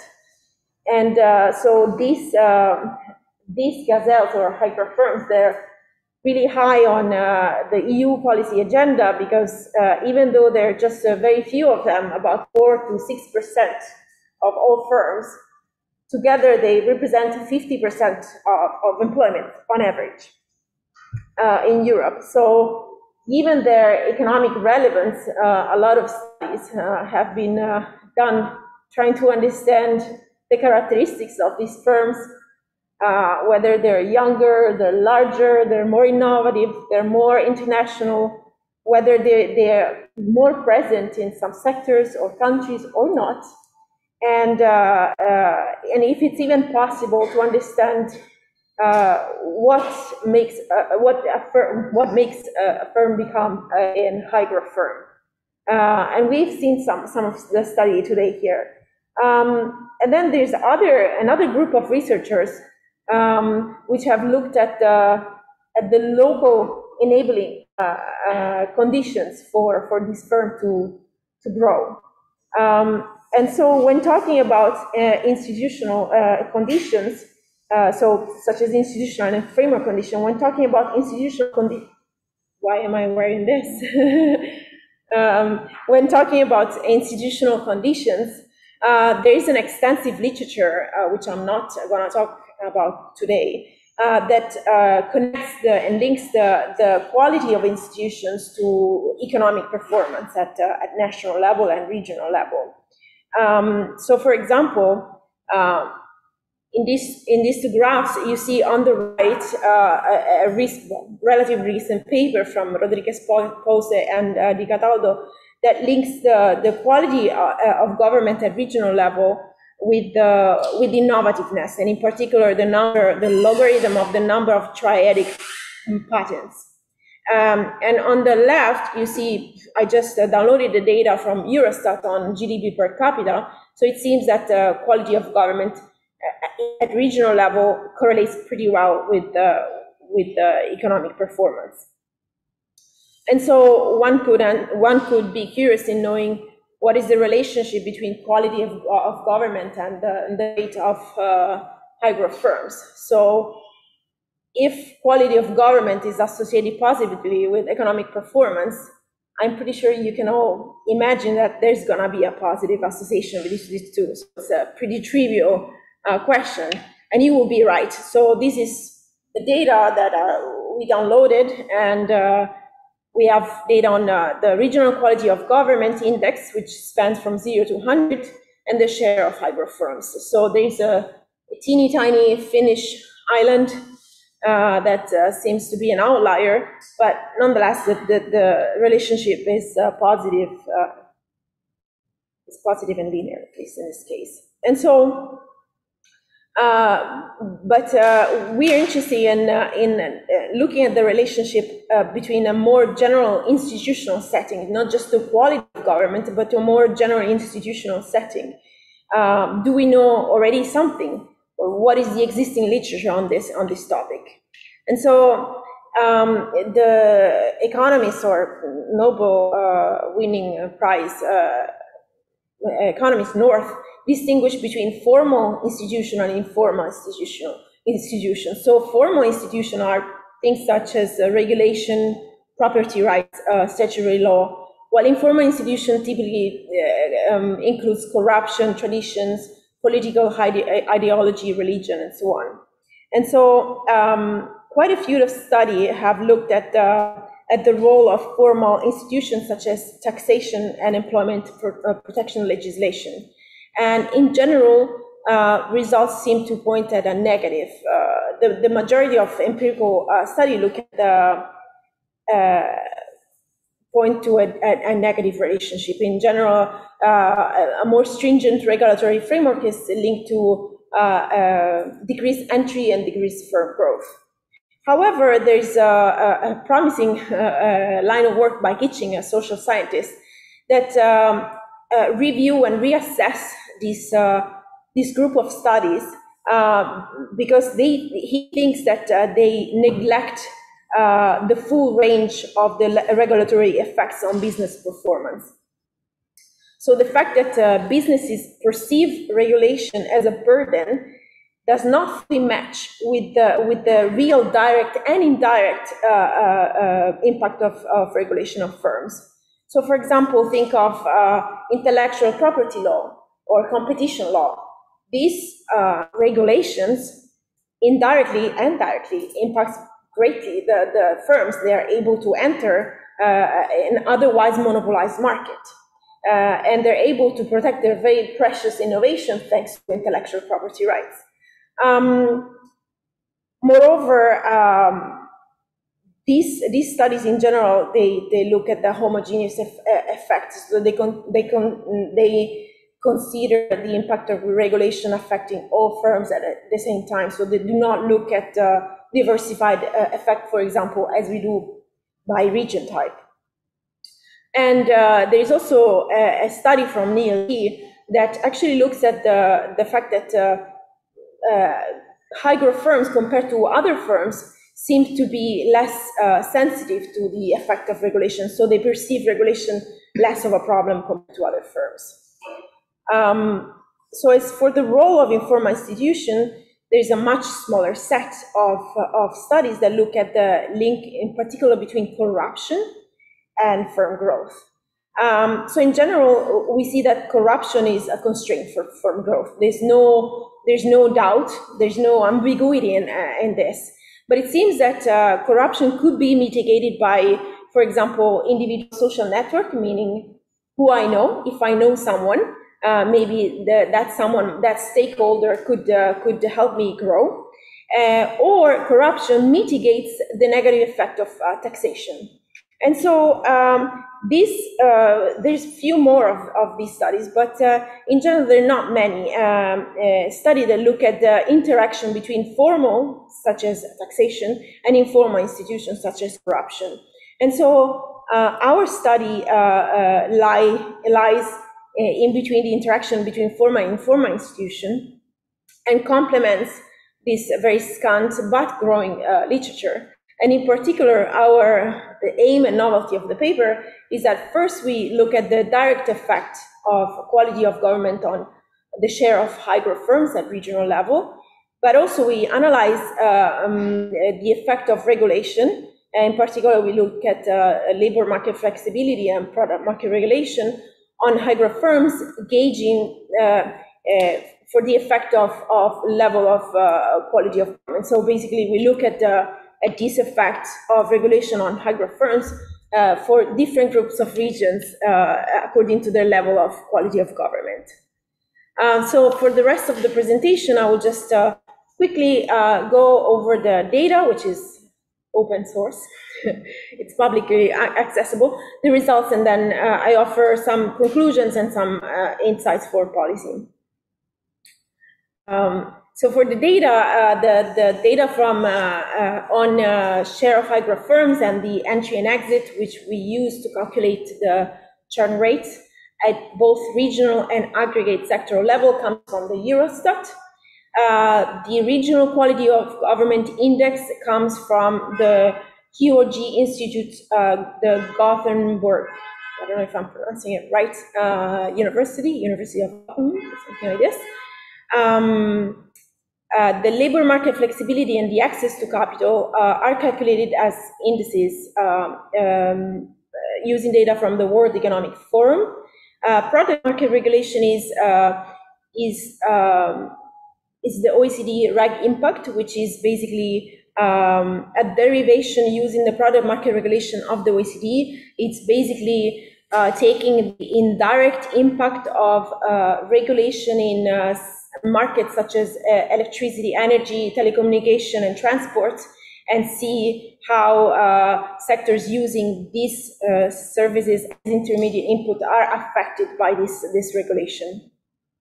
And also we use, to account for some human capital variable, we take the share of scientists and engineers at sectoral level.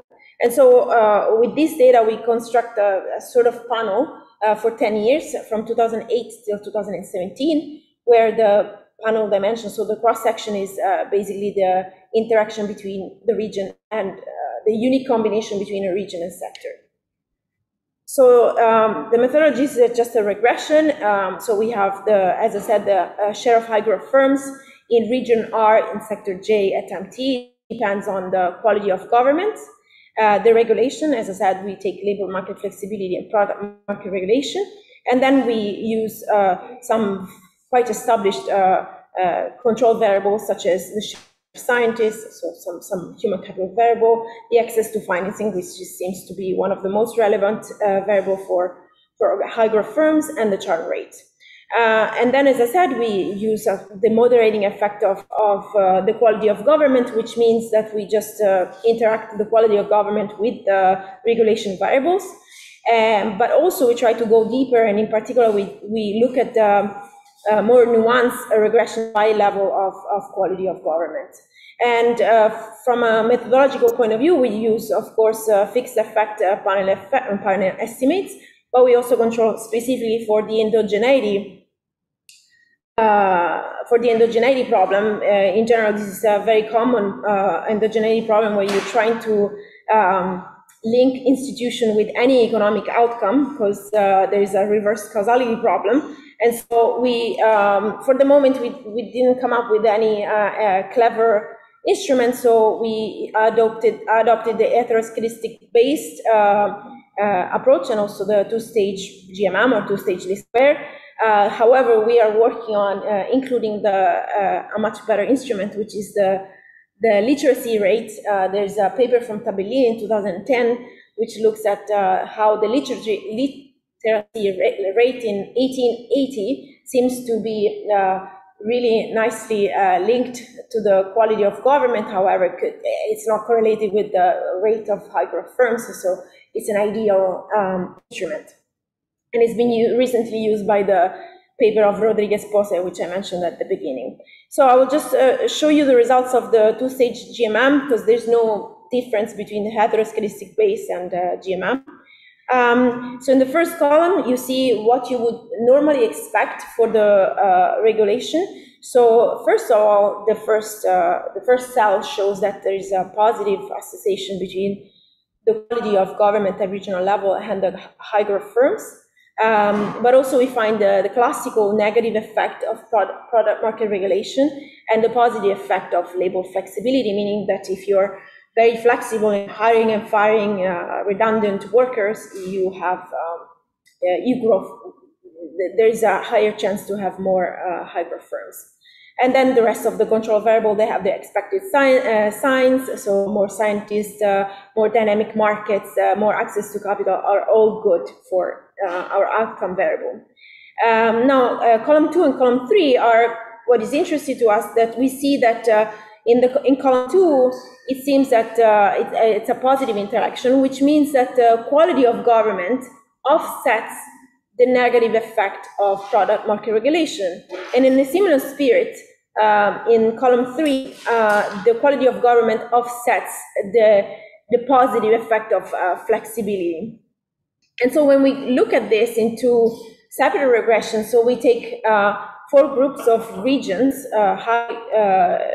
regions with high, medium to high, medium, low, and low quality of government. We see we see clearly what is the effect. So you see there is this in the medium to low regions, the classical hypothesis holds, meaning more regulation, it's better for high growth firms. However, it seems that if your region has really good quality of governments, maybe they're better at implementing such regulations, and therefore these regulations could be even conducive to higher rates of high growth firms. And so the classical argument that more regulation, less flexible markets leads to lower shares of high growth firms could still hold true. However, this is true when we don't consider the role of quality of government. And so the 4 takeaways I would like you to go home with are the first, that regional quality of government has a positive effect on the share of high growth firms, that it offsets the negative impact of regulation.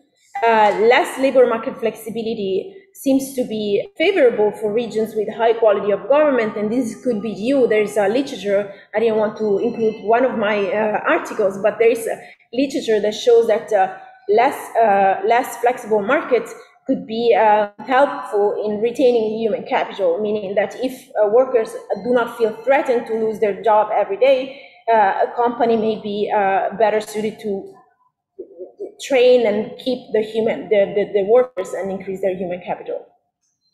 And also that more product market regulation seems to hinder the firm growth in regions with medium to low quality of government. And so here, just for fun, we have some tentative implication for policy.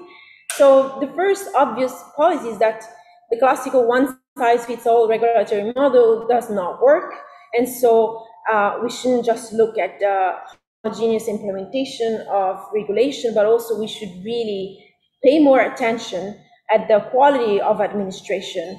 And so it seems that the quality of government is somehow the hidden barrier to business competition within the common market. And so I think that this is probably something that could be a call for research, and I think that we should really try to understand better how the quality of administration evolves over time, and what are the determinants of the quality of institutions. So I digged up a little bit of literature, I must say, just in a couple of days, and I find that from a theoretical point of view, there's quite a bit of literature. So a lot of historians, they looked at the causal link between the history of a nation, their institution quality, and then the economic development trajectories. And few of the results, interesting results emerged. So for example, it seems that exposure to church has shaped modern institutions. So for example, the first study shows that the exposure to Roman Catholic Church during the Middle Ages seemed to have shaped the modern institution, and then later on, the prevalence of Protestantism has led to economic growth. Luckily for us, there's also other studies that look at more policy-sensitive variables influencing the quality of institutions, such as, for example, the existence of rents, either economic or natural, seem to have influenced on the quality of institutions, but also bureaucratic incentives. So, in conclusions, I think that there's virtually no existing empirical research on the determinants of the quality of institutions, and we feel that this could be the missing piece in understanding the impact of regulation on the share of high growth firms. Thank you very much for your attention. Thank you. Yeah, I would be offended if no one has asked me a question. Hi. It has been a very interesting and I believe promising research. I hope it goes well and it's published in a very good journal. One question, I think you should maybe consider the hierarchies of institutions, especially if you're talking about regional and EU level, because it may be the case that the quality of institutional at the EU level is better or worse than the country or regional level of institutional government. And there, at the direction, either upwards or downwards, the outcome may be very different for high growth firms. So if high growth firms are more affected at the EU level, then yes, the quality of government at the EU level is the most important one. But if high growth firms are more affected by country institutions, and country institutions are then affected by EU level, then it becomes more complicated. So it may be best in terms of estimations to adopt a multi-level approach. If, of course, you have the data.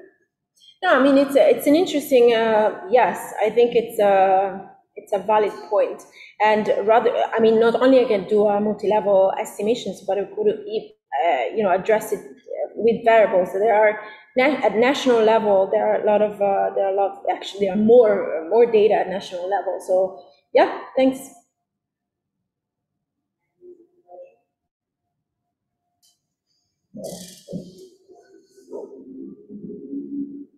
This was a very interesting presentation. Just a question on the empirical findings. Basically,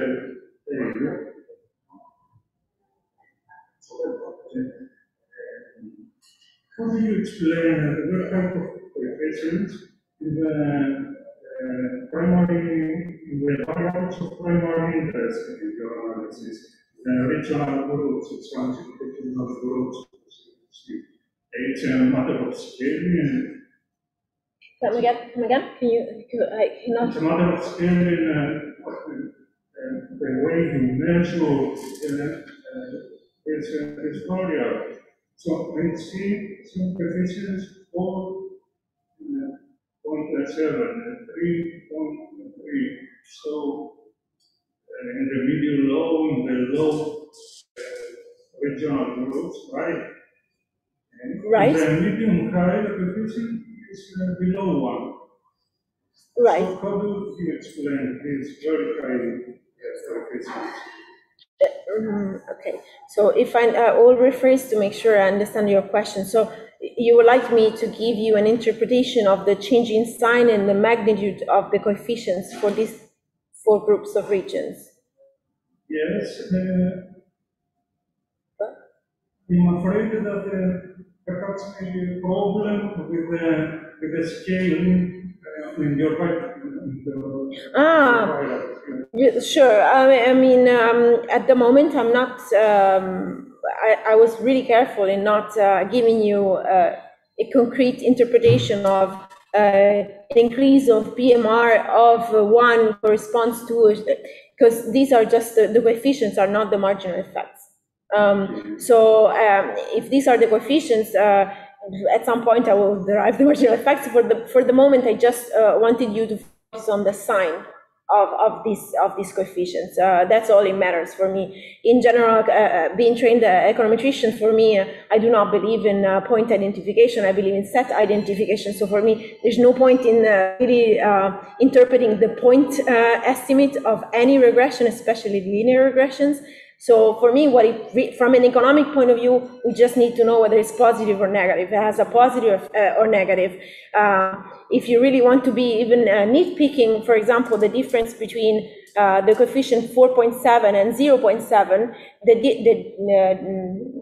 there's no statistical difference between these two, because the standard error of the first one is so high that it will make basically the difference between the two not statistically significant. So again, we're interested more in the sign than the magnitude, if that was your question.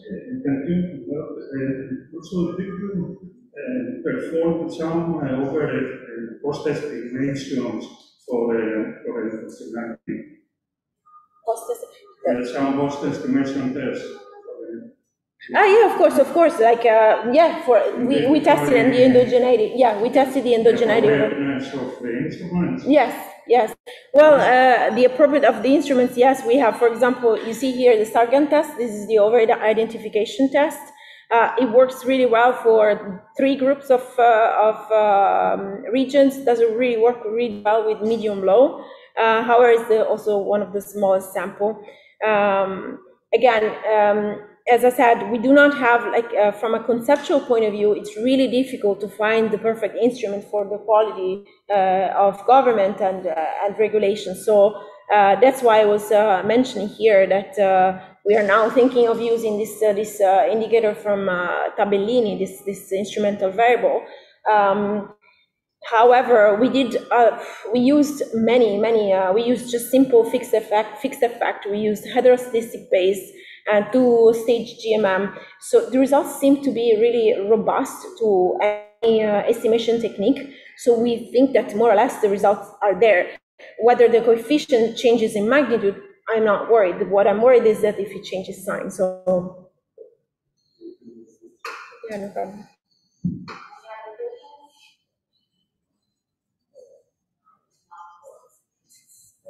And next quote, closely related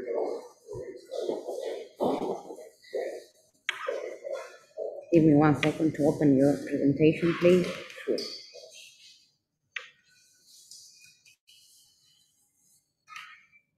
Can we just check a little bit?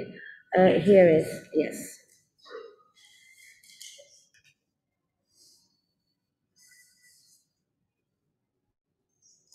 So let's go to Zoom.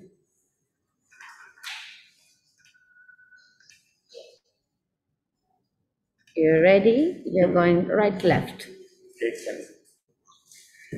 Yeah, many thanks for the invitation. I have really enjoyed this talks this afternoon, very inspiring. Before I start, there are 2 points. Firstly, what I'm presenting today is work in progress and far away from any kind of complex econometric exercise. So you can now relax at the very end. Secondly, I'm a behavioral economist, so this is where I come from. And so my reasoning might be a little bit unusual for you. I hope I can still take you through.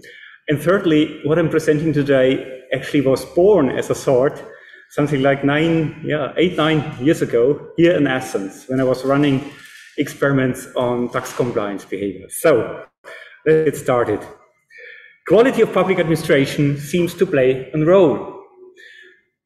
This got clear by the previous presentation of Sarah, but there's increasing literature out there that makes over and over again this point that high quality public administration seems to be a very important precondition, or not the only one, but one of the important preconditions that make innovation to flourish, that make business to kind of getting the return on investment in innovation. One paper I would like to quote, also referred to in this context because it's well known, is Anno Pina and Schulz. It could nicely show that control of corruption, so to say, is an indicator of the positive quality of a public administration, affects positively innovative business. Fine, quality of public administration impacts innovation. Very nice. Mr. Herman, but what can we do now with that? As one thing is lack of capital is an issue. Then we take another big loan from the international markets and throw it into the economy. But what do we do with the public administration?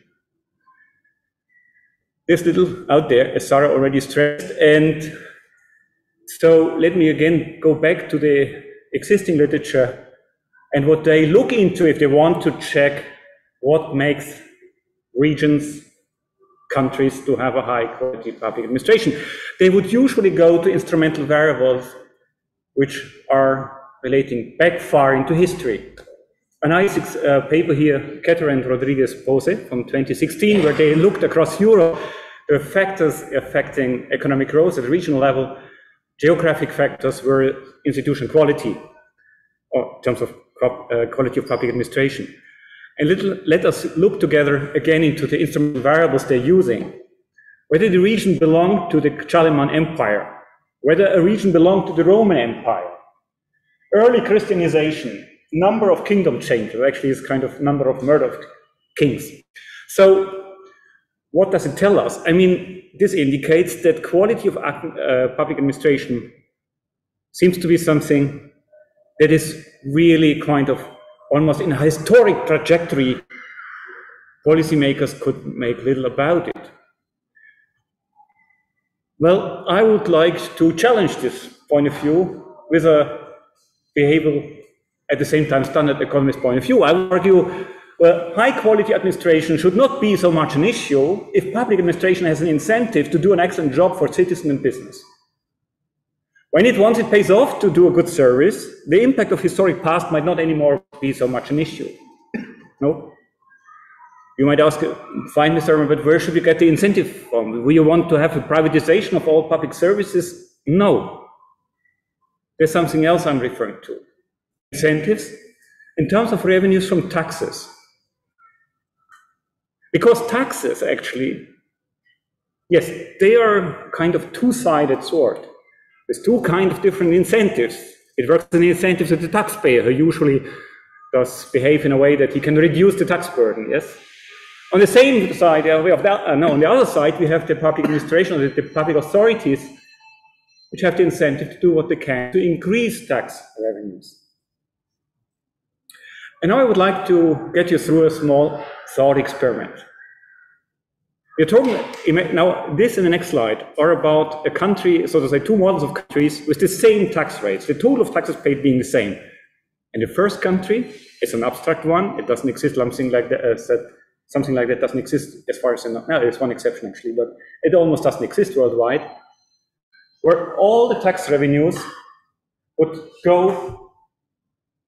be collected, go to the central administration, and next being allocated to first regional and then local level.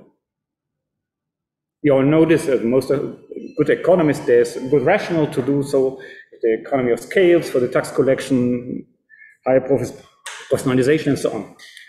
Okay, but you could also have the opposite extreme. Imagine a country where only and solely municipalities collect taxes, and they would distribute later to the higher administrative tiers, to region and central administration. Of course, such a country doesn't exist. The countries we have currently worldwide, they are kind of somewhere between the two extremes. Independent expert told me once, Mr. Herman, it looks a little like what you're showing. The previous example seems to be today's Greece. This one seems to be Hellas. I'm not an historian, I'm not a Greek, I don't know, but it's something like that. The important thing for me as a behavioral economist is now that, and this seems to be under-discussed generally in this discipline, that the local level is the space where one human behavior is very active and very powerful. This is called peer pressure. Now let me introduce quickly, because you might be not so much familiar with peer pressure and the research behind. Actually, this is kind of business where I come from, to the public good game. This is an instrumental research into multilateral cooperation, peer interactions. Classic example, we would have the students invited to a laboratory. They don't know each other, they're separated from each other visually, they don't know the identity of the others. All of them get a certain fixed amount, say 10 euros, and they're informed that they have to make a simultaneous decision without kind of coordination on how much of the 10 euros to invest into a joint group project. Whatever is invested as a total from the group will be doubled by us, the experimenters, and we, the experimenters, give to each of the 4 group members a quarter of it, independent of the contribution.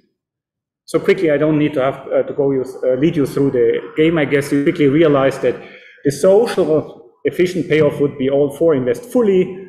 The individual maximization is I pay nothing, hope the others paying, then I will go home with the highest income. Yes, but usually people pay, and now here the seminal paper of Beer and Gechter, more than 20 years ago, published in the IR.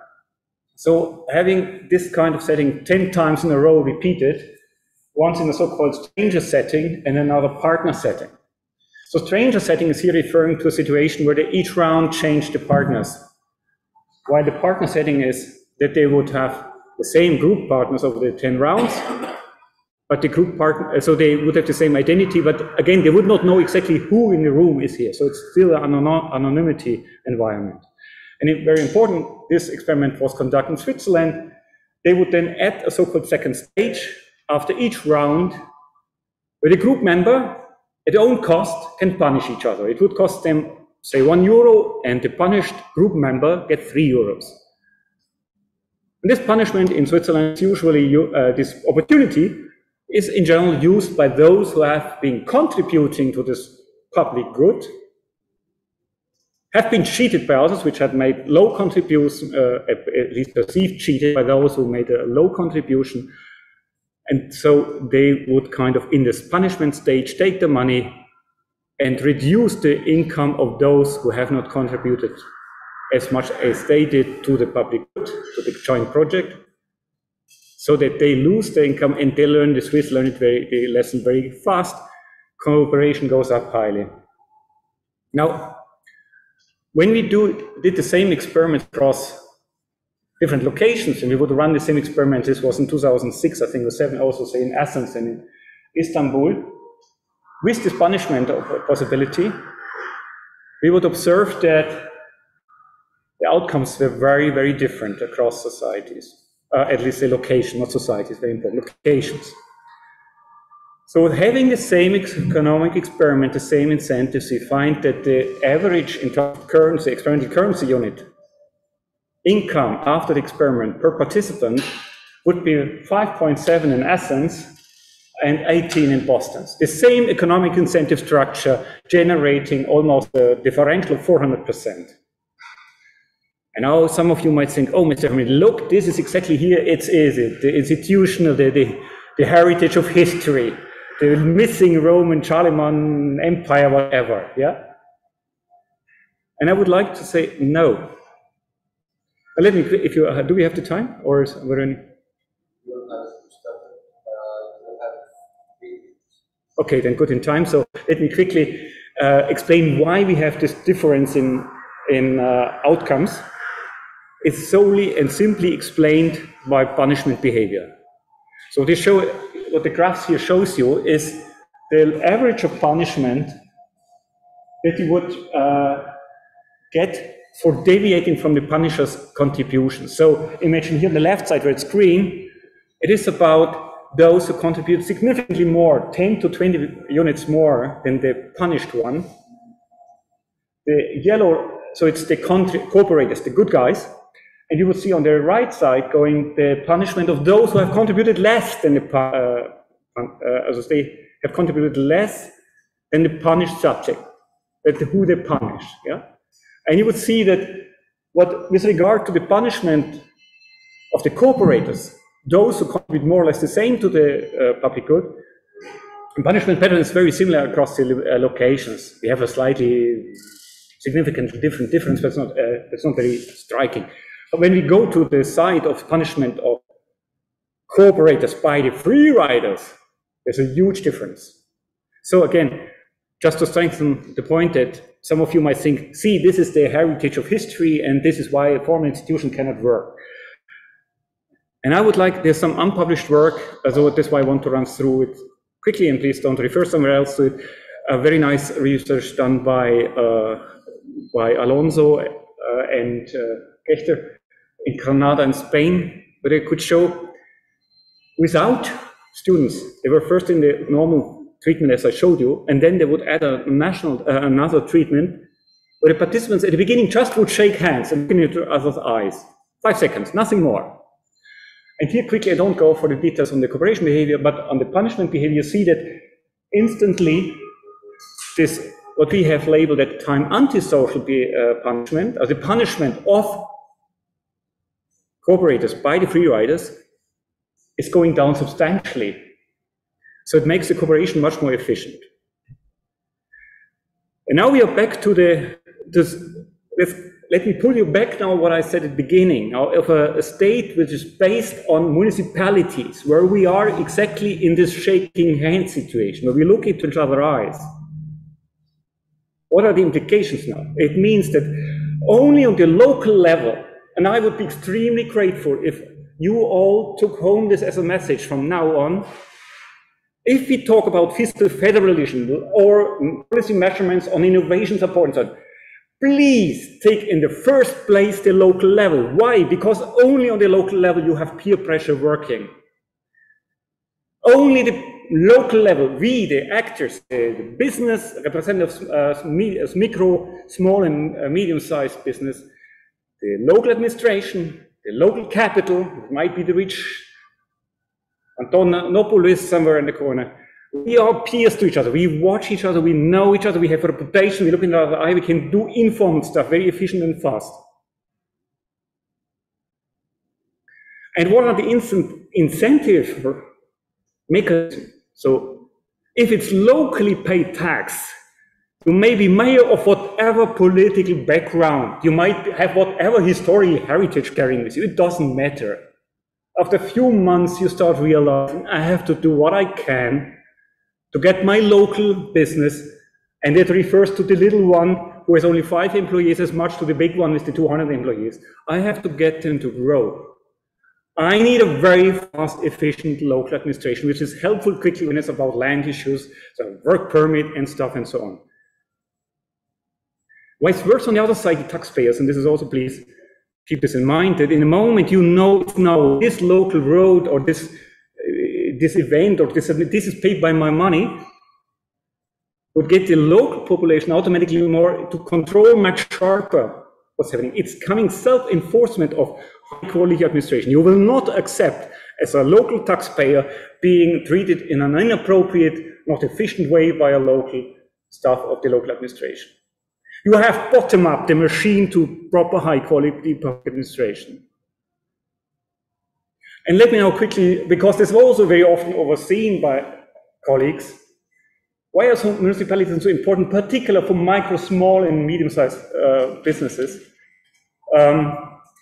Municipalities are usually in most of countries in Europe and elsewhere.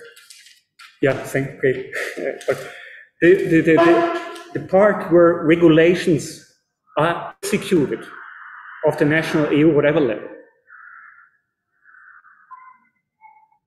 And municipalities, the same, like you have.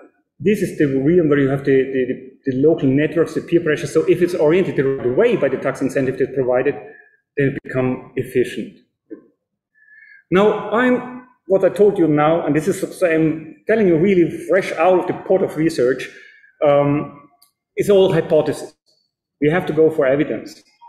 And what I started, and this was basically the job the last 12 months, to do this tiny, pretty nitty work, to go now into the books and look across not only what I hear, so EU member states, for what type of tax revenues municipalities receive. And it's not so straightforward as you might think. Otherwise, the database of IMF, World Bank, OECD would help you, because you have to know the details. Very often it looks like you have a kind of a share of personal income tax locally, but in the reality, it's kind of pooled somewhere, and only a share of it goes back to the jurisdiction and so on. So it was, anyway, so what I was looking for, was looking for the following 4 taxes, because after having extensive discussion with all kinds of experts, we realized these are the kind of 4 must-have. Other tax revenues are not so relevant for this business, for this issue regarding getting micro, small and medium-sized business to work. First, share in personal income tax, share in corporate income tax, or a local business tax, or a particular high rate not equal to residential property, commercial property tax. If you have these taxes being paid to the municipalities, you would have most likely some impact on the agents, on the public administration side. So, now quickly running you through, because time's a little left. Here we show you on the picture with the light blue, it's about personal income tax. Those countries which have whatever share of personal income tax being paid, within the jurisdiction generated of the municipality being also paid to the municipality budget. Across Europe, you see it's quite a number of countries which have a share of personal income tax being paid to the local level. However, it's very small. For instance, in the case of Spain or Portugal, it's 5%. What is this? Yeah, or 6% in the case of Italy. And then we have countries like Sweden, Finland, where it's very high, 67%, 49%, or the Baltic countries, that's between 48 and 55%. So this is here data regarding the share of these revenues from this personal income tax in the total of the budget for municipalities. So a municipality in Greece, so as an example, has 0 revenue from locally generated personal income tax, and in, say, Sweden, it's 67% of the local budget of the municipalities is made by personal income tax. So the same quickly for corporate income tax, we see only basically 4 countries, Portugal and Poland in small amount, and namely 4 and 2%, and then Denmark and Finland with 5 and 7%. Generally, corporate income tax is rarely used, is there, but it exists. Local business tax, we have some countries, again in Europe, using that. However, making a relevant share locally to the budget of municipalities only in Hungary, Austria with 24%, Austria 12%, in Germany with 17%. Notice the local commercial property tax, same picture, quite a number of countries having some minimum share to a municipal budget, but it's being adjusted. One more. In most countries, it's a very low share, with the exception of Ireland, where it makes 32% of local budgets.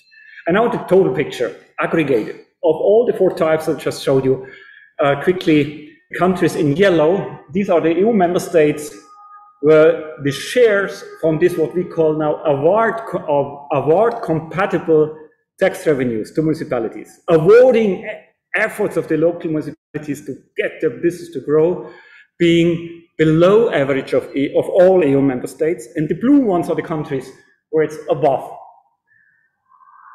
where the municipalities have higher than average share from the municipalities' budget coming from tax revenues generated by the local economy directly. And here, quickly, last picture. I know you will now laugh at me, but I have nothing else to provide you as kind of preliminary indication.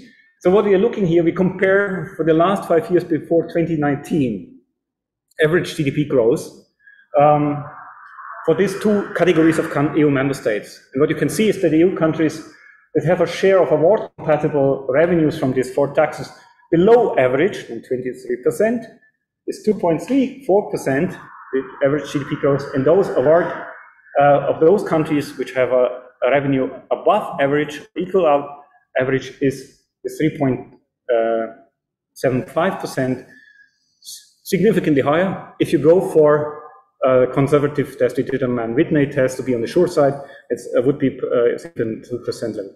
Anyway, conclusions. I would say there's an indication so far that we might have to pay more attention to the role of municipalities and cities, so the local level in fostering locally micro, small, and medium-sized businesses.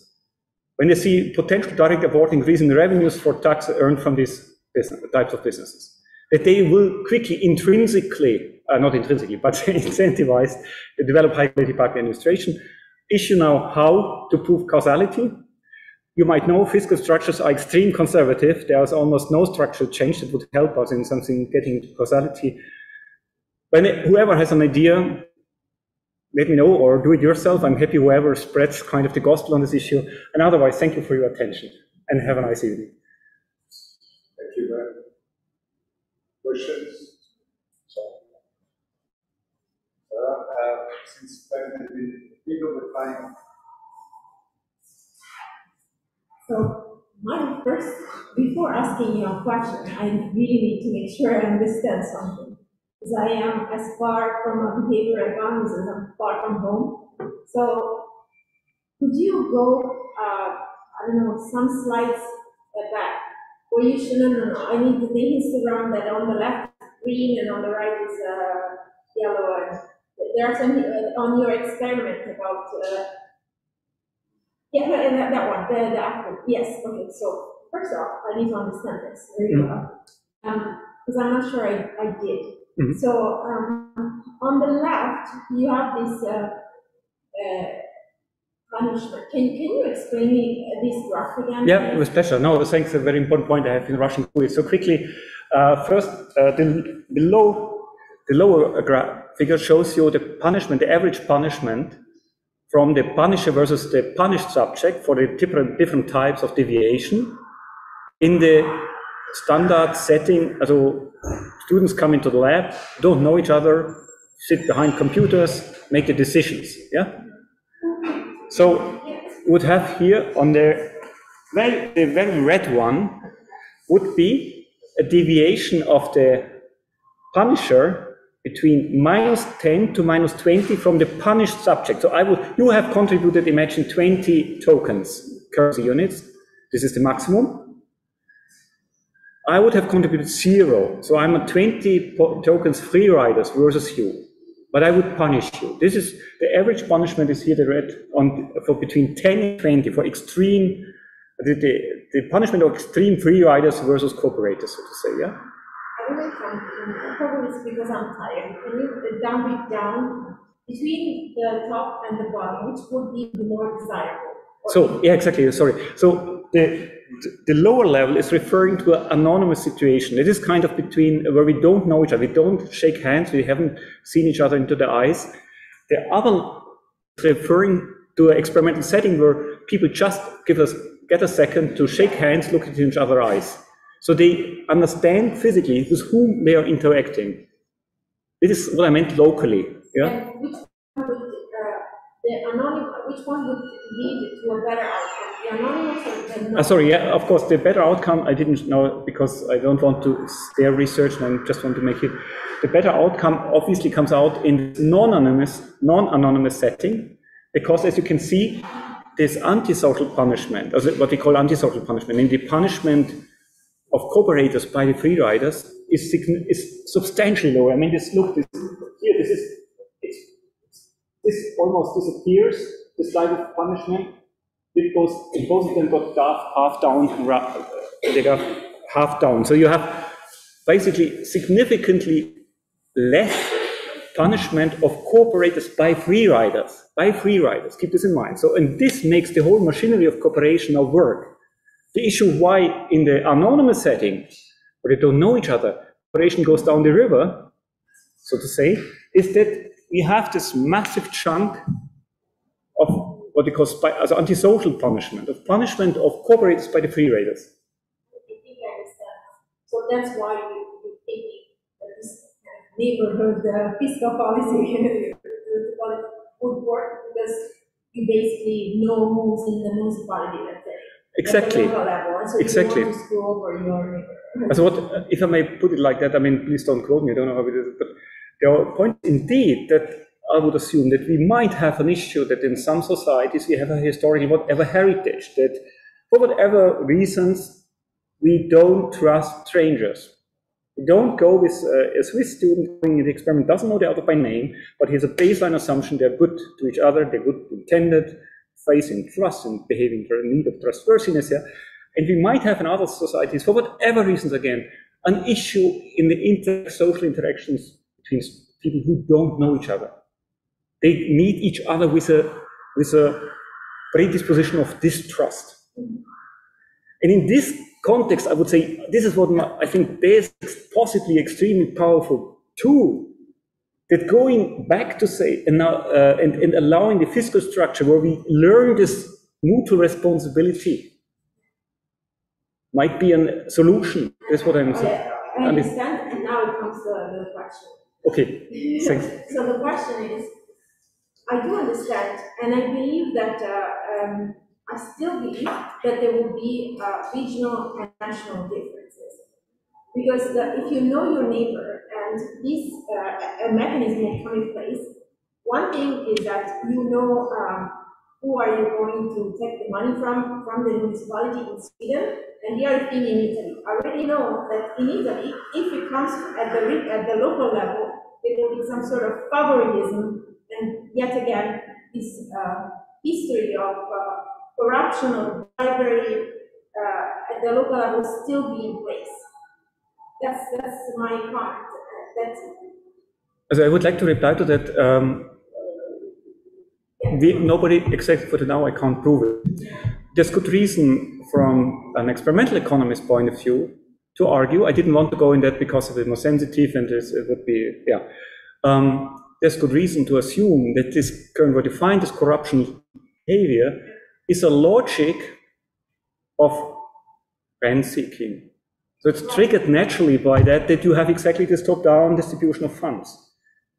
And I can, I mean, you may just quickly, and I found it fascinating. I was the last 4 years working as a diplomat, undercover academic diplomat, fake academic diplomat in Ukraine, where a decentralization reform was going on, and they had gone the decentralization reform in the direction of Scandinavian countries, whatever surprising background features.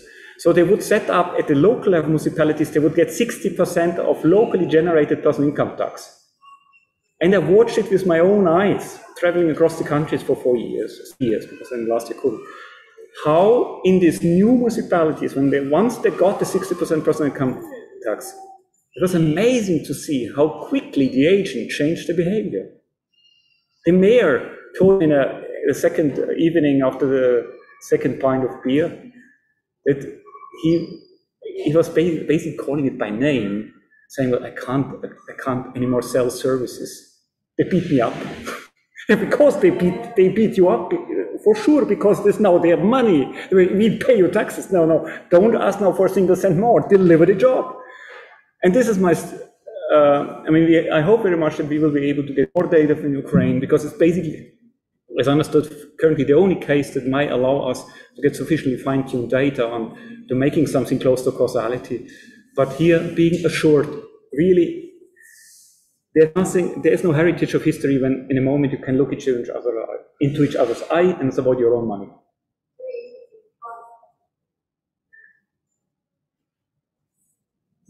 I think we have to move to the next presentation. We have a few closing remarks, so I think it goes well.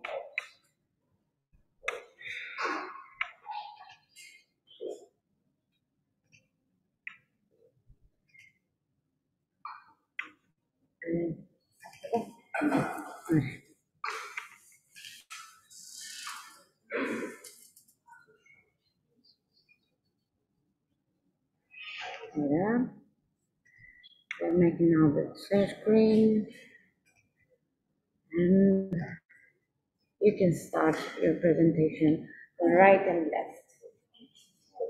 So, hi, from me, I'm Areti Pali. As I said before, I'm an assistant professor at the Athens University of Economics and Business. And since I am the last presentation and you've already, I assume you're already tired, and this paper has been published, I will be brief. I have really enjoyed doing this work with Jim Love and Steve Roper, and I think it's well aligned with the project's core values, micro SMEs and their strategies as they are reflected in their productivity levels. In the paper, we were interested in how internationalization and innovation reflect on productivity, and we took a special interest in non-exporting firms. This is the main contribution of the paper, but I'm going ahead of myself. The structure of my presentation is, I think, typical. I will first talk a little bit about our motivation and our theoretical framework, which will lead me to our research hypothesis. Briefly, I will talk about our data and econometric methods, and I then follow the econometric results and conclude with this presentation with some policy implications. So, what motivated us was that basically we were asking ourselves whether the process of becoming an exporter is something is a random process that firms do not have control, or is a process of gradual investing and building export-related capabilities. We know from the relevant literature that exporters are significantly different from non-exporters because of their higher productivity levels. They enjoy an export premium, or else the self-selection effect. And also we know that quite a few exporting firms learn in foreign markets, and this learning, these knowledge flows are reflected eventually in their productivity levels. A few colleagues, quite a few years back, have suggested that the internationalization of firms does not begin when they actually enter foreign markets, but it is a process that actually begins at the pre-export phase. During this phase, firms set their strategic goals and make the necessary investments, and it is a crucial stage because failure to achieve the firm's goals in terms of internationalization may result in withdrawing themselves from the eventual transition to moving to foreign markets. Nonetheless, it has been very difficult, empirically at least, to determine the nature of the process that allows micro and small firms to move from being focused on domestic markets to becoming exporters by building export capabilities. What actually exists in the literature is some, again, very few papers on export readiness, but those colleagues, those academics are more interested in defining and measuring firms' export readiness, and they are more focused at the managerial level and identifying the characteristics of the managers that actually drive firms' decision to enter foreign markets. So that led us to formulate three research hypotheses. First of all, we investigated whether firms consciously self-select into an exporting mode prior to becoming exporters. That is, whether they start their internationalization process when they actually are non-exporters by boosting their performance in anticipation of entering foreign markets, and whether learning effects occur both at the pre-export phase and during the actual exporting transition, the so-called learning by exporting effects. And finally, whether we linked these learning effects with strategic investments in innovation. In a nutshell and in figured terms, this is our framework and hypothesis. So we have two main key variables: firms' export status, as it is further disaggregated to firms being exclusively domestically focused, firms that reported that they are export capable, they have competitive products that could be exported, and actual exporters. We link firms' export status with firms' productivity levels, and this is our first hypothesis. And moving on forward to testing our second hypothesis, the learning to export and learning by exporting, we investigate whether firms' previous export status significantly affects firms' current productivity levels. And the third hypothesis, with respect to the third hypothesis, we allow product and process innovation to determine both productivity and firms' export states. In terms of methods, let me go first with the data. We used a UK dataset, a longitudinal small business survey. We cover a 3-year period from 2015 until 2017. This period gave us 12,000 and almost 500 observations of UK firms from several industries with employees less than 249 employees. This is a mistake, I'm sorry. So in terms of econometric strategy, we estimated a system of two equations. The first equation is a multinomial probit comprised of three mutually exclusive states, namely firms domestically focused, export capable, and exporters. And the second equation is a continuous regression with productivity as a dependent variable. We used the CMP routine in Stata to estimate this model, and results, I think you can't see everything because Karin, you're so nice, but you are in front of my productivity estimation results. Anyway, so in terms of to economize space and time, I present you both marginal effects, probit model, and actual regression estimation. So with italics, you can see the estimation results on marginal effects. All three hypotheses are confirmed. I don't know why it doesn't show, but basically the last two rows are the correlation coefficients of the error terms between firms' export states and productivity, and we can see that actually firms consciously self-select to an exporting mode based on their productivity levels. And also we can see that learning is a continuous process that occurs both at the pre-export phase and actual exporting period. In terms of innovation, this is where things become interesting.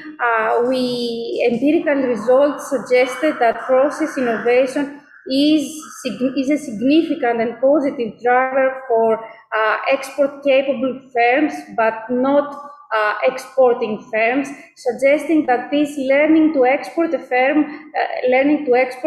is actually reflected on introducing or adopting, if you like, innovative features in firms' production processes. On the other hand, product innovation is positively statistically significant on the probability of being an exporter, which further strengthens the learning by exporting effect, while it has a negative effect on productivity, suggesting a short-term, at least, disruptive effect on firms' productivity levels. And to conclude, in the paper we have theoretical, managerial, and policy implications, but to be better aligned with the seminar, I opted to present just the policy implications. So in terms of innovation policy, at least in the UK, more emphasis has been given in prompting micro and small and medium enterprises to invest in product innovation, and little emphasis has been given in process innovation, in further fine-tuning their processes. This should be taken into consideration, along with the fact that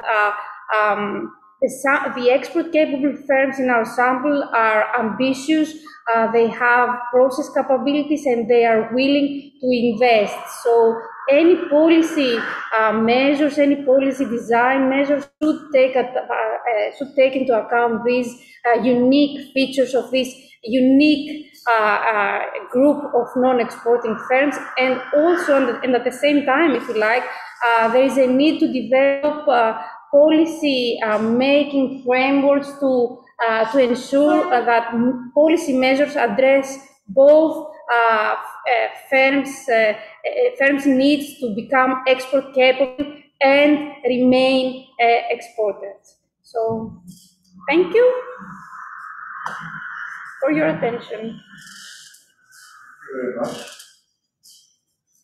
Well on time. Questions?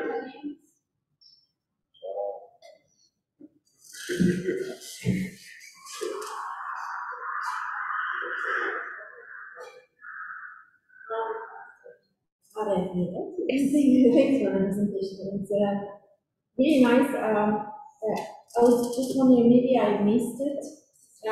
So you have a simultaneous equation model, and what are your instructions? So how you control for endogeneity?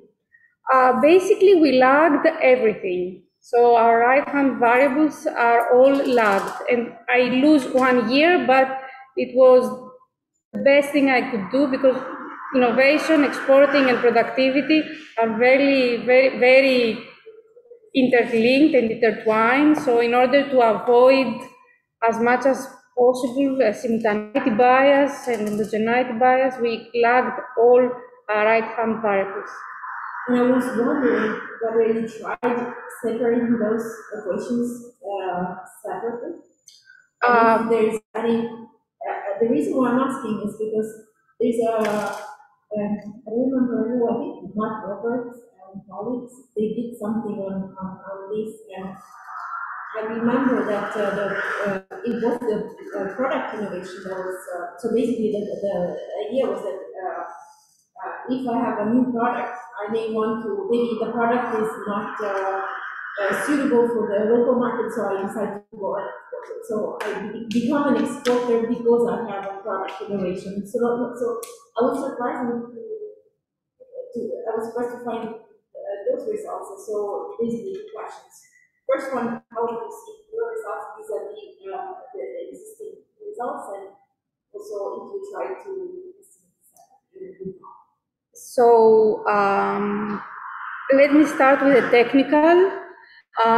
In order to see whether you need to estimate separately, you need to see the statistical significance of correlation coefficient, which in our case is statistically significant, suggesting that the error terms of all three equations, or two equations, it depends how you look at the multinomial probit, are correlated. So it would be wrong to estimate separately. But just to have an idea, we did, and the results are not that different. In terms of other studies, I am aware of what you're saying, but they are not directly comparable to us, because the main idea and the main contribution of the paper is that the pool of non-exporting firms is not homogeneous. They are not a bunch of firms that they simply cannot export. There are some firms that they subjectively believe that they are good enough to export, but for some unobservable reasons they don't. So because we do have this unique group of firms, I think this is why we have this kind of differentiation from the mainstream findings.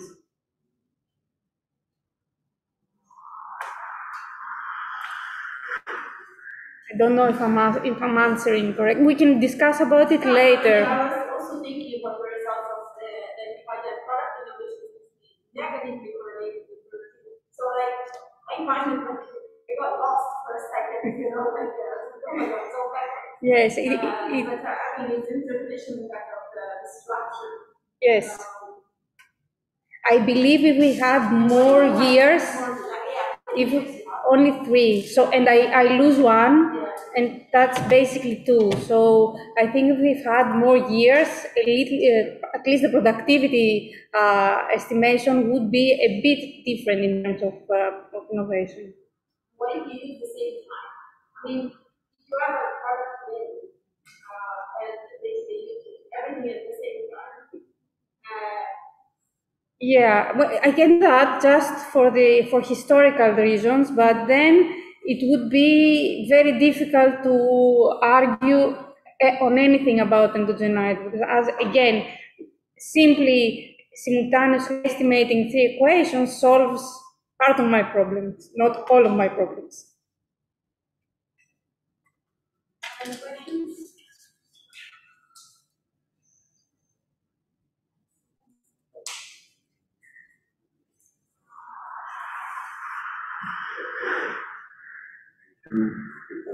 Thank you. So, to an end, I would like to express my thanks to all the speakers. Express my thanks to all the speakers for a series of very interesting papers, very complimentary, I thought.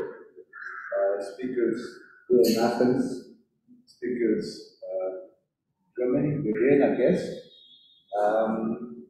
There are many issues that arose, but I think we have one other meeting that was to organize roundtables. Just a few things that came to my mind, which demonstrate that I think is key. Innovation policy, thinking maybe about prices, or idea, and an issue that was very common, which is business development. At the end of the day, that makes the difference. So, thanks to everybody. Have a good evening. Let's try to meet up sometime in the future. So please join me in thanking all the speakers. Thank you. And of course, the organizers. So, thank you, everyone. Also, web participants, Alexander, colleagues. Hope you can make it next time. The next time you have to be here. Huh?